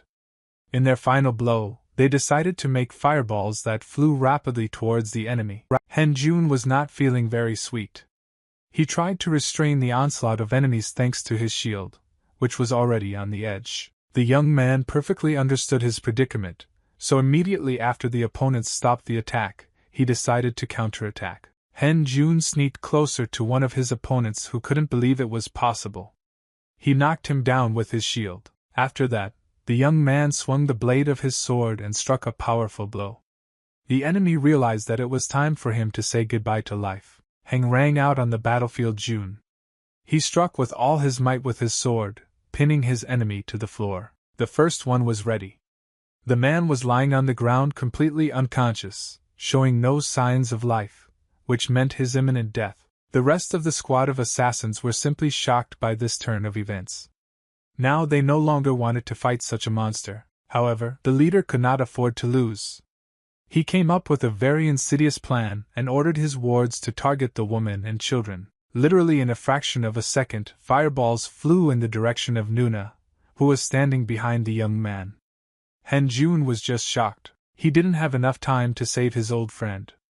The young man understood that he needed to come up with a completely different plan. Noticing that he is by no means keeping up, Jun decided to throw his shield to the girl's aid, only to be blocked by a fireball. Nuna has already begun to say goodbye to life together with the girl in her arms. However, the young man's shield made it just in time and blocked the enemy's attack. The leader of the special forces only laughed at the young man and said that he had chosen the wrong path, as now he would have to fight without a shield. After that, the man ordered his charges to attack this misfit again, as he was weakened and would not be able to block their blows. Jun also understood this very well, so he decided to attack first. He quickly rose from his place and began to cut down all the enemies in his path. Without a shield it was certainly more difficult for him, but there was no other choice. The young man successfully used his aura advantage to cover the sword. Literally after a few seconds, almost half of the opponents were lying on the floor. Jun was able to defeat them with his swordsmanship. Despite his advantage, the young man did not feel very well. His face looked very tired, on which there were small cuts. Also, injuries appeared all over his body. The lack of a shield nevertheless made itself felt, and the enemies managed to injure their opponent. Jun felt pretty determined, but he still had enough mana. He needed to change his battle strategy a bit. He assessed the situation in front of him and counted the number of enemies. There were 11 of them left. The young man believed that such a number was beyond his power in his current state. Jun decided to go to extremes because there was no other choice. He began to scream loudly, calling for help from one of his past lives. He decided to harness the power of the Ripper and give him his body completely to help him save the asylum and everyone in it. The man's bloodthirsty personality awakened, and absolutely all the enemies opposite were covered with bloody threads that wrapped their bodies. The soldiers were simply shocked and did not understand what was happening. Meanwhile, Jun prepared for his final attack. Having successfully used the advantage on the battlefield, the young man began to cut the bodies of immobile opponents who could not do anything about this situation. However, Hen Jun could not continue the fight for long. Even the Reaper couldn't help him, and he fell to his knees. The enemy of letters understood this immediately. He ordered his wards to attack the enemy again.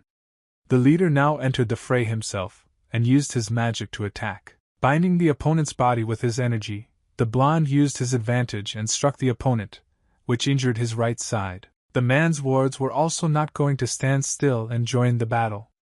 They were constantly swinging their weapons trying to hit the target. After a few minutes, Hen Jun was not feeling well. He received several more injuries and was left almost without a mother. This caused the young man to be unable to stand on his feet. He began to fall limply to the floor as his strength literally left his body. Hen Jun landed on the floor of the orphanage with a loud thud. His body turned out to be completely motionless and disobeyed him. Nuna immediately noticed that her friend had fainted. At that moment, she decided to help him and went to help the wounded young man. When the girl ran to her old friend, she put his head in her lap and began to heal. She couldn't let him die. Nuna used her maximum energy to heal Hyung Jun. She perfectly understood that if he died, the rest would die too. Despite all the girl's efforts, her magic did not work. Hen Jun lay unconscious and showed no signs of life. Nuna tried to exert even more effort with each passing second, but it was all in vain. The young man remained lying unconscious on the floor. Hen Jun had never felt so weak in his life. He felt incredibly dizzy in his head, as if he was falling into an abyss. The last thing the young man saw in front of him was the blurred face of his old friend Nuna, who screamed loudly and begged him not to die. After the young man lost consciousness, he heard someone's voice again in his mind. He found himself in front of the gate, and assumed that his past life had called him again. Hen Jun immediately went to the gate in front of him and opened it. He wanted to find something that would help him win. Opening the door, the young man felt a colossal gust of wind along with blood. He had to cover his face so the blood wouldn't get on him. Just in front of him, the young man saw a colossal number of victims, all piled up in one pile. Together they formed a huge mountain. On the top of this mountain sat a man in military gear. He greeted his reincarnation and said that he had arrived just in time. Hen Jun didn't understand where the voice was coming from at first, but then he looked up and saw a man sitting on a mountain of corpses. The young man's past life presented itself as dancing. The man said that he was the one who failed to protect everyone and lost everything. He looked at the young man with a serious look and said that he did not want him to repeat his fate.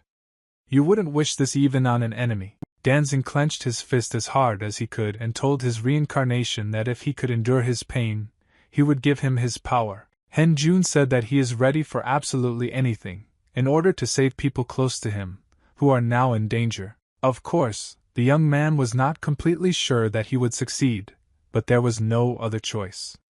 He gathered all his strength in his fist. After that, Hen Jun raised his eyes and said that Danzing could start his trial already as he had too little time. The man reassured the young man and said that time does not mean anything here, so he can relax.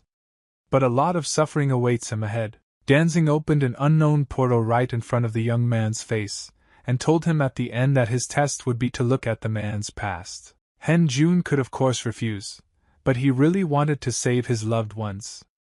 He agreed to endure the man's pain and reached out to the portal. Literally after a fraction of a second, the young man found himself in a very good place.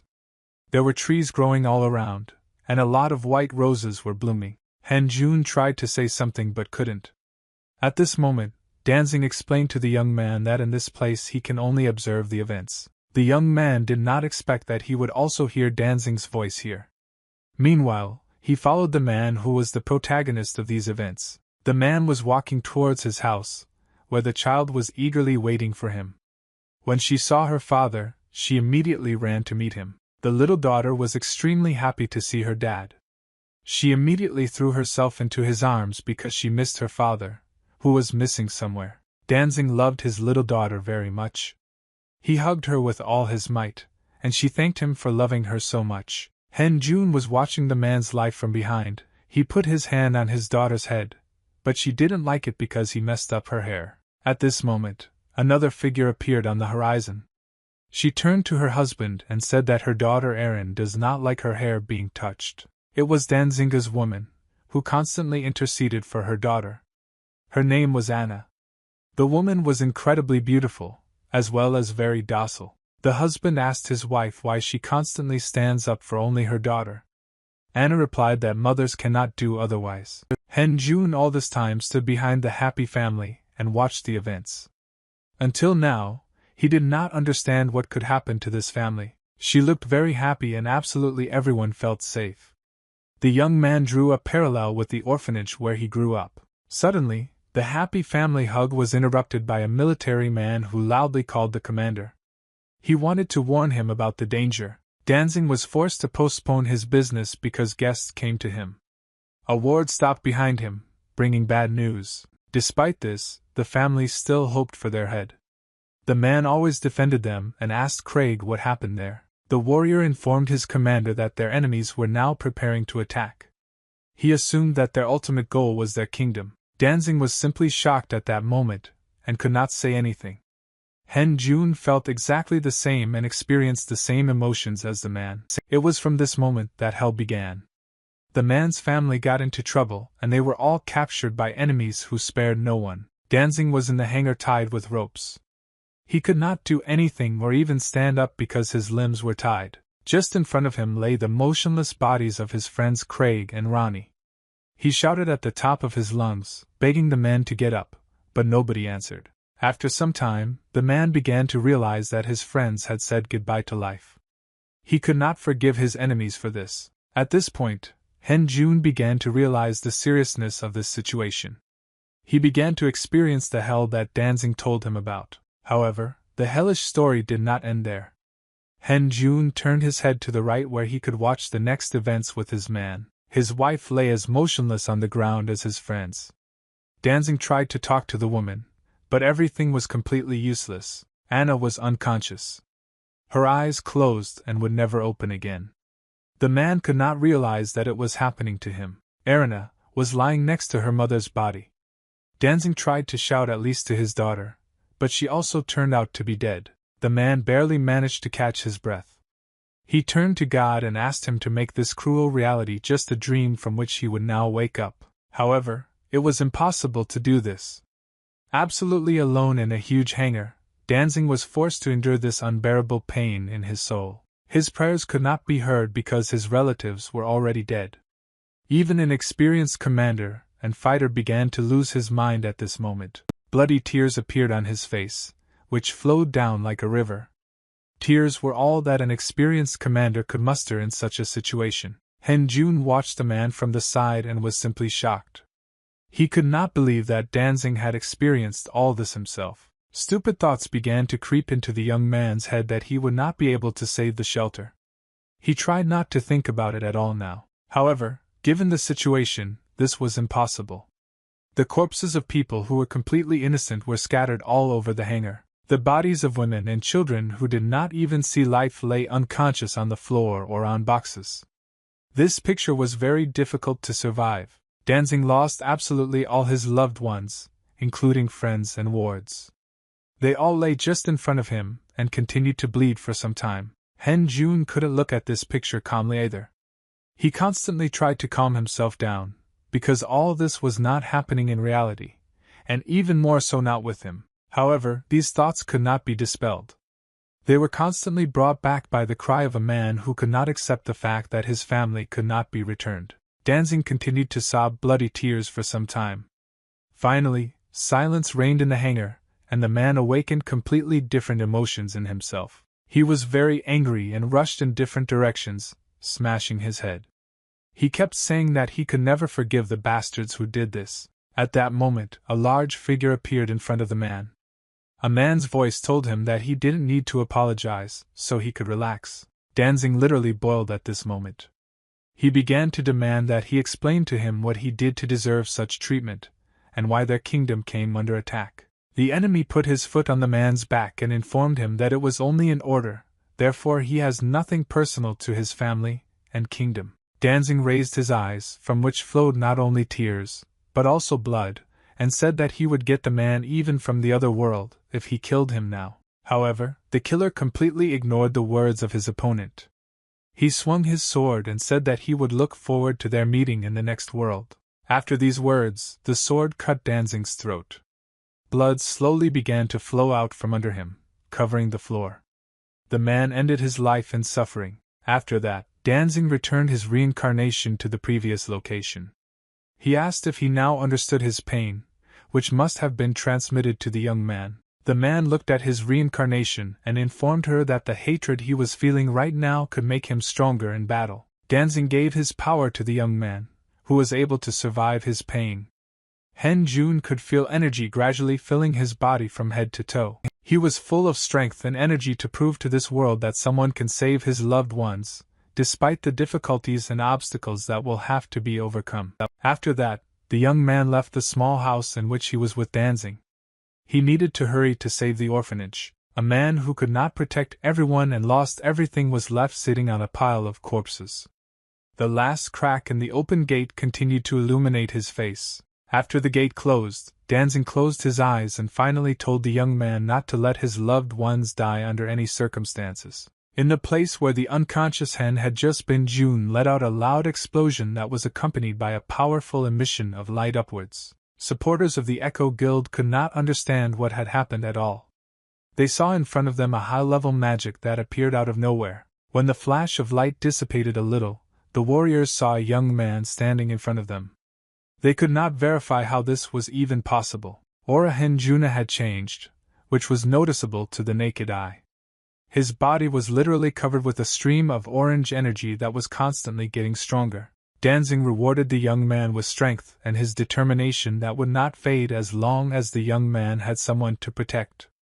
Henjuna was overflowing with strength. Also, the power of his sword did not disappear anywhere. Sidon Miller gave Yannick his power that protected his sword from any damage. The enemies were shocked that the young man was alive at all. They thought he was already in the other world, but he survived. He was called a monster. After this nickname, a sinister smile appeared on the young man's face. He really liked the way one of his opponents had just called him. Then, Hen Jun really decided to use the power of the monster, and covered the space with the bloodthirsty blood vessels of the Reaper, which literally enveloped the entire room. Opponents could not do anything and did not move. Meanwhile, the young man rushed towards the enemies and began to cut them without mercy. He did it so quickly that some men did not even notice how they were mortally wounded. All they saw were flashes of light. Hen Jun warned his opponents not to even think about saving themselves, as their lives would end after this battle. One of Echo's guild supporters shouted loudly and ordered the young man to shut up, as he talks a lot for an ordinary corpse. After that, there was a general order from the commander to use all his abilities to destroy the enemy. The fighters gathered in one pile. Hen Jun decided not to interfere with their attack and simply watched sidelong as the warriors bustled about and gathered all their energy in one spot. After some time, a loud explosion rang out on the battlefield. The partners directed all their strength to one point, where their common enemy was located. They thought that now only ashes would remain after the young man. However, Hen Jun was not so simple. He was able to stand up after this attack. The leader of the special unit was simply shocked. He couldn't believe that the young man was able to survive high-level magic with such a weak body. And of course, Jun felt wounded, but he wasn't going to give up. Opponents understand that this young man is much stronger than they were even told. After this attack, Hen Jun began to create a stream of lightning energy around him. Opponents stood opposite and did not know what to expect. Hen Jun was in no rush. He slowly removed his outer clothing in the form of a blouse, which was torn from the last encounter. After that, the young man raised his confident eyes and looked at the enemies, telling them to start digging their own graves. Right after his words, Hen Jun got up from his seat and started slashing his opponents. All they saw before them were flashes of light. The young man moved so fast that it was difficult to notice him. All that was left for the warriors was to just wave their swords blindly. However, even this tactic did not help against Han Jun. He quickly made his way through the first column of opponents, and found himself at its other end. The leader of the Special Purpose Unit began to get very angry. He did not understand what his wards were doing and ordered the magicians to immediately attack the young man. The fighters immediately listened to their leader and began to form streams in their hands to attack the young man in front of them. Hen Jun was perfectly aware of the danger, so he immediately moved from his seat. He was able to dodge the energy blasts that were directed at him. After that, Hen Jun decided to attack the leader of this squad. In a split second he was right in front of the man he had struck. The young man gave his enemy a sinister look and asked him if he was going to just stand by while the others fought. The squad leader replied that he did not even hope for such a thing. After his words, he began to emit more energy, which he concentrated in the area of his sword. Hen Jun could perfectly sense that the onslaught from the enemy was increasing. The man was not going to retreat, but on the contrary only increased his strength. The young man was already at the limit of his abilities, and his enemy, on the contrary, was only increasing his power. Hen Jun saw danger approaching. He did not have time to react to the blow, which was delivered by the enemy as unexpectedly as possible. It was a sword uppercut that was hard to spot. After that hit, Hen Jun couldn't hold back on his feet any longer. He began to fall to the floor again and looked at the girl in front of him. Nuna began to cry at that moment, as she realized that her friend might not survive another coma. The young man apologized to his girlfriend for earlier. However, remembering the words of Danzing, the young man suddenly gained strength and began to get to his feet. He could not afford to lose this match. Very unexpected, Hen Jun jumped up from the floor where he had just been lying and launched a powerful sword strike that he dodged at the very last moment. However, it was only a bait for the enemy. After the previous blow, Hen Jun charged the next one, putting the maximum amount of his power into it. The leader of the enemy squad was simply shocked by this turn of events. The sword was knocked out of his hands, so he was no longer able to block the enemy's attacks. His sword landed on the floor just as Hen Jun pierced his body. The leader was defeated, and the young man triumphed on the battlefield. After such a severe injury, the man could not remain unharmed. He loudly began to cough up blood, spitting out a huge amount of liquid. Despite his condition, the man could still speak and informed the young man that their patron would still not leave him alone, so he should not even hope. Hen Jun decided to listen to the last words of his opponent, who repeated again that the young man had chosen the wrong opponent to test his strength. When he was tired of listening to this nonsense, Hen Jun simply cut his opponent's body in half. Before that, he said that they chose the wrong opponent. The young man's whole body was covered in blood after the fight. He could finally rest after the leader of the enemy squad was defeated by him. However, on his way, Hen Jun encountered a couple more opponents who were trying to hide from him. They were at the end of the room and were shaking with fear. When the young man began to approach these men, they began to beg for mercy. The soldiers looked as insignificant as possible. Tears even appeared on their faces. Hen Jun continued to stride confidently forward with his bloody sword in hand. He asked his enemies why he should spare them. After that, the young man added that their actions cannot be justified because they wanted to kill not only him, but also innocent children and a woman. Swinging his sword, Hen Jun dealt a fatal blow to both men, who fell to the floor. The last blood was spilled on the battlefield. After that, the young man could definitely rest. A pleasant smile appeared on his face, and he informed Nunu that they were now safe. However, the young man was now in danger. He suddenly lost consciousness and fell to the floor, dropping his sword next to a pool of blood. Hen Jun was unconscious for some time and finally began to regain consciousness.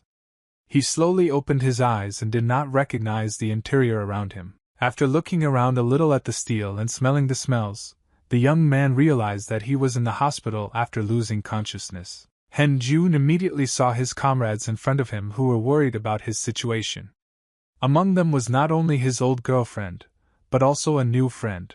The young man expected that Nuna would come with him to the hospital, but he did not expect that Kim Taemin would also be there. The man immediately bowed his head to the young man and apologized for not having time to help him. He constantly wanted to please the hero who saved their guild. Hen Jun immediately understood that talking to her husband was inevitable. That is why he asked Nuna to bring water so that she would not hear anything. Of course, the girl agreed and the men were left alone. Kim Taemin began to speak much more quietly and informed the young man that he would leave his guard with him. The man decided to do it out of safety and added that most of the hospital was now guarded by their guild's warriors so that the young man would not be attacked again. Hen Jun thanked the man for such a gesture, but he was worried about something else. He asked to tell what happened during his shutdown. Kim Tae-min said that the police came to the scene and questioned Nuna.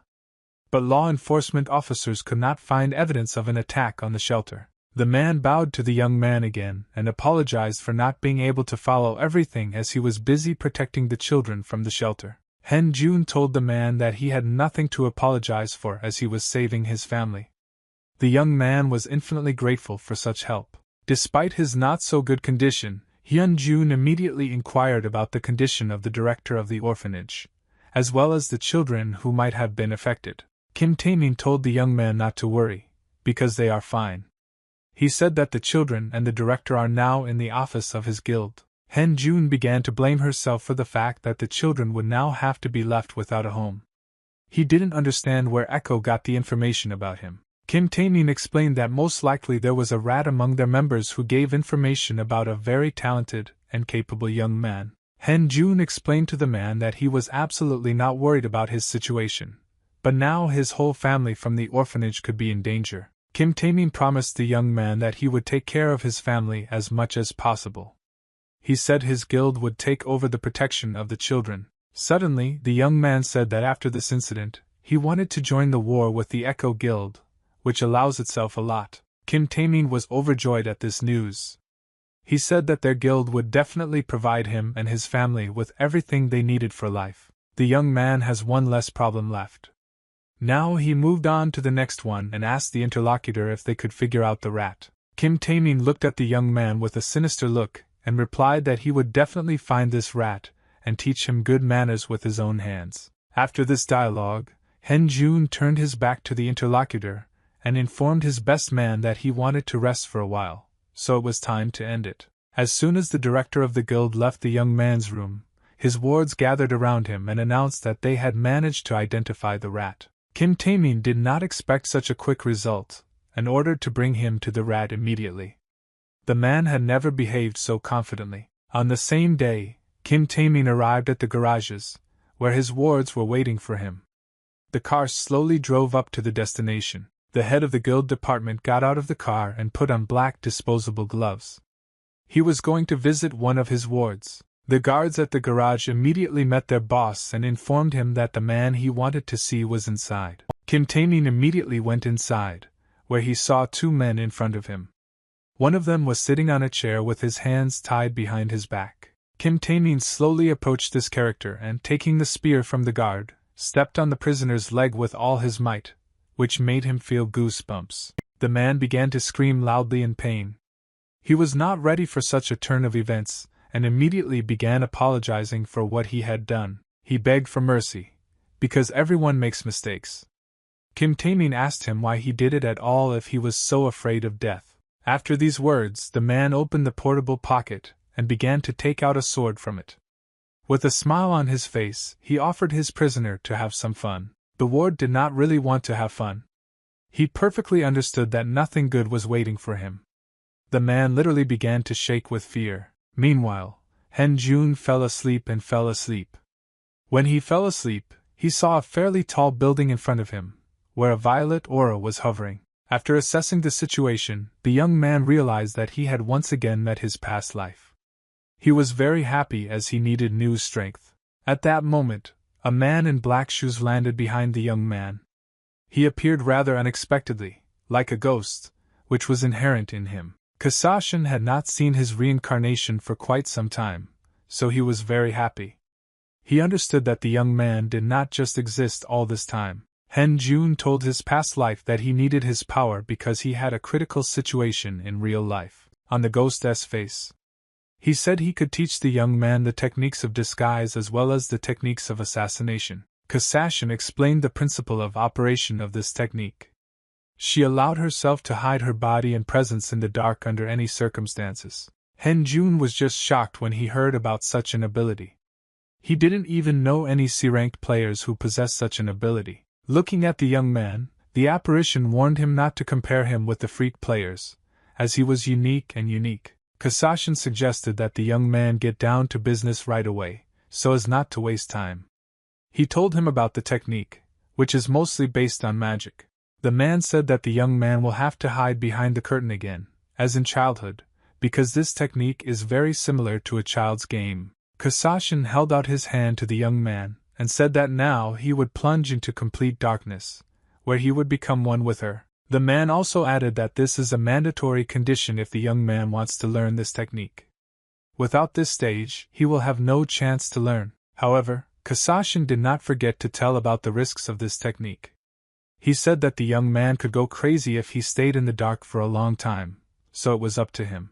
Jun replied that he had no way back. He had already decided everything for himself, so he told his past life to start immediately. Kasashin began to act immediately after the young man's words. Carrying his body into the darkness, the man wished him good luck at the end, and how difficult it would be. Literally after a few seconds, the young man found himself in complete darkness. He looked around and saw absolutely nothing but complete darkness. At first, he felt quite comfortable in these conditions, and even laughed at the words that you could go crazy this way. Some time passed, and the young man did not behave so confidently. He turned his head in different directions, trying to understand where he was. Drops of sweat appeared on his face from the experience. He did not understand how long he was in the dark, because he had absolutely nothing. Jun was really starting to go a little crazy.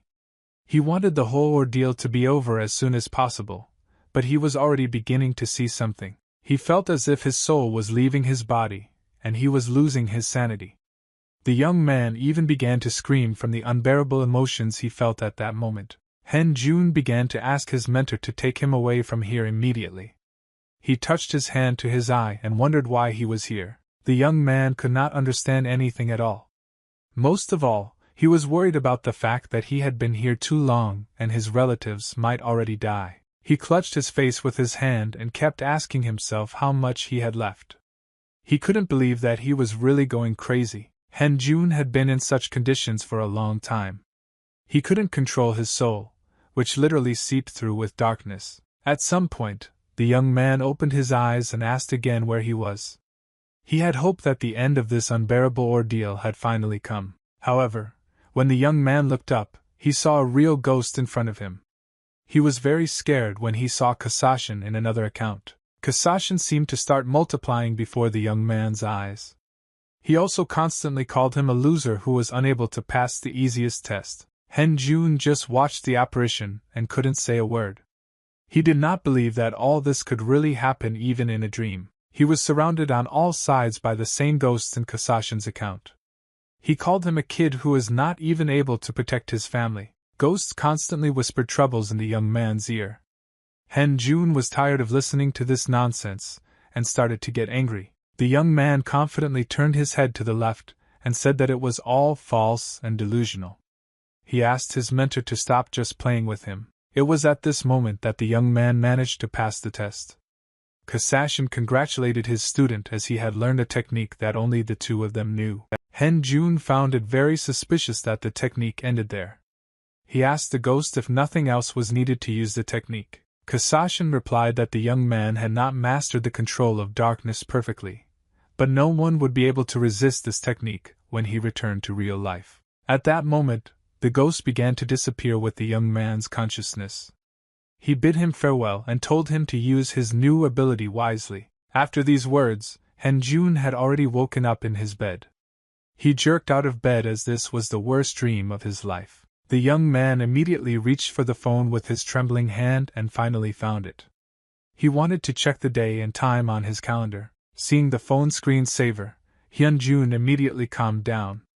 Not even half a day had passed, but in his dream everything lasted as if for several years. Suddenly, his thoughts were interrupted by visitors in the hospital. A man's voice knocked on the door and asked to come in to see the patient. Of course, Jun couldn't help but let the head of the Lays Guild come to him. He asked the man if he had forgotten something to tell him that he had returned. Kim Taemin smiled pleasantly, and replied that he came back for a slightly different reason. He reported that he managed to identify and punish the spy. Jun couldn't believe it was possible so quickly. Not even half a day passed, and the guild was able to find a rat in its ranks. Then, the young man asked the man if he knew what the Echo Guild was doing now. The director announced that they were preparing for the next wave of attack. Kim Tae-min told the young man about his plan, which required them to gather all of their hunters who are currently on the sweep to confront the enemy. However, Han-jun was against such an idea. He began to dress and said that he was not going to sit idly by. Kim Tae-min tried to stop the patient. The Echo headquarters. In his opinion, it was too difficult even for a warrior like Han-jun. The young man smiled pleasantly and reassured his interlocutor. Putting on his gauntlets, he said he was just going to take care of the enemy soldiers. Before going on a deadly mission, Han-jun made a request to her husband. He asked him to take care of his family. Under the leadership of the knight, the young man went to the main office of the Echo Guild. It was quite cloudy outside, so the moon almost did not illuminate the city. Han-jun walked up to the huge structure and was shocked by its size. He hadn't expected Echo's office to look like this much. Unlike yesterday, now the young man had an advantage. He possessed the assassin's skill and could hide his body and presence in darkness. As long as this darkness was with the young man, he could not worry about physical attacks at all. He was a ghost and a man at the same time. The longer the young man looked at the structure in front of him, the more his eyes filled with malice. He couldn't wait to start his mission. Looking up at the structure once more, Han-jun said that tonight would be the last night for the Echo Guild in this world. In the Echo Guild office, the guards looked at the sky and it seemed rather cloudy to them. One of the guards told his colleague to calm down his wild fantasies, as the sky was quite ordinary. He advised him to focus on security. However, the man was worried that someone might break into them. His colleague reassured him again, informing him that there was a magical barrier around the building. After these words, the guard calmed down a little. However, at this very moment, danger caught them off guard, cutting the body of another guard. The man was simply shocked by this turn of events. He began to draw his weapon and call for help to deal with the danger. Han-jun couldn't let that happen.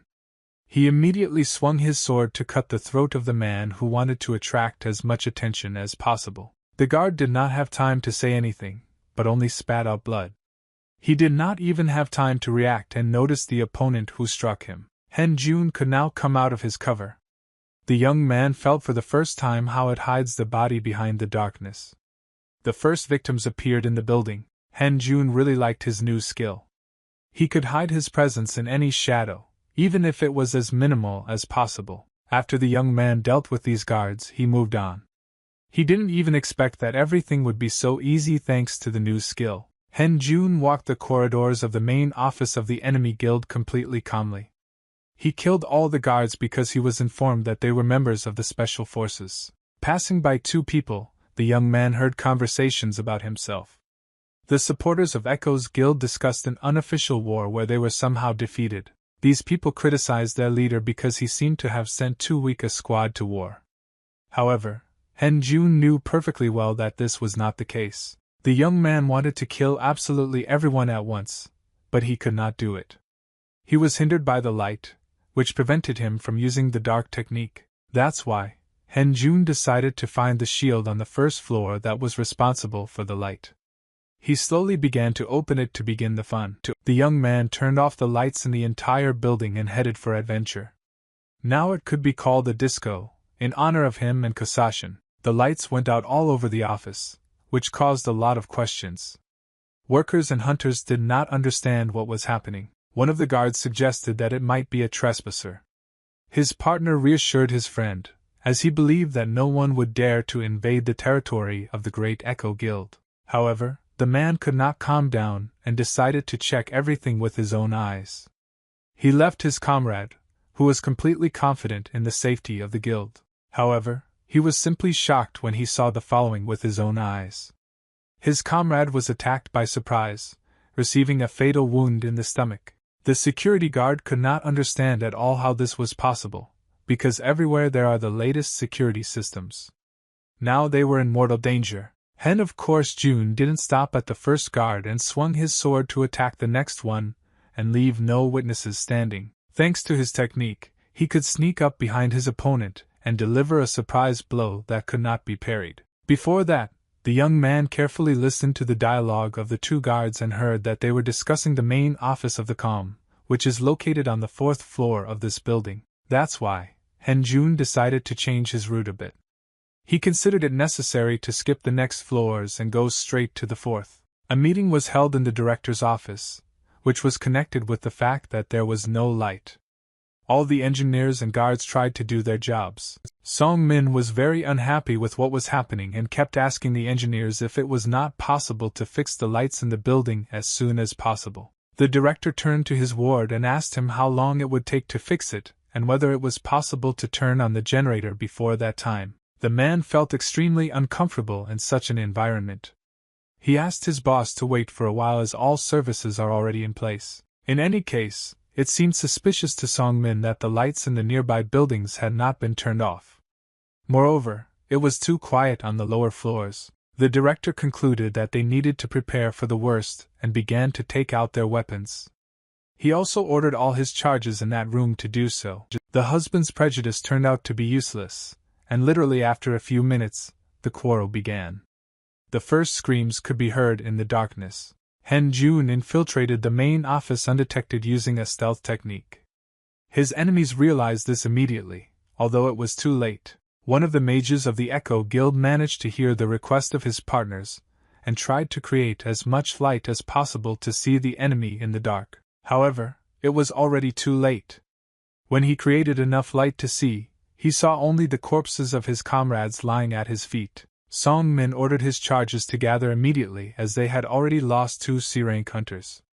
It was necessary to determine the location of the enemy. It seemed very suspicious to the man that he did not even notice how they entered.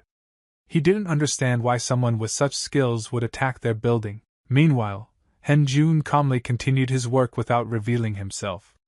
He constantly changed his location, always remaining in the shadows. When he heard the shouts of one of the men, he realized that it was the chief of staff of the enemy's special forces, but because of the magic he could not see him. Then the young man decided to first take care of the magician, who was already tired of his light.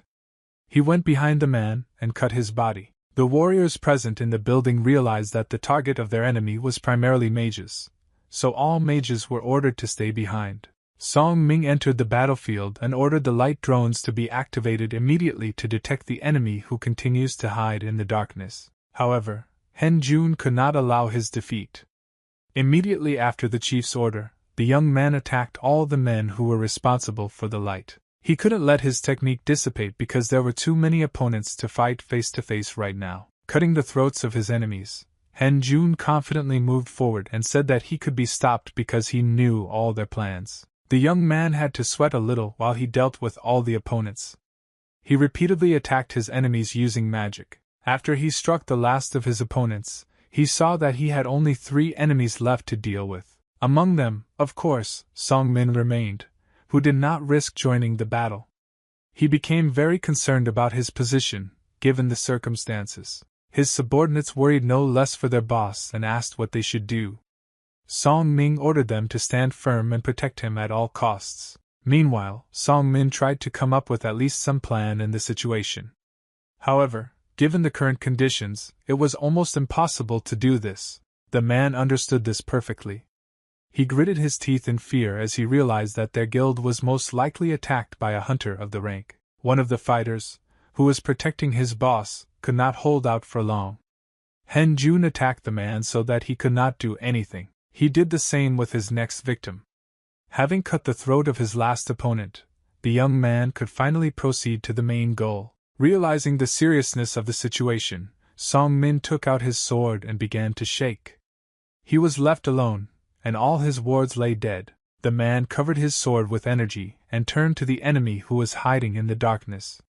He ordered him to leave immediately if he had the courage. Song Min decided not to wait long and attack blindly, as there was no other choice.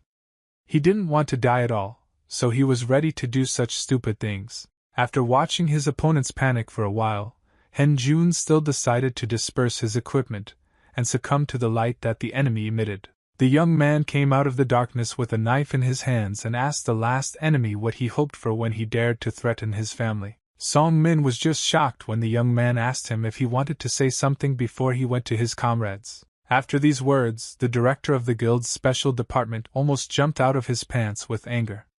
He understood that absolutely everything was with their guild by Jun.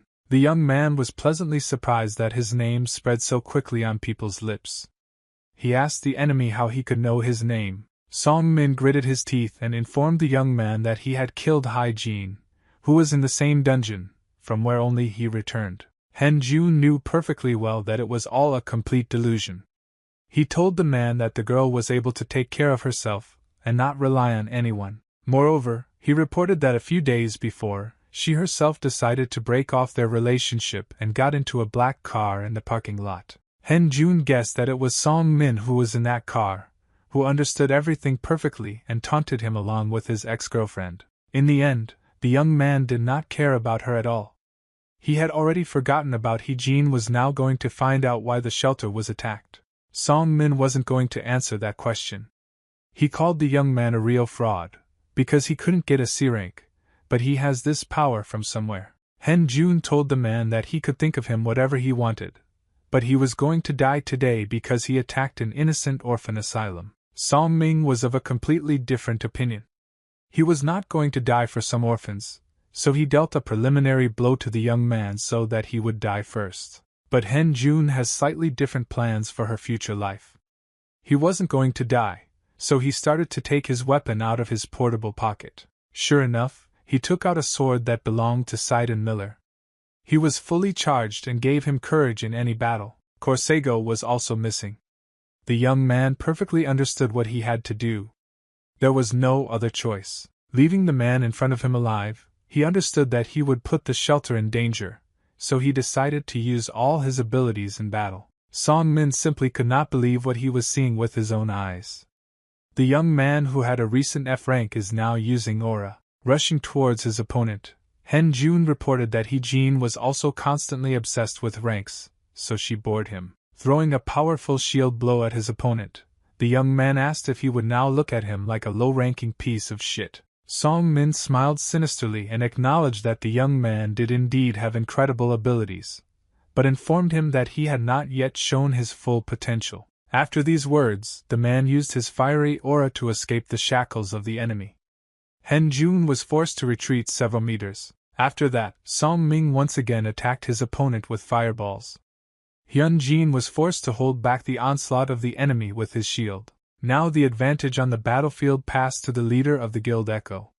He continued to press the young man and asked him why he was silent now. After finishing his attack, the man stopped in the flames and told the young man that he had the opportunity to observe the technique of a rank hunter, called fire fever. However, Jun didn't quite appreciate his opponent's skills.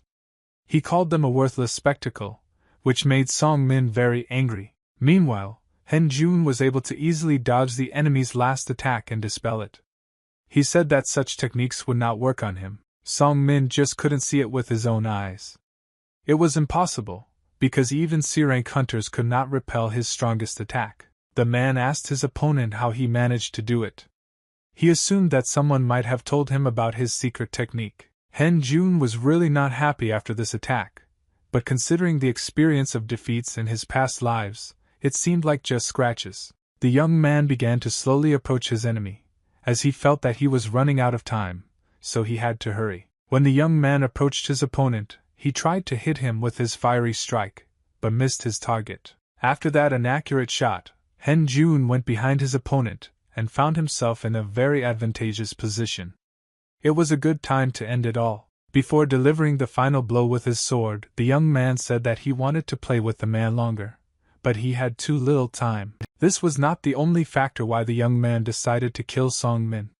He added that he also owes a lot to him for the children's shelter. The man could do absolutely nothing as the young man delivered his blow. Jun literally cut the body of the opponent, who began to spit blood. After this blow, Song Min fell powerlessly to his knees. He had no more strength to resist, so he decided not to force himself. The man was holding his stomach, where he had just been wounded. Despite the mortal wound on his body, he still remained conscious. Taking a lot of air into his lungs, the man let out a loud cry, asking his opponent if he even knew who their guild's sponsor was. Jun wasn't going to listen to unnecessary yelling. He told the man to shut up, then stabbed his sword through his body. Looking at his defeated opponent, the young man wondered if they really had a sponsor. This put him in a rather disadvantageous position. Song Ming was too lively a dog.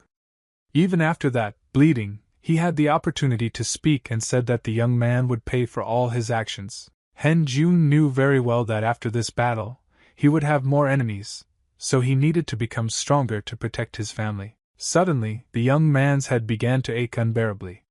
Past lives shared power with him, and now they wanted a return gesture from their reincarnation. One of the past lives wanted the young man to find the thing he needed. Hen Jun wondered where he could find it. This past life was the Ripper, who told his reincarnation that he should follow the red flame he sees in front of him. Hen Jun couldn't believe that one of his past lives had helped him deal with the Echo Guild just for this reward. The young man slowly approached the table and opened the top drawer. Inside he saw a small wooden casket, which was certainly not empty. Hen Jun naturally took the casket in his hands and opened it. There he saw in front of him a necklace and a dagger, which were neatly stacked next to each other. The young man did not understand why it was needed, but he took it with him for Ripper. Now he had to worry about getting out of here. Kasashin's power was best suited for this. Thanks to his abilities, the young man was able to remove all the corpses he left behind in the building. Now he could leave the building with peace of mind and not worry that he would be counted. He put on his hood and headed for the exit. After Hen Jun found himself outside, the entire Echo Guild's central office exploded. The explosion was simply colossal. It was certainly the work of a young man who believed in destroying absolutely everything. He could rest easy now that all the evidence that hadn't been removed had burned with the office. A huge fire broke out in the building. The fire almost reached the sky and could be seen from all over the city. Now, the young man felt that his work was done. People who lived next to this office immediately ran out of their homes into the street. They couldn't just leave it at that, as they were also in danger. People immediately called the fire department and the police. All the people tried to stay away from the fire, taking their children with them. One boy was very happy when he saw the following in front of him. He pointed his finger in front of him and asked his mother if they were real policemen. The special police unit arrived at the scene. He left only for separate assignments related to criminal offenses. The police examined the situation around them and helped those who needed it. Their chief kept looking for clues all the time. He approached one mother and began to ask her about the situation. The woman replied that she knew absolutely nothing, as she arrived here only after the explosion. The senior officer asked a local woman if she had seen anything unusual before that. The woman replied that she was not sure, but did not observe anything. At that moment, the commander's dialogue with the woman was interrupted by one of his wards. He quickly ran up to him and informed him of very important information. The man whispered in the senior officer's ear that they had received word that absolutely no bodies had been found in the building. The senior officer looked at the burning building and did not understand what was happening. There was such a loud explosion, but there was no victim. He perfectly understood that this was an unusual fire. However, civilians do not need to know this, so he told the woman that everything was fine and no one was hurt. After that, the man thanked the woman for helping the law enforcement agencies. At this time, Hen Jun was nearby and watched the events outside the building. Everything turned out exactly as he had planned.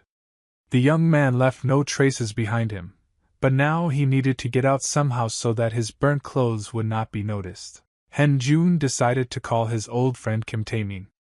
The man immediately began to ask the young man if he was involved in what happened in the Echo Guild.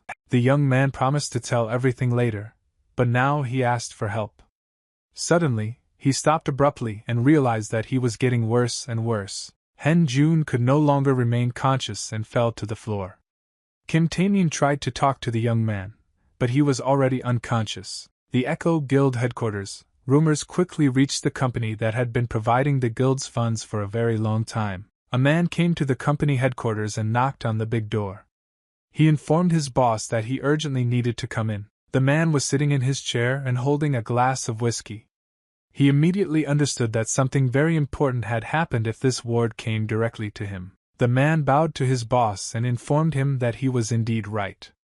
The ward said that the main office of the Echo Guild was destroyed. The head of the company, who was sitting in his chair, began to worry a little about what his finger movements were saying.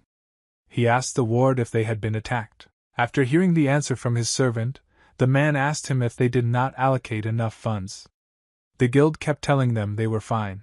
The ward confirmed this fact and said that it seems that the Echo Guild deliberately concealed the fact of their affairs in order to continue to receive funds. The head of the company asked if they couldn't deal with the Ordinary Lee's Guild, because they assured him that they were ordinary weaklings. The ward explained to his boss that up to a certain point this was exactly the case. However, the enemy guild hired a mercenary who changed the course of the war. The chief asked the man if he really believed that one hunter could do so much harm. The ward replied that it was only his own opinion. The man reasoned that this hunter was strong enough to defeat Song Min, so it might not be a problem for him to surrender the entire Echo Guild. The head of the company raised his stack of whiskey and an idea came to him. He assumed that it was all the work of the Ozing Company, which sponsored competitors. According to the man, no one could afford this anymore. After that, the head put the glass on the table and ordered the ward to contact the Silver Guild. The head of the company had a sinister smile on his face as he ordered the Silver Guild to deal with Lace as well as their mercenary. Literally right after Hen Jun lost consciousness, he found himself in a large room where there were a lot of books. The young man was evaluating the library he had just entered. However, this was not the main thing he expected to be able to meet with his past life. Suddenly, the young man heard a man's voice behind him and immediately turned his head back. There was a man in a suit that looked like Sherlock. Heck Jun immediately recognized the man by his voice and asked if he was really the Ripper. Adjusting his hat, the man simply nodded his head. Then, he asked his reincarnation if he had brought what he promised. Hen Jun did not even notice how the wooden box ended up in his hands. The young man tried to look as serious as possible, as if it was necessary. He handed the box to his past life and asked if he was asking about it. The Ripper wasn't very verbose today. Seeing the box in front of him, the man simply nodded, agreeing with the young man. After that, the man took the box in his hands and slowly removed the lid from it. There was a necklace that Hen Jun had seen it before. However, one important detail was missing here. The young man was absolutely sure that there was a dagger next to the necklace, but it was not there now. The Ripper thanked his reincarnation for the help and explained that this necklace was the only thing left of the one he loved. Suddenly, the man felt a touch on his neck. He was very gentle. A woman's voice greeted him and asked how he was. It was the beloved of the man who returned to him from the other world. She asked her lover why he was crying, because he had not been a child for a long time. The man simply could not contain his emotions when he saw his love. Her name was Florian. Ripper just couldn't believe his eyes. The woman immediately threw herself into the arms of her lover and told him that all her afterlife she wished to finally meet him again. Her body had long since rotted in the grave, as had her bones, but her soul remained alive and now she had arrived at her soul mate. Hen Jun watched this love performance, and couldn't hold back his emotions either. He did not even imagine that his actions could help the past life. It was at the moment when he was promised thanks for his help that the young man opened his eyes. He woke up with tears in his eyes from the touching moment. Hen Jun recovered in the hospital. He stood up sharply from his seat and tried to remember what had happened and all was true. The young man immediately felt tears on his cheeks and began to wipe them away. He remembered a moment from his dream and understood that some of the tears arose because of sympathy for the Ripper. Hen Jun, due to his peculiarity and past life connections, had the ability to feel the emotions associated with his ghosts. It was something similar to the young man being filled with power when he entered the room of his past life, as it was with Karsago, for example. Likewise, the young man gained experience and strength when he trained with his past lives. He understood this on the example of Miller. Also, Hen Jun managed to understand that due to the mood of his past lives, his power can change, because this happened to him with dancing. Then, Hen Jun found himself caught up in the flow of emotions dancing was experiencing. He could feel his pain as well as absorb all the emotions. It was after this that the young man was able to conclude that all the emotions felt in past lives can be felt by him, regardless of time. Returning to reality, the young man immediately began to beat himself in the face, ordering him to stop crying. He didn't want anyone to see his tears. After looking around, Hen Jun concluded that it was Kim Tae-min who brought him to the hospital. Suddenly, the young man saw a wooden casket. He didn't understand what she was doing here because she was supposed to be asleep. Opening the box, the young man saw in front of him a dagger without a collar. He took the weapon in his hands and concluded that it could be a gift from the Ripper. Hen Jun once began to speculate on how much it might cost. However, this information could not be obtained just like that, so the young man placed the dagger in his portable pocket for further evaluation. Immediately after that, someone knocked on the patient's room. Hen Jun immediately recognized the familiar voice, so he allowed the man to enter. Kim Tae-min entered the ward and immediately inquired about the young man's well-being. Hen Jun replied that he was feeling much better. After that, the man walked forward and decided to sit by the bed. He immediately informed the young man that his family was safe in the guild office. Hen Jun thanked the head of the guild department for his help, and asked him what happened to the Echo Guild head office. Kim Tae-min talked about the huge explosion in the building itself. Came to the present day, and people have already started to leave this building. The man also said that the police started an investigation, but could not find evidence, so they postponed the case until better times. Hen Jun decided to confess her case and simply asked her husband to keep him informed of the events, reporting all the news to the Echo. After that, the young man had another uncomfortable question. He asked the interlocutor if he had decided to look for a house for him and his family. Kim Tae-min smiled pleasantly and said that he would talk to the Lace Guild so that the young man would not worry about his future and could keep his family under control. Hen Jun also asked if there was any unofficial information about the Echo Guild. Kim Tae-min lowered his head and replied that he had told everything he knew. The young man said that someone was definitely behind this attack on Echo, so the supporters of this guild would definitely want to take revenge no matter who. Kim Tae-min assured the young man that everything would be fine. He promised to do everything in his power to track their movements. After a brief hospital treatment, Hen Jun immediately went to the appraiser. He entered an establishment that looked like a pawn shop. The young man immediately took out a wooden box from his inner pocket and placed it on the table. After that, he removed the cover and showed the dagger. Hen Jun politely greeted the staff member and asked him if he could evaluate the item and possibly give some recommendations. Across from him sat a plump man who wore glasses and a mustache. Immediately after the young man's words, he took the dagger in his hands. The man placed his right hand on the dagger and used magic to assess the weapon. This is a necessary ritual. After a short assessment, the man put the weapon in front of him and thought. The young man asked the employee what was bothering him in this situation. The man replied to someone that everything is absolutely normal, but he had to meet an unusual thing. He admitted that he was a little surprised. The employee of the institution informed the young man that his weapon was sealed. Hen Jun encountered such a term for the first time and asked for an explanation of its meaning. The man explained it quite simply, that the weapon had abilities that could be sealed away. This is quite rare and he personally met it for the first time. The young man began to remember at least some information, but he was ignorant in this area. He asked the man to tell a little more. The employee said that there are different types of sealed weapons. The most popular of them is the fulfillment of certain conditions in order to open all the abilities of the dagger. After listening to the information from the man, Hen Jun was somewhat surprised. He asked the employee if this dagger was not activated now. The man replied that it was not quite so. He explained that even in this state, the weapon is able to absorb and improve the user's physical condition. Hen Jun finally understood what the man was talking about, and was very happy. The young man had previously heard that absorbing power multiple times could increase efficiency. The man confirmed his young man and informed him that according to the information he had with him, this dagger most likely bore the name Butcher. Hen Jun even got a little angry at the worker when he suggested that the young man would not be able to unlock his true power given his rank. The man continued to tell and could not stop. He reported that if a certain word was shouted, the dagger could return to its original user. Finally, after that, the employee of the institution reported that he was able to form a final assessment. He handed a piece of paper to his client. Seeing the price of 1 million, the young man thought about whether he needed to evaluate his other weapons, because the amount was quite large for one dagger. Hen Jun thought for a while and came to the conclusion that nothing would be better than this sword anyway.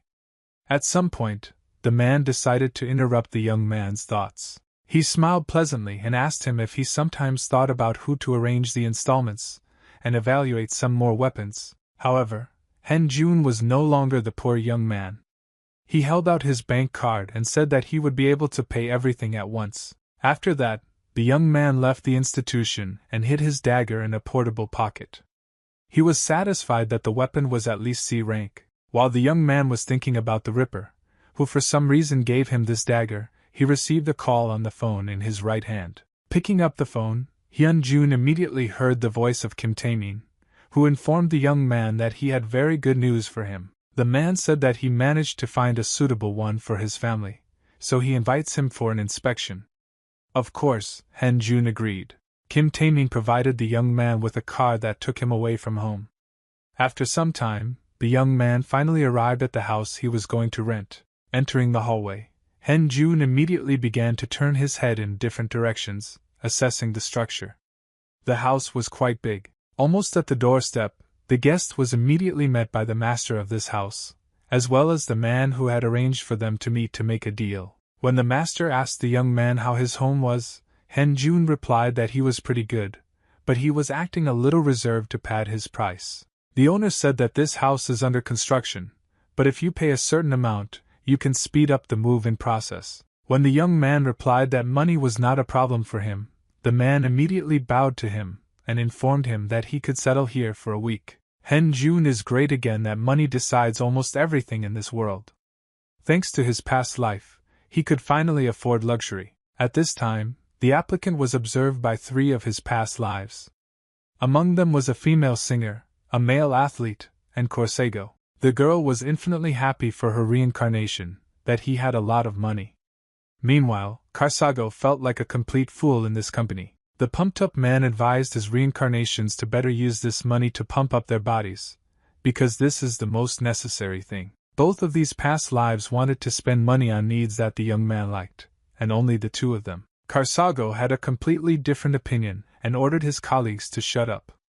He said that from now on they are not allowed to study reincarnation. The man explained that with such an approach, they would never achieve the goal they had set for themselves, so now only he would be involved in training the young man. After Hyun Jun was able to negotiate the purchase of a large house, he went to the Lace Guild, where his family was now. In the corridor, the young man was immediately met by one of the boys, who threw himself into the young man's arms.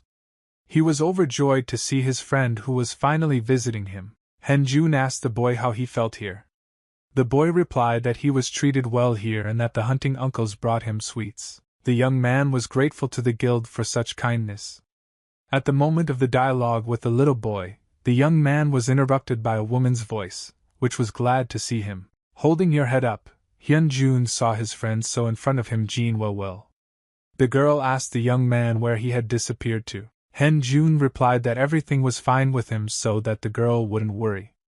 After that, he suggested that they discuss some important things. Old friends came down the corridor and sat down on the couch. Hyun Jun told Nuna about his plans and that he had already bought a house. The girl was simply shocked at such news.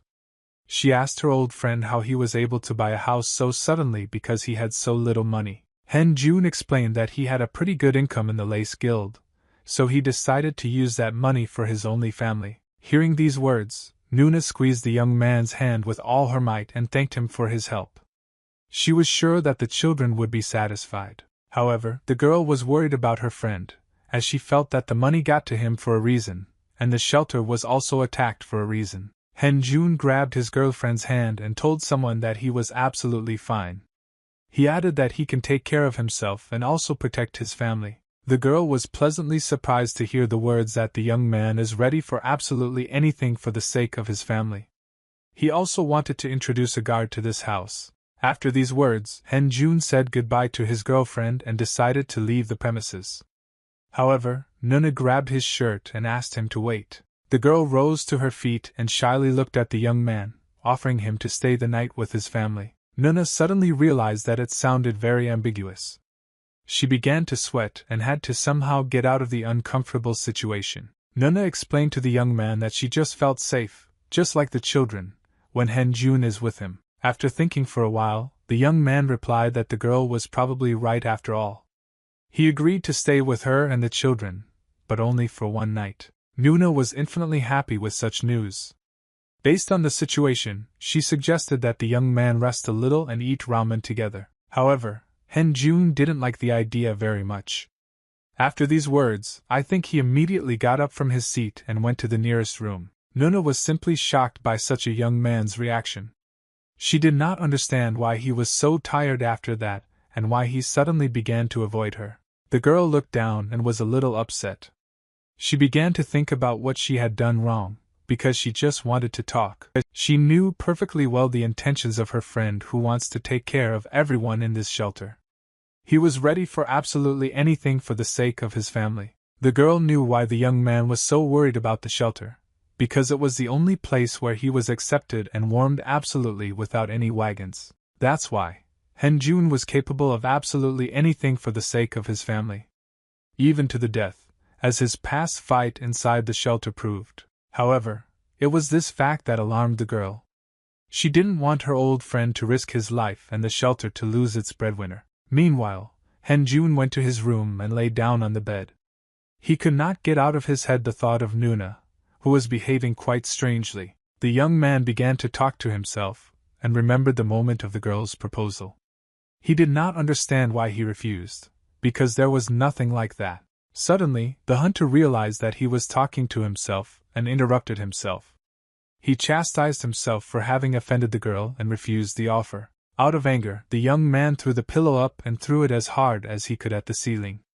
He was literally tearing up inside with the emotions he was feeling. At the moment when the pillow flew up, the young man heard the sergeant's voice in his head, which warned him of mortal danger. It was only because of this warning that Jun was able to dodge the attack that was aimed directly at his heart by leaving his bed. When the young man looked at the place where he had just been lying, he saw two sharp knives. He did not understand where the weapon could appear so quickly. Jun immediately opened his laptop pocket and took out a shield. Using the skills of his past lives, he sensed that there were 3 enemies in the building. The young man decided that he needed to move closer to the exit to avoid danger, but he was suddenly attacked from behind by a cutting wind. Jun had time to react to this attack and put his sword under the blow. He realized that one of the enemies was a mercenary, and the other a mage. Now it remained to determine the identity of only the third man. Meanwhile, the mercenary ordered the mage to immediately act and attack their target. The mage stood with a sword in his hands in front of the young man, and began to create a magical flow of energy around him, which he was going to direct in the direction of the enemy. After assessing the situation on the battlefield, Jun realized that he didn't have time to get his sword, so he decided to act in advance. He quickly approached his opponent, and pushed him with the shield so that he did not have time to attack him. This turned out to be quite an effective solution. Dagger on his left, which was approaching his face with the speed of light.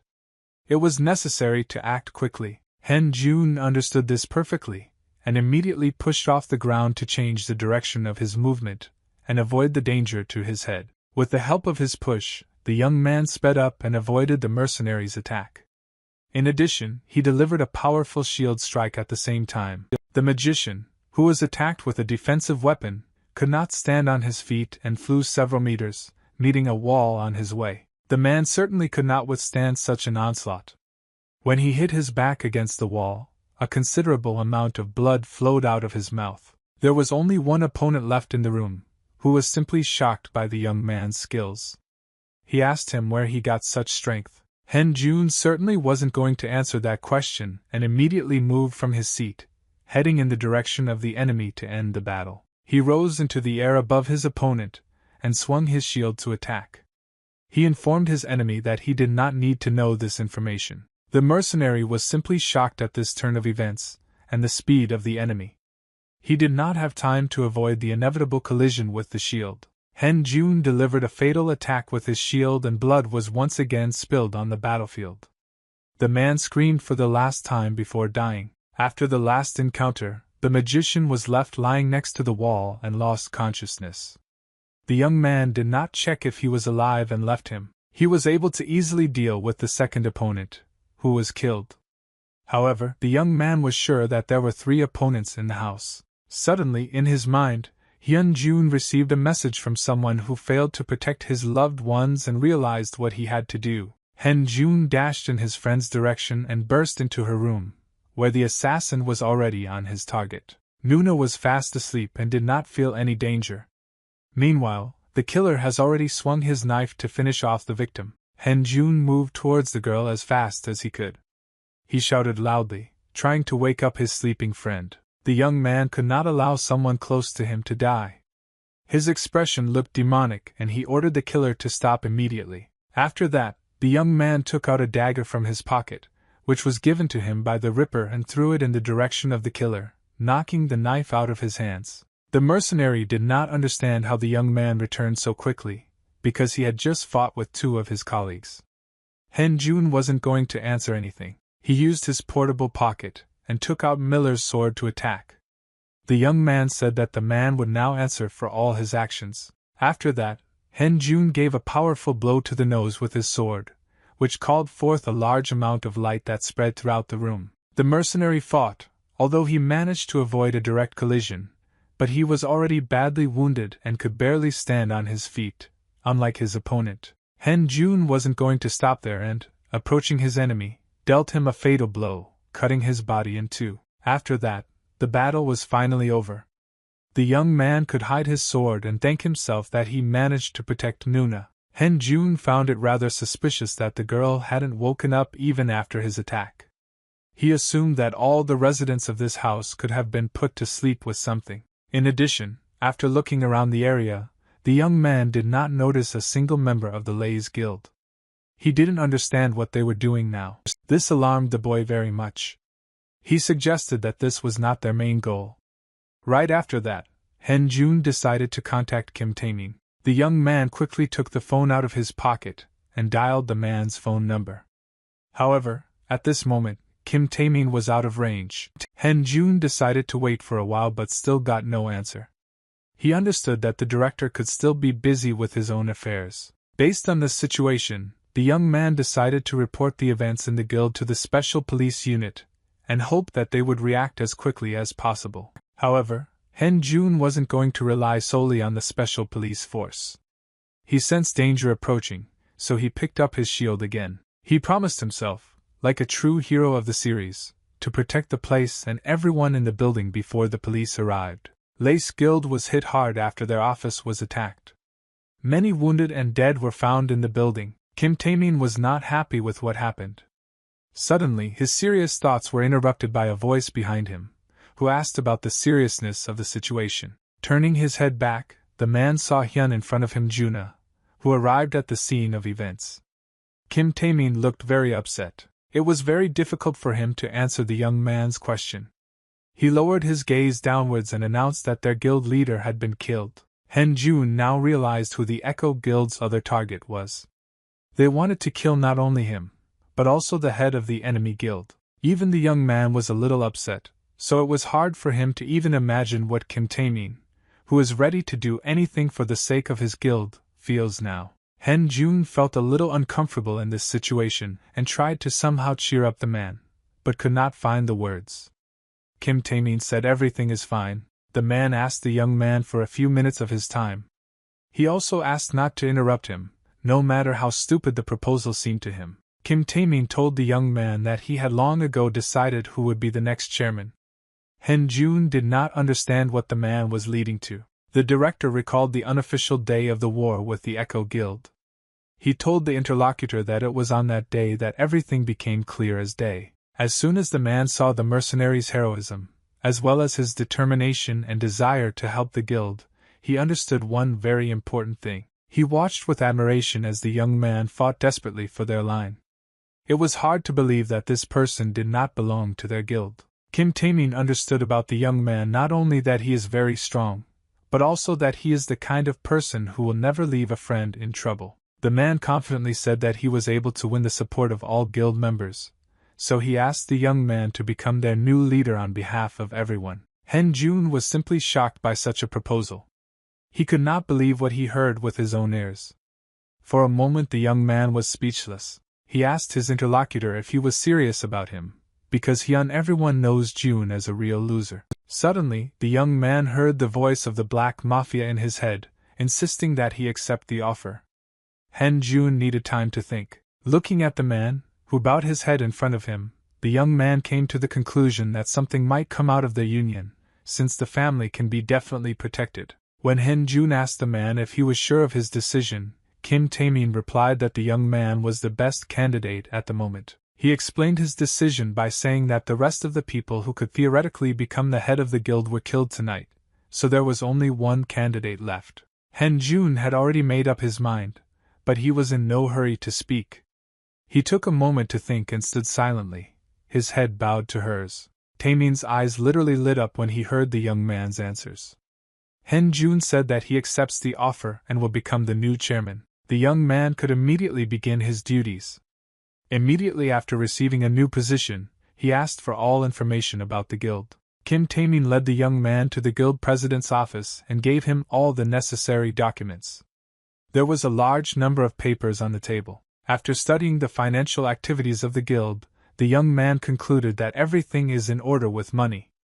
Kim Taemin explained that this is one of their strongest points. After going through some more papers, the new head concluded that the Lace Guild had some issues with staff shortages as well as the size of the offices. Kim Taemin explained that this was because the previous chairman favored trading mana crystals, so the new offices had a small budget. Han Jun definitely didn't understand these documents without an assistant. And with him, the young man was able to conclude what the status of a guild member depends on. Kim Taemin also explained to the new leader that the guild gets a huge advantage when clearing dungeons, making good profits. The men also came to the conclusion that they needed to choose a strategy that would prevent them from being absorbed by other guilds that were much larger. But Jun confidently got up from his seat and put his hand on the table. After that, he proposed to change the development strategy and go on the offensive. The young man understood very well that according to recent events, the sponsor of their enemy guild, Echo, was now very angry because his charges had been defeated. Han Jun had also already guessed that the sponsor had hired additional forces to deal with their guild, so they were in danger. Kim Taemin fully supported the young man's opinion that it was necessary to increase the number of guild members in order to have at least some strength to resist. Looking out the window, the young man said he had another important matter to attend to. The man asked what it was. With a pleasant smile, Hyun Jun replied that they needed to destroy the Echo Guild. Since he has become their head of purpose, this mission will be inevitable. Kim Taemin was simply shocked by such an offer. In a worried voice, he asked his new boss if he really thought it was possible. Han Jun was confident in his decision as he planned to start a formal war.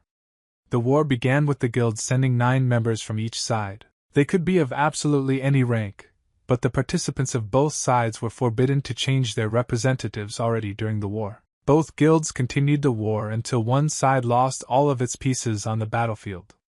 It was up to the judges to decide. Kim Taemin said that they don't have enough strength for war. However, Han Jun protested and said that the two of them could handle anything. The man was simply shocked by such an offer. He asked if the young man was sure that they would be able to defeat 9 hunters on the battlefield. Han Jun told the headmaster not to worry as he would only take on 2 opponents. The young man promised to take care of the rest. Before the start of the war, the head of the guild had to study in detail. List of your participants. First of all, he needed to check himself personally. After reviewing the document, Han Jun breathed a sigh of relief as he was listed as a T-rank hunter, making things easier for them. Kim Taemin could eventually agree to the proposal of a formal war, but said that they needed a good reason to resolve the conflict. Han Jun asked the headmaster how he thought the Echo Guild's attack was successful. Kim Taemin considered him quite successful as they managed to kill the head. After the young man reported that he managed to call the police, the man understood what the new head was up to and how he was going to fight the enemy guild. Han Jun that thanks to the police they will be able to write a complaint against the enemy guild. After that, they will demand a large amount of money from them, which they will not be able to handle. By doing so, the young man believed that Echo's guild would be forced to refuse payments, and it was because of this that their guild would be able to file a lawsuit to start an official war. Kim Taemin couldn't help but agree with the new chairman. He said that he fully supported him and asked when the training should start. Han Jun raised his confident gaze to the man, and told him that training should start right now in order to have an advantage in the war. After a very short period of time, the orphans were able to move to a new house, which Hen decided to rent with his own funds. June. The children were really happy in this house. There was much more space here than in the orphanage where they had spent most of their lives. Suddenly, one girl was forced to stop her imaginary fight with her friend, because she saw that a guest had come to them and immediately informed the rest. Kim Tae-min decided to visit the children and bring them a present. With a smile on his face, he greeted the children and handed them gifts. The orphans were extremely happy to see new toys. They immediately began to open the box and grab everything they liked. After giving gifts to the children, Kim Tae-min turned to one of the boys and asked where Hyung was now. June. The boy replied that he was in his room. Kim Tae-min put his hand on the boy's head and patted him. He thanked him for the information and told them to behave themselves. After that, the man went to the room of the head of the Lays Guild and informed him that the Echo Guild refused to pay them money. Hen Jun smiled and said that everything was going exactly as he had assumed. The sum turned out to be too large to pay out to the small guild. Hen Jun told the director not to change their strategy and to wait for now. Kim Tae-min trusted the young man completely. Meanwhile, guild leader Echo Choi Nain was at his workplace and was reading a document that his wards had recently brought him. He was absolutely not thrilled with what was written on the piece of paper. He didn't understand where their enemy guild got such numbers in the first place. Choi Nain got very angry and smashed the coffee cup against the wall.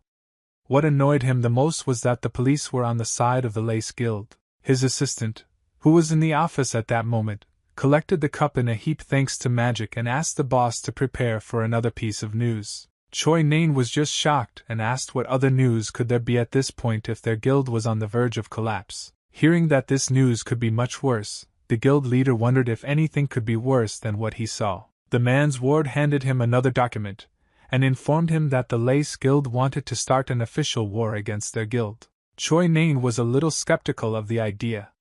He asked the ward whether the head of the association was able to authorize the call for this war. The man let out a breath and replied that the Lace Guild did have good reasons for starting an official war, so it was no surprise. Choi Nain tried to reassure himself that their enemy guild was still recovering after they raided their office. The ward informed the guild leader that it looked like their enemies were once again going to use a mercenary who had performed well in the unofficial war. Choi Nain knew the rules of war very well and informed his ward that mercenaries were forbidden to be used in official warfare, so this was impossible. The man said that the young man could join their guild. After these words, Choi Nain began to look through the papers to find out who this young man was. The ward informed his boss that there were many rumors about this hunter.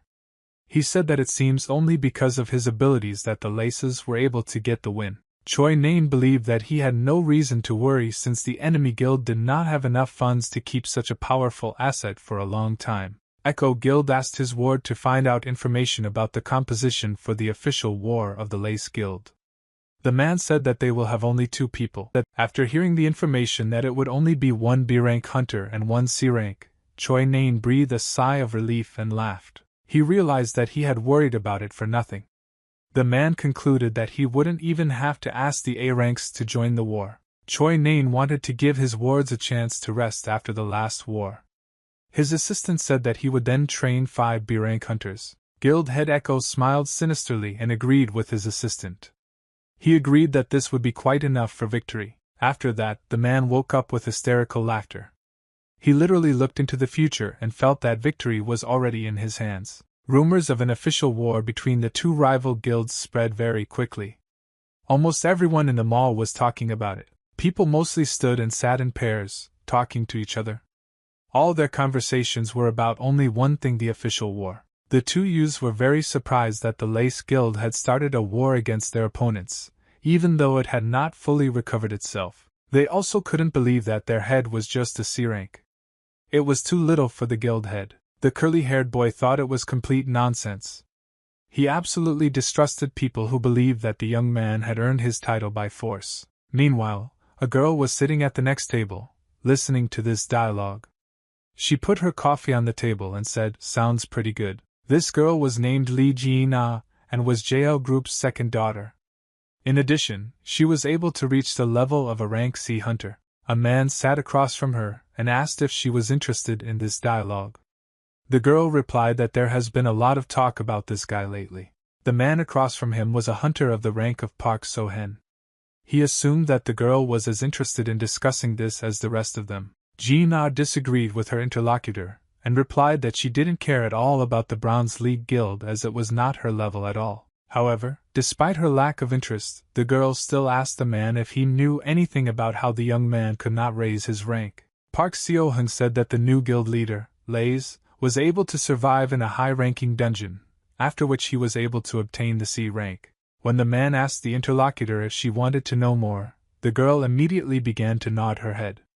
Before that, she was just trying to be serious. Park Seo-hung began to talk about the fact that the group with which the young man went to the dungeon was killed literally in the middle of the ordeal. The man said that this information was reported by the dungeon administration, so its authenticity cannot be doubted, despite the hearing. Ji-na was really interested in talking about the young man.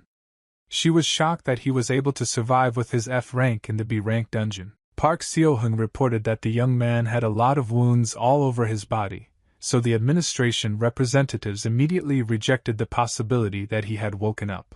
Ji-na confidently raised her hand and pointed her finger at the interlocutor, asking what he personally thought about the young man's awakening. After eating a spoonful of his ice cream, Park Seo-hyun replied that the young man's awakening could be very real, because no one had verified it. The girl asked if this young man would be suitable for their new guild. The man replied that it is too early to draw conclusions, as this issue needs to be investigated. Park Seo-hung also added that they had some time, as the young man was unlikely to accept offers from others after becoming the head of the Bronze Guild. Ji-na asked the interlocutor if he thought that the other guilds had also set their sights on the young man without checking enough information about him. Park Seo-hung replied that it is very real, but there will be a lot more information soon after he is officially done with the guild. The girl agreed with the man and said that if this is really so, then they need to hurry, because the treasure can be stolen from under their noses. Park Seo-hyun told the interlocutor that very few people know the truth about Hyun Zuna, but those who know are already targeting him. Ji-na said that they must find a way to contact this talented young man before the official war ends. Meanwhile, 10 days have passed since the official declaration of war. During this period, Han-jun has not received any news from his past lives. It was quite strange for him. Even so, he couldn't stop training, so he came to the garden every evening to train, sided Miller's sword with him, and honed his skills. Every evening he wondered if no one would help him. The young man continued training no matter what. He delivered powerful blows with the blade of his sword, which became more and more accurate each time. However, Han-jun understood that with his current level of skills, he could forget about winning the war, and then his entire family would be in danger. He trained absolutely every day, but he wasn't sure that his skills were getting better. Everything was always not enough for him. Delivering powerful blows, the young man asked himself why his past lives did not come to him in a dream, because before everything was different. He couldn't stop thinking about it, because now is the moment when he needs help from his lives most of all, but they don't show up. Swinging his sword with all his might, Han-jun has at least one of his past lives show up to help him with his training. The young man remembered a moment from his past when he was still small. He was constantly mocked, throwing stones at his head from a distance. Most of the kids in the school didn't get too close to him. They could afford such a relationship, since the boy had no parents. When one of the students again swung a stone to throw at the helpless boy, a girl stood in his way, who decided to protect his friend. She grabbed the rock, which literally shocked the students in the class. The girl said that she would not allow anyone to insult her brother. This little girl was Nuna. She turned to her little brother and told him to get up as it was time for them to go home. Han-jun was very grateful to fate to have such a friend. Remembering this, he understood why he needed power at this moment. All his life, the guy wanted only one thing: to protect his loved ones. After some time, he was able to obtain a hunter's license of the rank F. Despite his low level, the young man was really happy because he was finally able to become a hunter. Now he could help his family. He thought that from that very day everything would begin to change, as he had gained some strength. Everyone in the shelter was really happy at that moment. Han-jun always tried to move forward, no matter what. He thought he could achieve great results if he worked hard. He always endured all the mockery of himself, as well as obstacles from fate, just so that his family could continue to exist happily. He thought that it was because of these character traits that everything would be fine, but life turned out to be much crueler. Han Jun stopped in her tracks. Now he could not understand whether he would be able to protect his family at all. The problem he created was no one else to solve. The young man perfectly understood that if his past lives did not give him his new skills, then he would again become a laughingstock in society. But Han Jun was not made of simple dough. Despite everything, he promised himself that he would never give up in front of problems. The young man decided that even if his past lives could not help him, he would still do everything possible to win the war. With these thoughts, the young man constantly continued training. He delivered a powerful blow that literally cut the tree into 2 equal parts. Han Jun was left standing in the middle of the clearing, on which only one tree grew. Now he is gone, because the young man simply cut him off. After the last attack, the young man threw his sword to the ground. He no longer wanted to continue training because of his morale. After a rather grueling training session, Guildhead Lace simply collapsed on the grass. He had absolutely no mood and motivation to do anything. The young man was literally at the crossroads of fate. He did not understand what he should do. At some point, he started to raise his hand up. Placing his right palm against the full moon, the young man wondered if his awakened powers would ever run out. He clenched his fist and suggested that his potential might already be at its limit. He asked himself if he could finish what he had started with such strength. Han Jun felt like he was turning back into a helpless young man without his past lives and that he couldn't move forward. Most of all, the young man did not want to become a loser again, who cannot protect his family. He slammed his fist on the ground with all his might from the anger he felt. After his training, Hyun Jun was returning to the house where he lived with the orphans. It was already deep night outside. The young man tried to enter the house as quietly as possible so as not to wake anyone. He was climbing the stairs to the 2nd floor to his room. At that moment, Nuna was fast asleep, but some strange steps in the house made her open her eyes. The girl woke up from an extraneous noise. She rose from her seat and realized that she had fallen asleep on the couch. Nuna was waiting for her friend, but she could not wait. She walked to the stairs and saw that Hyun Jun came back very late again. He left home every evening and returned late. Nuna looked at the young man with sadness in her eyes and tried to understand what was on his mind now. She felt that there was definitely something wrong with him. After the young man took a shower, he went into his room and sat on the bed, feeling a soft mattress under his heel. Drops of water continued to flow from his head and face. He thought about his training today, where he had once again failed to make progress. Han Jun constantly chastised himself for becoming the same as before. This thought literally haunted him for 10 days. The young man felt powerless on the bed and wondered what he was supposed to do with the guild war if he didn't have enough strength before the war started. For the last time before going to sleep, the young man begged his past lives to contact him, because he needs them. He was ready to meet absolutely anyone. Closing his eyes, Hyun Jun asked to be transferred to the reincarnation room where he could meet his past life. After the young man fell asleep, he suddenly found himself in the water. His body didn't obey yet, and just floated downstream. At some point, Han Jun opened his eyes and began to look around. His brain was like jelly. When the boy realized that he was underwater, he immediately began to panic. He did not expect to find himself in such circumstances. Han Jun held his breath and realized that he needed to get out of here immediately. He waved his arms to float up. This continued for 5 minutes, but the young man did not succeed.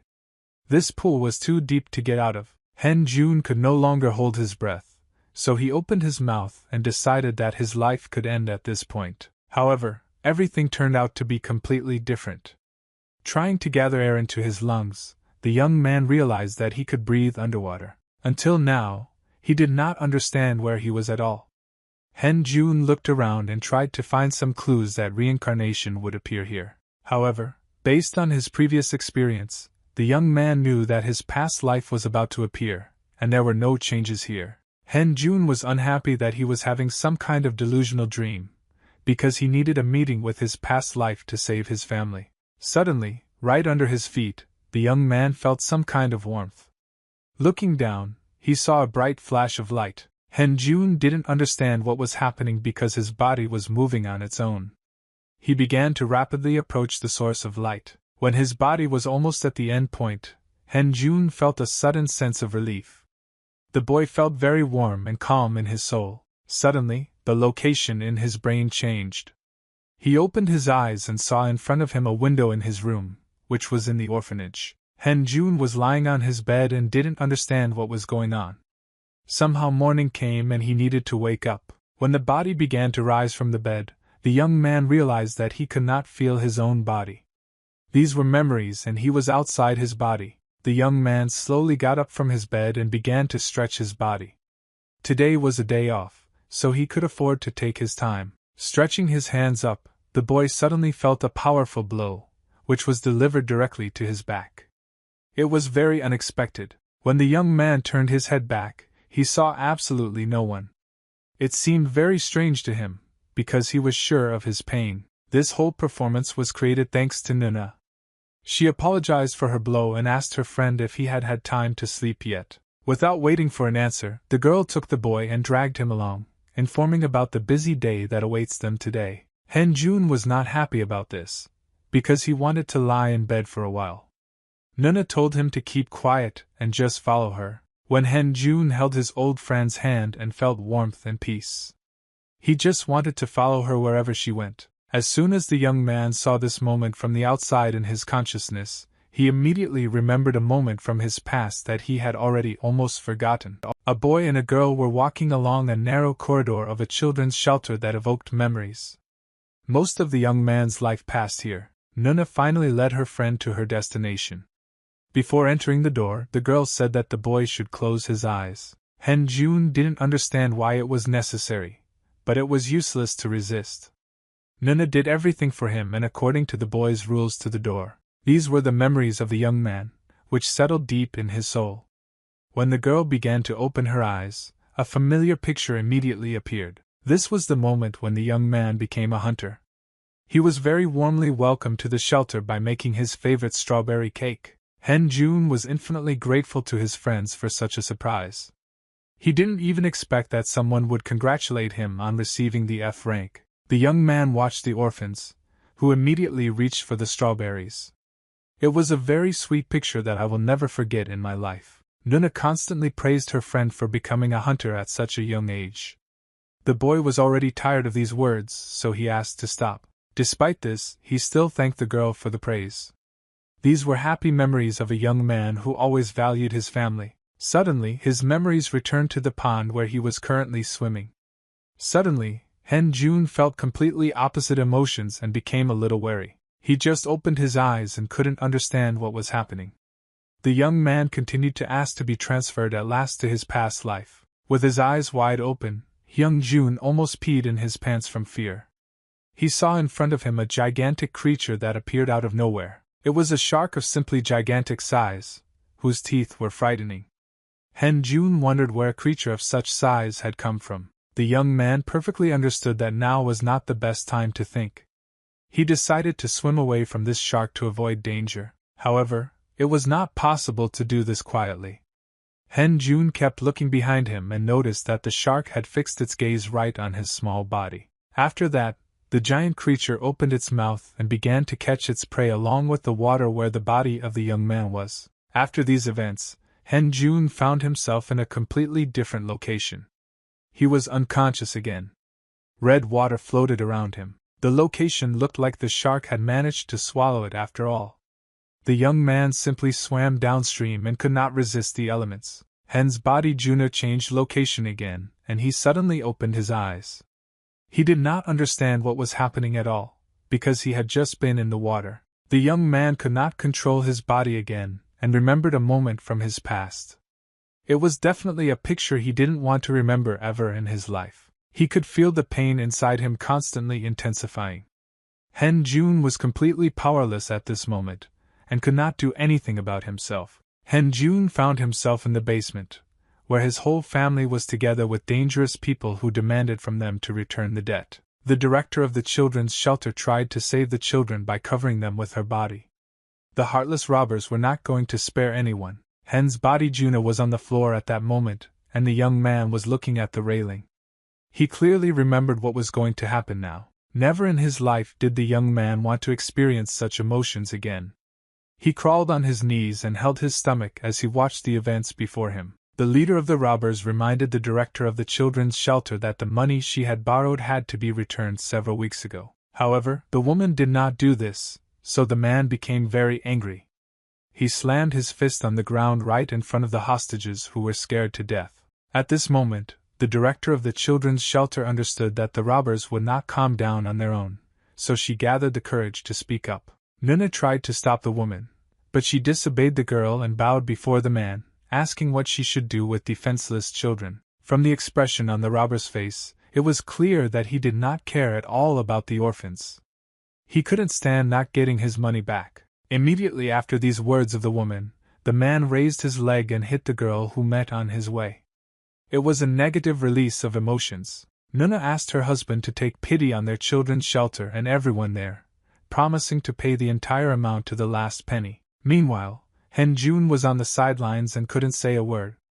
Nuna was already a C-rank hunter, so she decided to take on the responsibility with the debt. However, the man did not like this idea very much. He decided to calm his nerves and took out a cigarette to relax a little and inhaled the smoke. The robber said that this money would not be enough. After these words, Hen decided to intervene in the dialogue. June said he would help too. Looking in front of him, the man saw a helpless young man who bowed before him and said that he would be able to earn money with his F rank. Hen Jun lowered his gaze to the floor and assured the man that he would work incredibly hard to earn money and pay off the debt. However, the situation did not turn in the direction that was expected.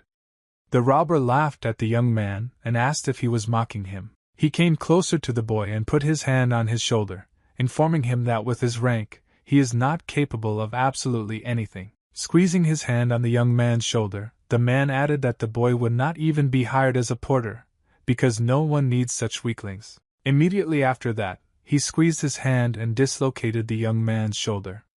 Pushing him aside, the robber told him to know his place. Hen Jun was completely helpless in this situation, and just crawled on the ground while the robbers ransacked the orphanage. After not very pleasant events, the robbers finally left the children's shelter and took with them absolutely all the property. Nuna decided to heal herself a little after minor injuries. She was glad that at least the headmistress and her children remained unharmed.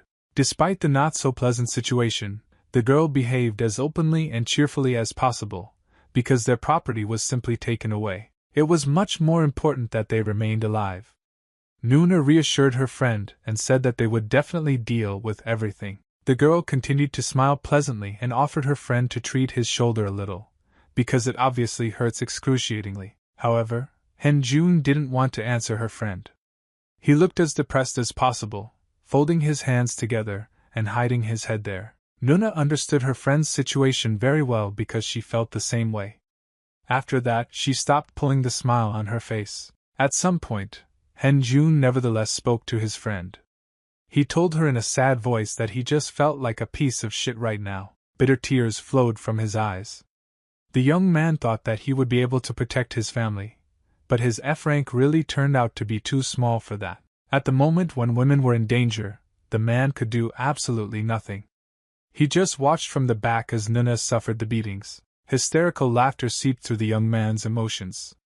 He added that it seems to him that he is absolutely incapable of anything in this life. After this situation, the young man's consciousness was again underwater. He scrolled through this difficult situation in his head and tried to understand what was driving him at that moment. At some point, Hen Jun opened his eyes and saw a flash of light in front of him. Before, he was ruled by his cowardice, but that has come to an end. Now, the young man felt like a completely different person. He could not give in to fear, as a colossal responsibility rested on his shoulders. He gazed with admiration at the flash of light and realized that now he was moved by neither fear nor the confidence he had felt before. Now, he moved forward due to his desire to protect those he held dear. It was this that determined his most secret power. Having experienced all these moments from his past life, the young man realized that he could not give up. Hen Jun gathered his strength and swam up. He lost consciousness again and began to pass out in another location. The young man did not understand what was happening in general. Did he have to see some horrors again? When Hen Jun finally opened his eyes and realized that he was finally in a place where he would meet one of his past lives, Karsago met him in this location. He congratulated his reincarnation with the fact that he can now be proud of himself, because he became stronger on his own. Hen Jun couldn't believe that he was finally seeing one of his past lives in front of him.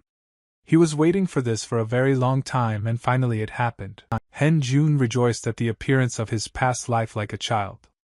Karsago said that as he got stronger, he seemed to lose even more of his mind. The young man suddenly stopped after the man's words that he had already begun to regret that he had decided to help his reincarnation become stronger. Hen Jun immediately realized that Karsago had also seen all of his memories and concluded that the young man might not be up to the task. However, now the man saw a completely different Hyun in front of him. Jun. This tearful and weak young man remained in the distant past. Hen Jun told his mentor that he was really overconfident after gaining the power, but now he understands everything perfectly. He clenched his fist and said that with his enormous power came a great responsibility, which he bore not only for himself. Hen Jun was aware that his family had been attacked because of his power, so he could no longer overlook the safety of his loved ones. With confidence in his eyes, the young man said that he could now protect his loved ones, but he needed to become even stronger to be sure of that. Karsago stood immovably in his place and carefully watched the determination of the young man, which literally protruded through his skin. Hen Jun shouted loudly that he wanted to become the strongest in this world so that his loved ones could live in peace and prosperity. After these words, a satisfied smile appeared on Karsago's face. He realized that his reincarnation finally had a serious motivation. The knight immediately offered to start the young man's training, and told him to get his weapon. Hen Jun opened his laptop pocket, and took out Miller's sword. Karsago, in turn, took the shield in his hands and told the reincarnation that he now wanted to teach him the technique of counterattacking with the help of the shield. Hen Jun was a little surprised and said that he had already practiced such a technique in battle. He was able to figure out for himself how to use someone else's shield. Karsago said that this technique is different from a normal punch.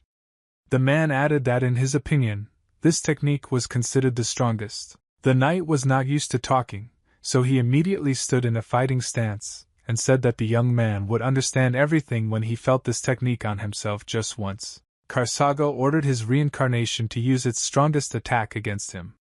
Hen Jun asked why this was necessary. The knight replied that he was going to use a counter-attack against him, so he allowed him to attack without any hesitation with the intention of killing his opponent. Hen Jun immediately followed his mentor's order and quickly moved from his seat. After him, only dust remained on the spot. Very quickly, the young man was able to approach his mentor, who was standing a few meters away. Karsago did not make a single move at this moment. Hen Jun swung his sword with all his might and covered it with a wave of energy for his strongest attack, intending to display his full power. The young man delivered a powerful blow with his sword, which caused huge energy emissions. Karsago blocked the young man's blow with his powerful shield. Hen Jun was just shocked when his energy suddenly disappeared. Moreover, his opponent opposite did not even move or retreat. Karsago laughed and asked the young man what his strongest attack was. He added that with such abilities, his loved ones would surely die. The young man paid attention to his opponent's shield and noticed that he was simply overflowing with energy. This meant Karsago absorbed his attack with his shield. After that, the man told his student to step back a few meters and carefully observe how he used his technique. Karsago asked the young man if he was able to understand the principle of operation of the technique, and explained to someone that first he needed to absorb the attack of his enemy. After these words, the man raised up his shield and said that you can learn this technique only in one case, which is not an easy road. After that, Karsago delivered a powerful blow with his shield straight into the ground, radiating a colossal amount of energy around him. Under such pressure, the earth could not hold on for long. Energy penetrated the ground and it began to disperse, as if under the influence of a natural disaster. The energy wave destroyed literally everything in its path. Karsago informed his student that he must withstand this wave in order to possess it. Hen Jun stood still in his place as the energy wave came towards him. He gathered courage and did not move even an inch. After such a powerful attack, a thick smoke curtain formed around. Absolutely nobody and nothing could be seen through it. Without even looking at his student, Karsago concluded that he wasn't ready immediately after launching his strongest counterattack. He was a little disappointed because he didn't have much time left, so he decided that Hyun Jun will never be able to master this technique. However, Karsago seems to have jumped to conclusions. When the smoke screen began to dissipate, the man looked carefully in front of him and saw the following. Hen Jun, despite his unpleasant appearance, still managed to stand on his feet. Many wounds appeared on his body, but it was worth it. The young man tried to catch his breath after the attack and still did not understand what had happened. After some time, only he began to realize that he was able to repel Karsago's attack. An enlightened thought came to the young man and he raised his head.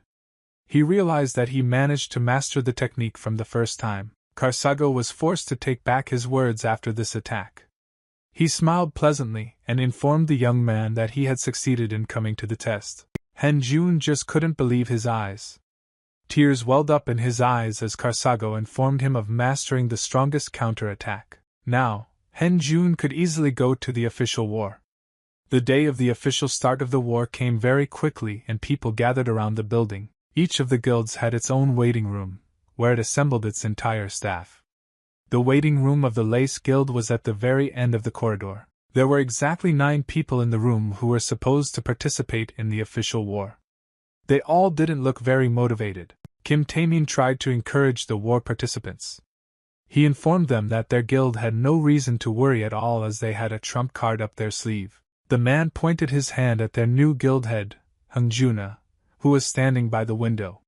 He said that the master would be able to take care of everything. Hen Jun could see that these words only made the hunters sitting on the couches more upset.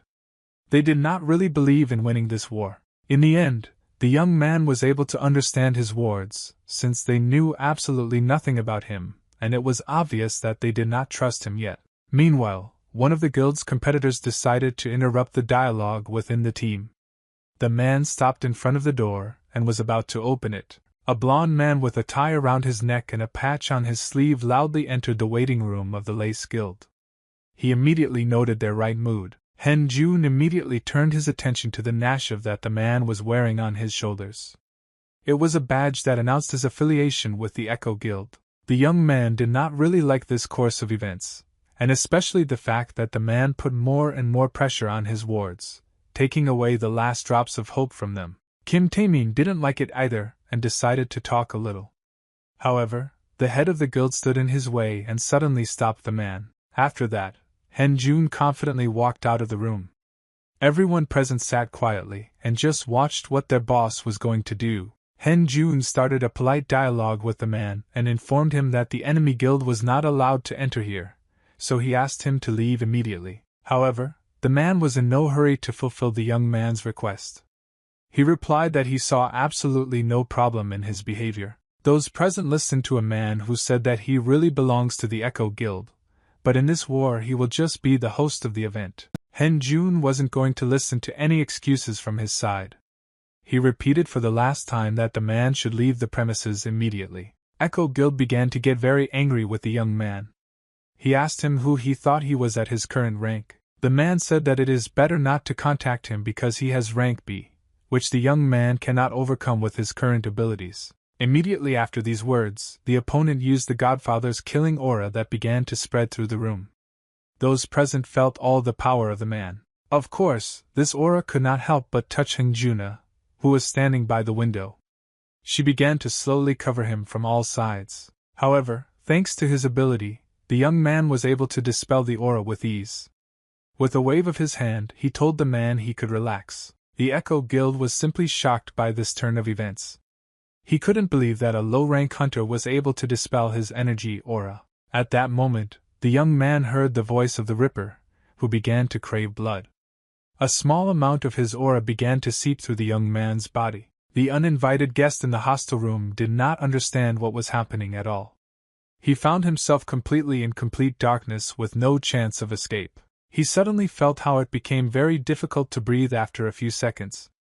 The man tried to clear the passage for breathing, but all was in vain. Hen Jun placed his opponent in a bloodthirsty aura that began to sap the man's strength. He had no chance of getting out of here. In real life, only a second passed and the man fell helplessly to the floor. In his mind, he experienced what seemed like several days of abuse. His entire body was completely weakened from the bloodthirsty aura. He could barely stand up. His hands were shaking with fear. Hen Jun gave his opponent an ominous look and informed him that this was definitely his last warning. An uninvited guest could understand everything without words. He immediately left the room after receiving a well-deserved eternity from the enemy guild head. Hen Jun followed the man with his gaze and felt some strange sensations inside him. It happened to him on a regular basis. The young man very much wanted to kill the man, but he was able to restrain himself at the last moment.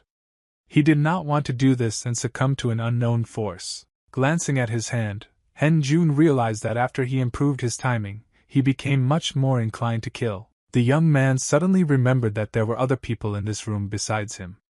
He returned to his wards, who had been watching his actions all this time. Kim Taemin was smiling as usual after the young man's fight. The other members of the Lace Guild were speechless after seeing their leader's skills. Hen Jun saw the frightened faces of his charges and informed them that he was perfectly fine, so there was no need to worry about him. After that, the people inside the room could relax. Smiles began to appear on their faces, and confidence appeared in their eyes. Now they spoke in a completely different way. One by one, the hunters began to rise from the sofa and shout that they were ready to fight with their leader. At this moment, the man in glasses behind the door was forced to interrupt the motivational address. He needed to share some information. He told the members of the Lace Guild that in 30 minutes the official war would begin and the participants would need to go to platform number 4. After the man disappeared from the radar, Hen Jun felt quite tense. The wards behind him were shocked and admired their leader. Hen Jun turned his head to his teammates and smiled. It was a completely different attitude to war. The young man believed that now they would definitely be able to win. Both guilds finally called to the arena and the combatants climbed the stairs. Hen Jun was a bit worried about this. When the Echo Guild entered the arena, it was the turn of the Lace Guild. Wards of Hen Jun headed forward under the guidance of their leader. Entering the arena, the participants of the official war were simply shocked. They did not expect that they would be greeted so warmly. Hen Jun naturally expected to see a lot of people here, but he had no idea that so many people would come to the bronze competition. There were a lot of people in the stands who came to see the young man in person. They wanted to dispel or confirm the rumors they had heard. While the guild leader opened his mouth in surprise, Kim Taemin looked around and listened to what the people in the stands were talking about. After that, he told his boss that a lot of people had come to see him, so he would be the center of attention today. Hen Jun understood this perfectly without his headmaster's prompting. Every time the young man moved, he caught thunderous applause from the entire stadium. Kim Taemin also informed the young man that his whole family had come to see him, and pointed with his hand to the stand where the orphans were. Nina came here to support her old friend. Putting her hand to her mouth, she shouted loudly, wishing the young man luck. Hen Jun was very happy to see his family in the stands. Now he definitely couldn't afford to lose in front of his loved ones. Finally, the loudspeaker was turned on in the stadium, and the host of the competition announced that the official war had finally begun. The stadium erupted with applause and shouts. The first participants from both guilds were invited to the site. From the side of Lace, Kim Taemin was among the participants, who slowly exhaled before the fight. Hen Jun told the man before the fight that he only had to defeat 2 opponents, so he maxed out the first few fights. Kim Taemin remembered this number perfectly and went to battle with 2 fingers. He was literally burning with one thought that now he would defeat absolutely everyone. The host of the competition announced that the first representative from the Lace Guild would be a ranked melee hunter named Kim Taemin. From the side of the rival, that is, the Echo Guild, a high-ranking hunter named Se Jinsu also came out. He was there and went out with his stick. The man immediately began to escalate the situation with his words, but Kim Taemin decided not to answer, but tried his best to control his emotions. The tension between the men kept rising over words. Jinsu tried to force his opponent out of himself so that he would lose control of himself. Finally, the first battle of the official war was declared open. Kim Tae-min immediately got up from his seat, taking out a knife from his pocket. Jin-soo felt quite confident on the battlefield. He immediately decided to use his magic and show whose side would have the upper hand today. He even managed to taunt his opponent, who will not be able to do anything against him, since he only has short knives. Kim Tae-min completely ignored his opponent's words and rushed forward. He rose above his head to strike the first blow in this war. Jin-soo regretted his laxness and was forced to take the hit. The man did not expect such speed, so he did not have time to react. Of the Lay's Guild was determined to be as serious as possible about this battle. He did not stop at the first blow and continued to attack his enemy. Jin-soo flew back a few meters and used his magic to block the knives that the enemy launched in his direction. Despite the rear damage, the man still smiled and said that the enemy was absolutely powerless, despite his speed. Meanwhile, Kim Tae-min was already behind his enemy's back. Jin-soo was a bit shocked as he failed to notice his opponent's movement again. Despite this, he was completely prepared for such a turn of events. The man was about to use his staff, and with it he created a fiery sword. Kim Tae-min wasn't going to just hang in the air either, so he created many copies of his knives that were much faster than the enemy's weapons. Before attacking his enemy, Kim Tae-min informed him that it was too early to taunt him, and now it would be too late. Guild Director Lace dashed past his opponent, slicing through his body. The first blood in the war was spilled on the battlefield. Jin-soo fell limply to the floor and held his side. He could no longer continue the fight, so he conceded defeat in the match. The referee was immediately forced to intervene as Kim Tae-min was overcome with emotion and continued to attack his opponent. The man was stopped and asked to stop immediately as he had already won.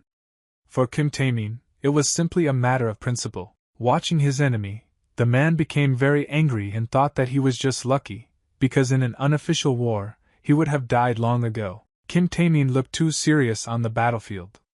Having slightly reduced the tension on the battlefield, the man turned to face the audience. After the fight, he immediately received a standing ovation from the audience, for which he was grateful.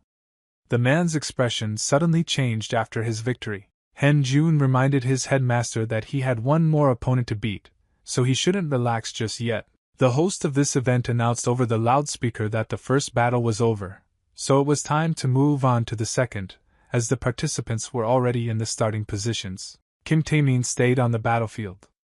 After the man's final attack, the second round ended with his opponent bleeding. Guild supporter Echo lay motionless on the ground after falling. He could not move due to blood loss and appeared to be losing consciousness. Kim Tae-min won the second fight. One of the competition judges asked the hunter if he wanted to continue participating in the future. The man abruptly turned his face to the judge and looked at him with a serious look. The judge felt a little scared at this point. After that, Kim Tae-min glanced towards the allies who were waiting behind him. He wanted to get feedback from the guild head. The man had a wound on his head. Despite this, he showed with all his appearance that he wanted to continue fighting with his opponents. However, the guild leader Han-jun shook his head and refused the man. He believed that this would be quite enough for the guild director. In the arena, it was announced that due to his wounds all over his body, Kim Tae-min will not be able to continue participating in the war in the third round. The man was forced to leave the battlefield with his head down.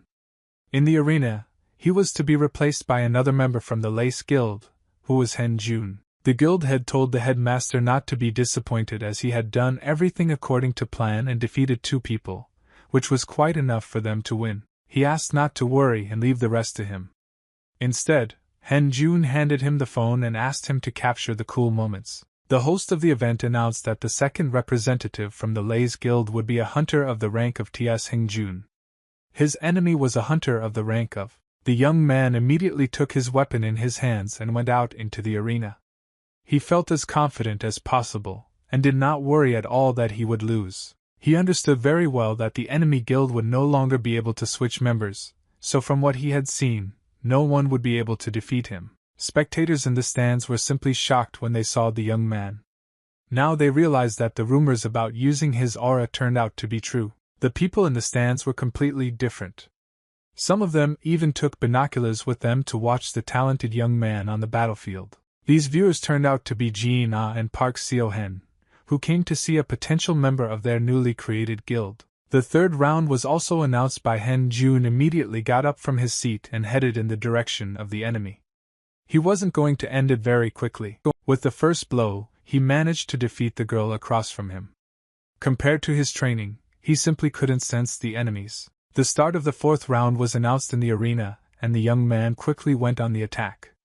He was determined to defeat absolutely everyone as seriously as possible. Using his sword technique, Hen Jun shot out the maximum amount of energy and pinned his opponent to the ground, giving him no chance. Events on the battlefield developed at a frantic pace, and the host of the event announced the last round. Hen Jun stayed in the arena until the very end. It was announced over the loudspeaker that the hunter Shanghen will be the representative of the Echo Guild for this match. The man slowly entered the arena. He immediately assessed his opponent well. He understood that he needed to be careful of the young man since he could use aura. Meanwhile, as the enemy watched him, Hen Jun had his back to him and was completely oblivious. At this time, the start of the match was announced. Shanghen immediately decided to use his advantage and attack the young man before he could turn back to catch him by surprise. The man approached the young man with great speed and delivered several blows per second. Having applied the final one, he decided that this was the end. However, taking a closer look in front of him, Shanghen did not observe the enemy on his way. He did not understand where he had gone. Suddenly, the man felt a light touch on his shoulder. Hen Jun decided to play a little for the audience and perform some acrobatic tricks. The young man caught a thunderous ovation from the audience when he was in the air.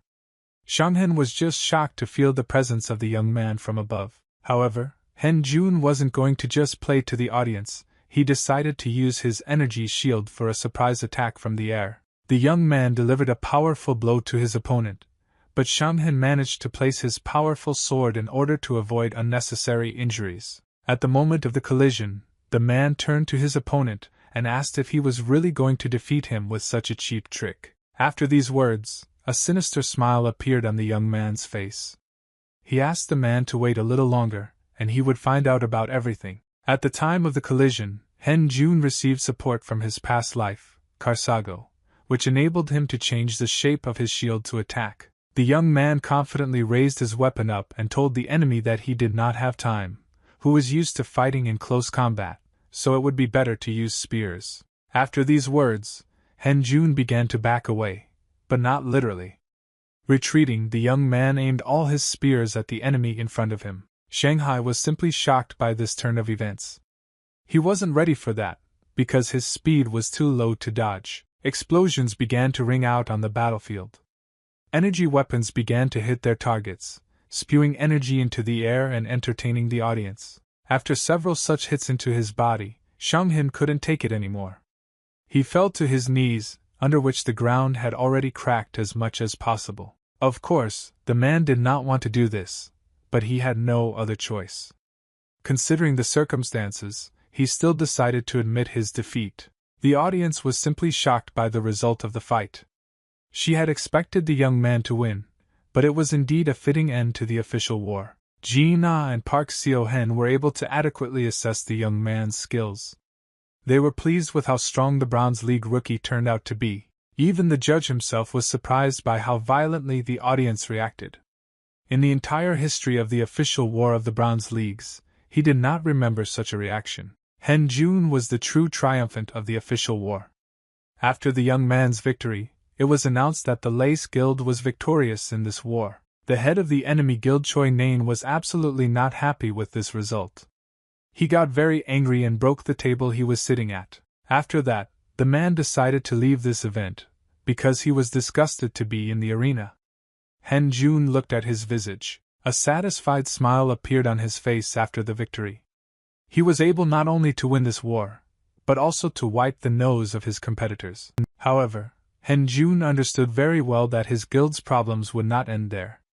After winning the official war, he still had a lot to do. After the official war ended, the young man went to the guild room and changed his clothes.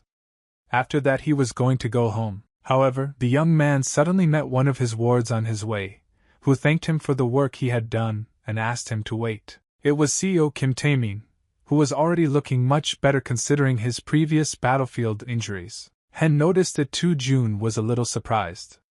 The man thanked for the care and said that the doctors had already taken good care of him. Kim Taemin immediately came to the point and explained why he stopped the young man. He explained to him that his guild members wanted to get to know their new leader better. We didn't have to wait long, as the guild members arrived at the head themselves. Kim Taemin told them to wait, but they couldn't help themselves. Approaching their new leader, the members immediately started praising him, recalling his incredible strikes against the enemy guild. Hen Jun felt a bit shy in such an environment. A blush appeared on his cheeks, which spoke of his embarrassment. The young man wanted to thank his wards, but they did not let him say a word. They continued to praise him no matter what. The new head of the guild had to just stand there and listen to his wards admiring him and calling him the best head in history. At some point, the executive director of the guild decided to stop his allies. He put his hand in front of him and asked him to keep his mouth shut. Hen Jun was overjoyed that it had finally stopped. He asked the guild director to step aside and talk with him for a moment. Of course, Kim Taemin immediately agreed, and now the other members have gone home. The young man could breathe a sigh of relief, and how much attention will be less now. When the men were alone, guild leader Lace asked the headmaster if he had managed to make a video for the internet. Kim Taemin informed the young man that he not only managed to shoot the video, but he had already uploaded it to the platform and it had started to collect views. The platform for streams and videos about hunters was called Tube. Here users could find absolutely everything from raids to weapons. The only thing that wasn't there was a dungeon. It was impossible to shoot content from there, so guilds were limited to videos from their reality. Kim Taemin suggested that the video with the guild head should get a lot of views. The young man was pleased that the rest of the guilds would be able to see his power. Meanwhile, another man unexpectedly approached the men and interrupted their conversation. He asked for forgiveness and also to give him literally a few minutes. It was Park Seo-hyun, who came here to recruit a young man. He behaved very politely with a smile on his face. Kim Taemin decided to enter the dialogue first. He covered the guild president with his body and asked the stranger why he needed the young man. The man agreed as seriously as possible, and was on guard the moment he found out that the man in front of him had a rank of at least A. At some point, Park Seo-hyun nearly burst out laughing, which made guild director Lace very angry. It seemed very strange. After that, the man quickly approached the interlocutors and handed them candy. It was a gesture that he did not come to fight them at all. Then, Kim Taemin asked the stranger why he came here. Park Seo-hyun replied that his lady wanted to meet the young man. After that, he called the girl to him, and Jin-A appeared on the horizon. She confidently approached the interlocutors with a smile on her face. Kim Taemin assessed the woman's abilities with his own eyes and was simply shocked. He understood that if they had to fight, they would surely be corpses. Jin-A immediately approached the young man and greeted him by name. She noted that he is much more handsome in real life than on TV. An ordinary girl thought it necessary to introduce herself as well.